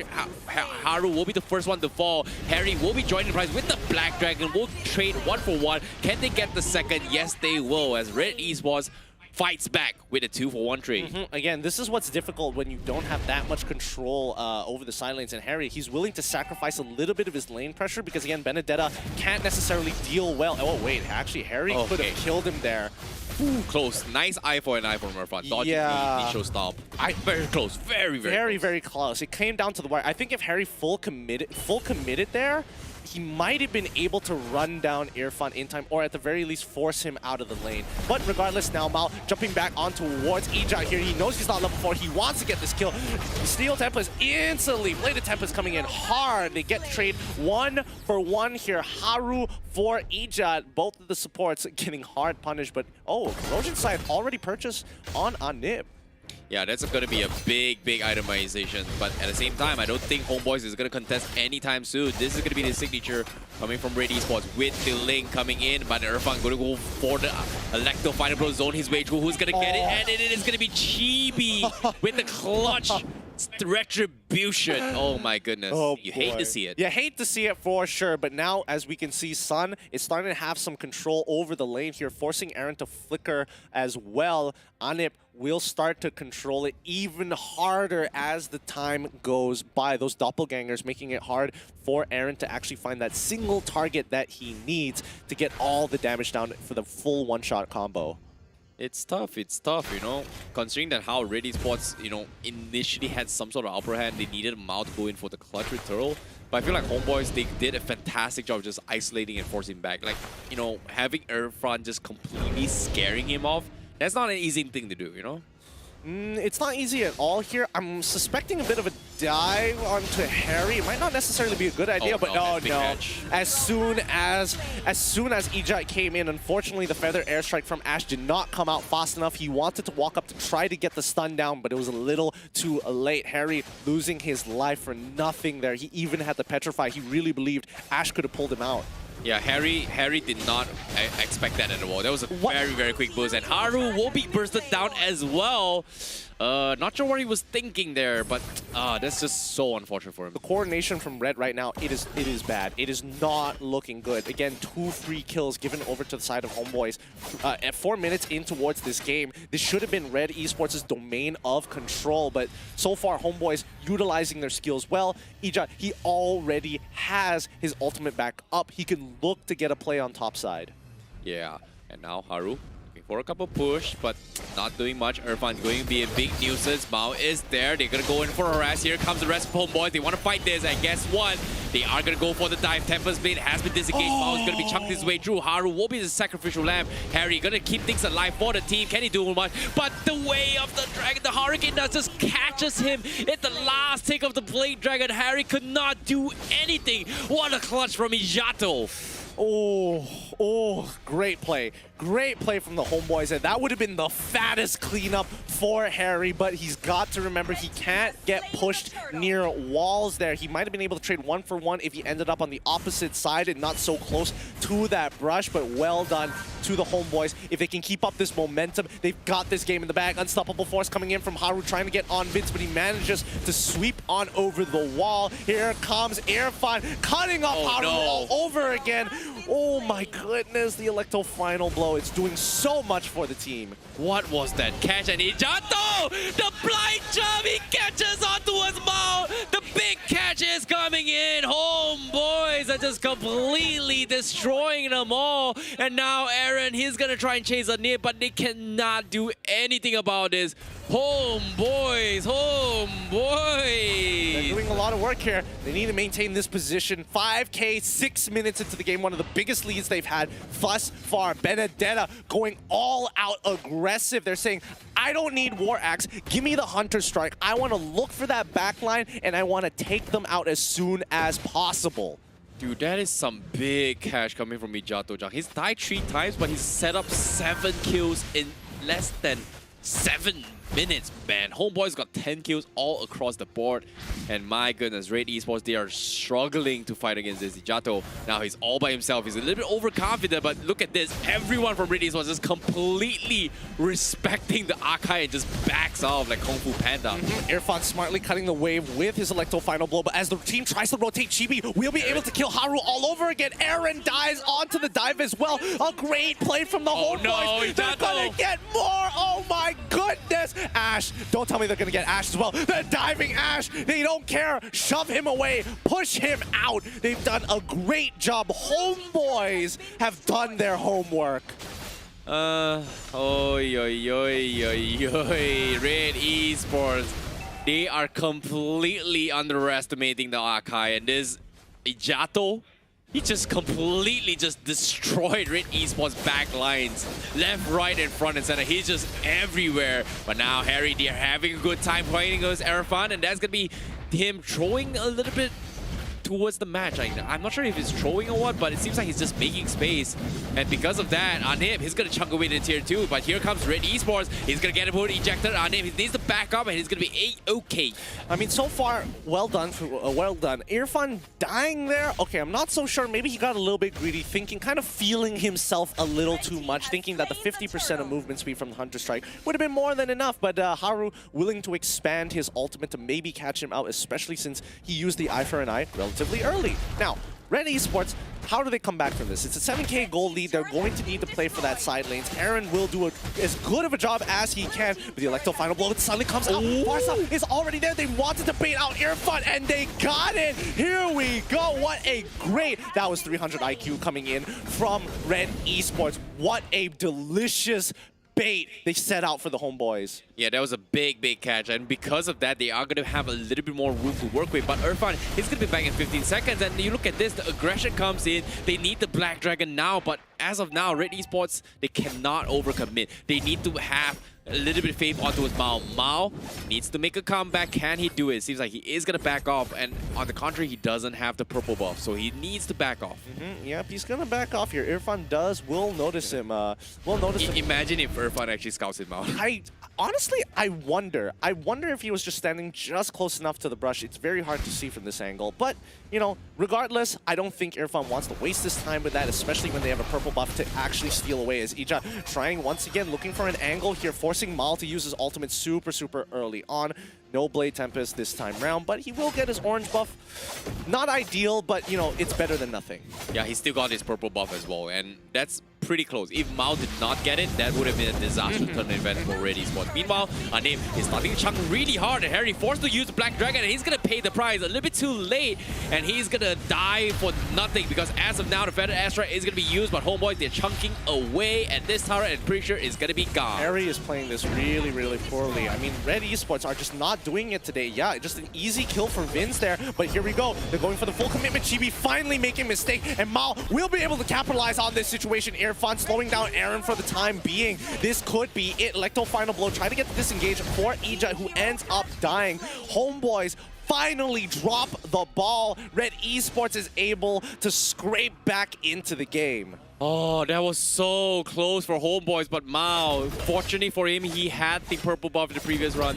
If he did not have that, he could not have executed that then and there. But nevertheless here, it's not over yet for Red Esports as they try to take down his Lord. Irfan is there, he's going to try and buy time. He does have to elect the final blow, but it looks to me, he's buying time, he's got it. He's going to force Aaron out of position. Can he get the kill? No, he will not, but instead Aaron will get the last tick of his health before he chunked out with the Way of the Dragon. Yep, Lord is going to start moving forward. A quick reset for Red Esports. Look at that gold. All it took was a quadra kill, and now the score is going to be a 2k deficit. 1k deficit now, but Vince recently purchasing his Holy Crystal. Hopefully this is going to be enough to burst down Red Esports if they clump too close together. Yeah, I definitely agree. But as of now, Homeboys, they're giving them a chance. At Red Esports, they are going to be making the comeback. All they got to do is find the perfect catch. In this case, Aaron, he needs to go for the setup. And as you can see, Homeboys, they're looking for the jump on towards Aaron. But seems like he doesn't want to overcommit to this yet. But if they do get a catch on Aaron, Homeboys, they're going to be okay. And losing a couple of tier 2s because the Lord is relatively slow up top. Not just slow, they're going to continue pushing onto their side here. Irfan as well as Anip. Anip is holding on to his own, which is good. He doesn't need to show himself. He's quickly going to duplicate his doppelgangers and quickly jump on top. Ash, he has the space he needs, but he needs to get out now. Harry is able to buy that. He gets the knockup, but unfortunately, the backtrack tail, he needs to use his ult. He gets it off. He's buying a lot of time here. Bottom side is going to get shoved out. Red Esports lose nobody and still are able to get some objectives. Yeah, Homeboys, they need to get a little bit more defensively here. Aaron making the right play here. He's going to try and challenge tier 2, and that's the smart play, considering that they were supposed to get more than just tier 2s. They should be taking every single outer turret, and Homeboys, they were able to defend against it. Yeah, Aaron playing it very, very safe there. I think he has more than enough damage. Yes, he does have the high and dry, so he would have been able to one-shot Irfan. He just wasn't sure if Ijat was going to be there at the right place as well. Now, Mal, he wants to be cheeky. He's trying to be cheeky here. They can't really do anything when he's stuck on that wall, but for now, they're just going to have to play it slow here. If Mal makes a mistake, he will get punished. And Homeboys, they know what they want. Stop him from getting the purple. Yeah, seems like he's going to be in some trouble. Look at this. Anip is going to be there. He's going to be chunking his way through. Mal is dropped so low, but the purple buff, is it going to be contested here? No, this is not. Harry will be the first to fall, and Mao is going to commit the Tempest Blade. He does not get the purple buff, and that's going to be a complete shutdown, and that's the catch that Homeboys is looking forward to. Without Mao, where's the damage? And they are going to be knocking into his doors of Red Esports. Yep, they're going to knock it wide open. Homeboys, they can look to end it here. GB and Irfan wanting that backline, but unfortunately, Aaron, he can't get too far. He tries for the kill. GG, well played to the Homeboys. Their stocks are No. Red is my blood. Oh! Oh! Do it to him! Do it to him! Oh! Do it to him! Oh my goodness, the Homeboys! Their taunts just as brutal. GG, well played to the Homeboys. Ready to take Red on. They've done their homework and they know how to show them a good time. Oh, Red is my blood. Homeboys just suck some ketchup right from the get-go. Clean 2-0 from Homeboys. Ay, ay, ay, ay, ay. Oh, Ijato, you know, what a fantastic performance. You know, his first appearance coming in, both of his tanks, phenomenal runs. One with its Akai, one with its Show. Not gonna lie, that's a pretty strong appearance for him. I mean, strong appearance indeed. Maybe game 1 he was a little shaky, but that Akai play, definitely he was feeling himself for sure. So well done to the Homeboys there. And, you know, this season the taunts, they're escalating, and it's amazing to watch. That was great. That was such a good idea. No, it's bloody. It's a bloody good idea, in a matter of fact. But let's shout out towards our MPL MY Real MVPs, which will be chosen by you guys here. We got a Stellaris Ghost up for grabs, and if you want to win it, you got to tell us who the real MVP is and why. Don't forget to slap on the hashtag MPL My Real MVP, and also the hashtag from which that player is from. You know what? You love them. Make sure you are following their social media to get that hashtag. agree here. Be sure to hashtag MPL MY MVP and let us know who you think it is here, because 2 games in a row, seems like Chibi had the MVP first game. Second game, I don't know. I feel like Chibi, he did the right things, but for me, Ijato stood out of both. Ijato's pretty good. Don't also forget about Irfan. He had his moments. Same goes to Ane, but yeah. Hopping into the highlights brought to you by Yudu here. This game was really, really tough because it did look like Red was feeling a lot more comfortable here. However, just the constant disruption. I feel like the Homeboys were extremely prepared for Red Esports in both of these games. Yeah, I definitely agree. Feels like they just won up to the way through and they understood every single thing they needed to do. And based on the draft-wise, it feels like Homeboys, they understand what works. And my goodness, look at this catch. Ijato just made life miserable from Harry. And from this point onwards, Harry was constantly being punished all the way through. Likewise, coming in from Mao as well. And, 2 plays in a row, seeing how Ijato played it, how is he not the MVP, man? Well, it's, we're just going to have to wait and see who is going to be the MVP at the end of this round here. But again, there's just so many good plays coming in from the Homeboys. They're just looking more calm and composed and collected. I will say that Red Esports, unfortunately, like towards this game, you can definitely see the mentality has already sort of changed. They're not playing as cleanly. They're not taking into these into their micro plays. The execution is starting to get a little sloppy there. And I particularly want to point out this very last part here. Hopefully we get to see it where Mao tries to go for the purple buff at the end right here. This is such a greed play. It was very unnecessary for Mao to commit to this, but he still wanted to try. Yeah, it makes a lot of sense, right? Like considering that Ling in the current patch is reached to a point where it's kind of like fatty, Without the purple buff, you're not gonna go out of control.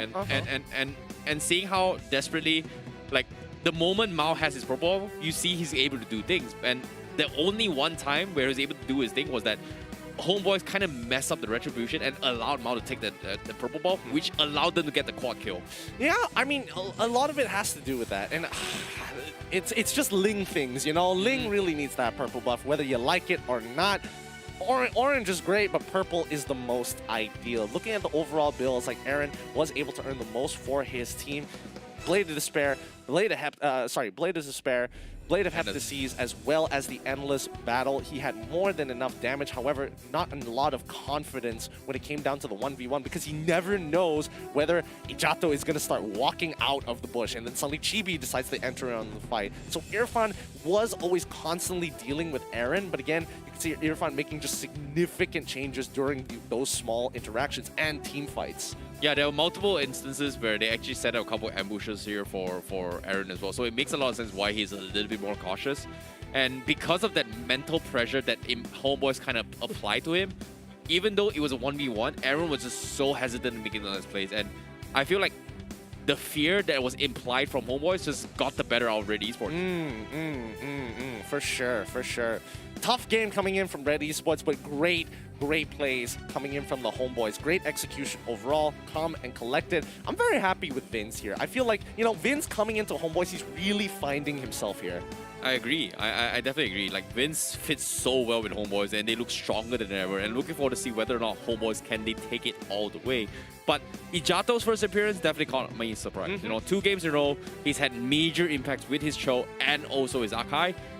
I'm looking forward to seeing more stuff from him. Can he consistently play at this level for the next few games to come? Well, we're going to have to wait and see. Homeboys with the 2-0 victory this time. They're going to be feeling great about themselves, but let's see later down in the week when they're going up against, stronger, more consistent teams, will the weaknesses start to show? Yeah, and as of now, this is pretty much the stats coming from Homeboys and Red Esports.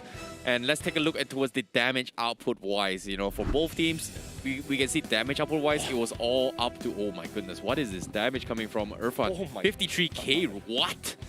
I mean, he got some pretty sick Benedetta ults here, and I'm pretty sure in that last clip, Haru sat in one of them trying to do the unstoppable force and got punished and died midway because of it. But hey, you gotta give the carry over to Irfan here. Sandbag going over to Haru, Rich Guy going over to Aaron, and Forgotten One going to Ijato Jang with a total of 10 assists. In terms of the damage numbers, like, my goodness, you're looking at it, and Hayabusa doesn't necessarily you don't expect him to do too much. Like, he's not going to top the charts most of the time, especially when you have such strong AoE from Vins, but I was not expecting that damage from Irfan at all.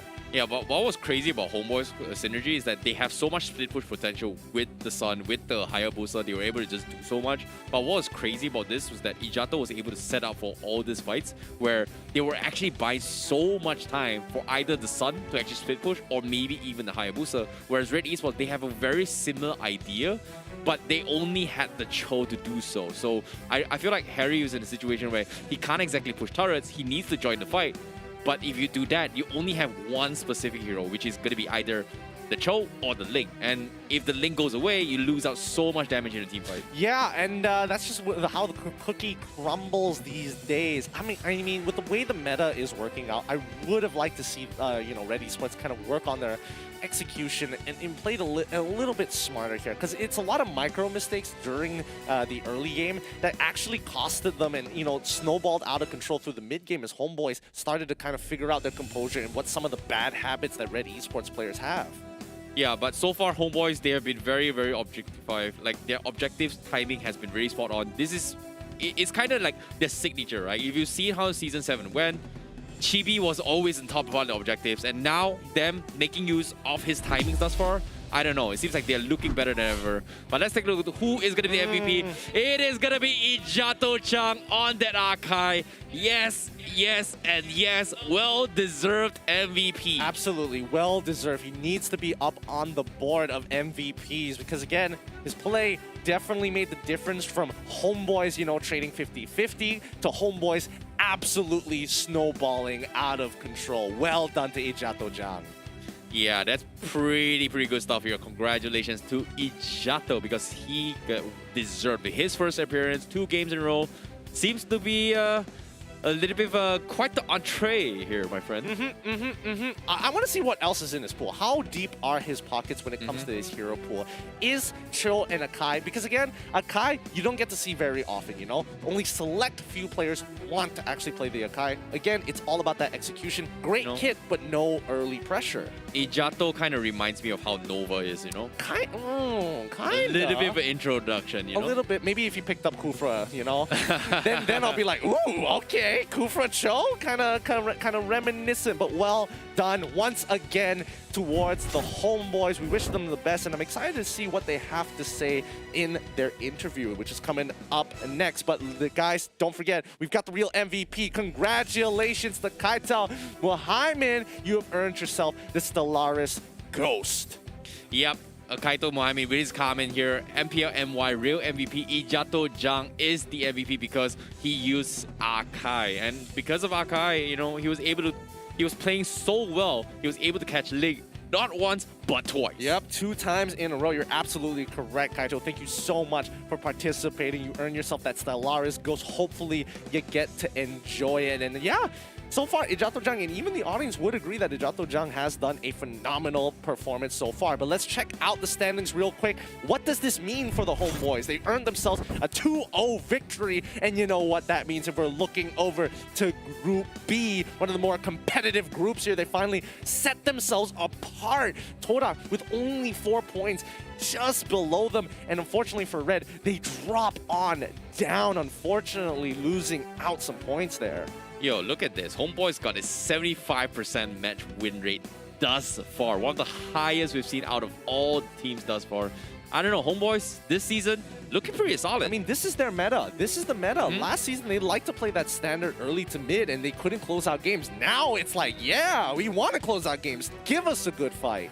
Yeah, I'm looking forward to see more from Homeboys. This is something that we are going to be paying attention to here in this regular season. But currently, Homeboys, they will have their victories, and we are going to be jumping into the interview very, very shortly. But currently, today, whole game, 2-0s thus far. And I don't know, man. Like, this is a board, seeing the scoreboard early on, this is a board I did not expect at all. Yeah, me neither. But it is time to shift on over to the analyst desk and go for the interview with LaFell as well as Shamilo with our winners, the Homeboys. Take it away. Hello, Chibi. Salah. Irfan. Sorry. Anyways, Irfan, first of all, nak cakap, congratulations atas kemenangan lawan dengan Red tadi. Satu celebration yang sangat-sangat menarik. Spicy. So, spicy. Sangat-sangat spicy. Harap tu pakai sos KFC. But anyways, antara benda yang saya nak tanya dekat sini. Okay, kita tanya soalan analisis dulu. Dekat game yang kedua, you guys ada ambil Sun dan you guys ada ambil Hayabusa. So, I punya soalan kat sini, apa yang buat keputusan yang Sun untuk pergi kat gold lane dan bukan Sun pergi kat jungle? Itu meta kita orang sendiri. So, itu je lah yang saya boleh cakap. Dia nak berahsia. Dia nak berahsia. So semua orang kat rumah, semua orang boleh macam, okay, mungkin Cibi tak boleh pakai ke apa ke. Itu ikut spekulasi semua orang. So, lagi satu soalan yang I nak tanya ialah, kenapa minggu ni baru Ijat masuk dalam line up? Oh, sebab kita orang simpan Ijat untuk masa-masa genting. The king is back! Oh, the king is back! Dan kita tengok dia masuk terus dapat MVP. Memang power Ijat. Betul. Dan saya ada satu soalan. Kalau nak tanya pasal tadi kita dah lihat 2-0 telah pun berlaku. Dan bagaimana prestasi Homebois ni sekarang ni, adakah berjaya untuk dibawa kepada minggu-minggu yang akan datang? Sebab perlawanan yang akan datang mungkin lebih tough lagi. Mungkin prestasi kita orang akan tingkatkan lagi. Mungkin tadi kita orang banyak buat mistake. Seperti korang boleh tengok, kita orang sikit lagi nak kena comeback. So kita orang akan lebih disiplin dan kita orang akan lebih improve gameplay kita orang. Itu je lah. Alright, honestly very very good answer. Tetapi kebiasaannya I akan tanya 3 soalan, tapi ini adalah soalan keempat. Kita dah nampak Ijat masuk dalam main line up. Bila Aul nak masuk dalam main line up? Nampak tadi dia jilat. Nampak dia enjoy. Bila dia nak main? Okay, Aul kemungkinan satu masa nanti dia akan main. So korang boleh tunggu. So kunci dia tunggu di MPL Season 8. Kunci dia semua kena tunggu. Semua kena tunggu. Semua orang yang nak tengok anak Sugar main, semua kena tunggu. Semua kena tunggu. Tapi macam mana pun Ivan, thank you very much for the interview. Very very good. Tetapi sebelum I lepaskan you, ada tak apa-apa yang you nak cakap kepada semua fans Homebois? Okay, saya nak cakap Kak Daddy dengan Solos. And thank you Solos sebab luangkan masa dengan kita orang, bagi kita orang motivate sebelum kita orang main game ni. So sanggup dia gadaikan 5 jam dia untuk borak dengan kita orang. Thank you sangat-sangat Solos, bagi kita orang motivate yang sangatlah bagus untuk kita orang. And Daddy, Daddy tak ada dekat rumah ni. Kita rindu Daddy. Bila nak balik Daddy? Hai Daddy. Oh, sedihnya cakap mana bapak aku. Tapi macam mana pun, thank you very much for the great interview. Rasanya Solos dengan Daddy tengah tengok interview ni, so diorang of course akan happy. So I akan lepaskan you sekarang. You boleh celebrate dengan the rest of the team Homebois. Okay. Salam semua. Bye-bye. Bye-bye. Patutlah kuat. Solos 5 jam. 5 jam. Bagi motivasi kat diorang. Memanglah kuat. Kalau Solos lepak dengan saya 5 jam, saya pun tiba-tiba termotivasi. Main MPL. I dah cakap, okay, Munton, I tak cast lah season ni. Ini season I kasih main lah. Ini season I masuk boss school lah. Tapi memang nampak diorang punya gameplay memang sangat-sangat strong dan sangat chemistry mereka nampak memang even better honestly. Dan mesti Kotek pun rasa macam lepas ni Ray 3 macam Chibi. No, dia sekali je. Jangan hanya kerana satu mistake. Awak ni pun. Tapi macam mana pun, sebelum kita end kita menjadi, kita akan terus pass kepada Fira Fendi untuk recap apa yang terjadi pada hari ini. Welcome back bersama saya Fira Fendi dan terima kasih kepada caster dan juga analisis kita sebentar saja tadi. Dan guys, ini bermakna kita sudah pun sampai ke penghujung hari untuk hari pertama minggu ketiga. So, tanpa membuang masa, apa kata kita lihat siapakah 10 orang pemenang untuk skin kita hari ini. Dan tanya kepada semua pemenang.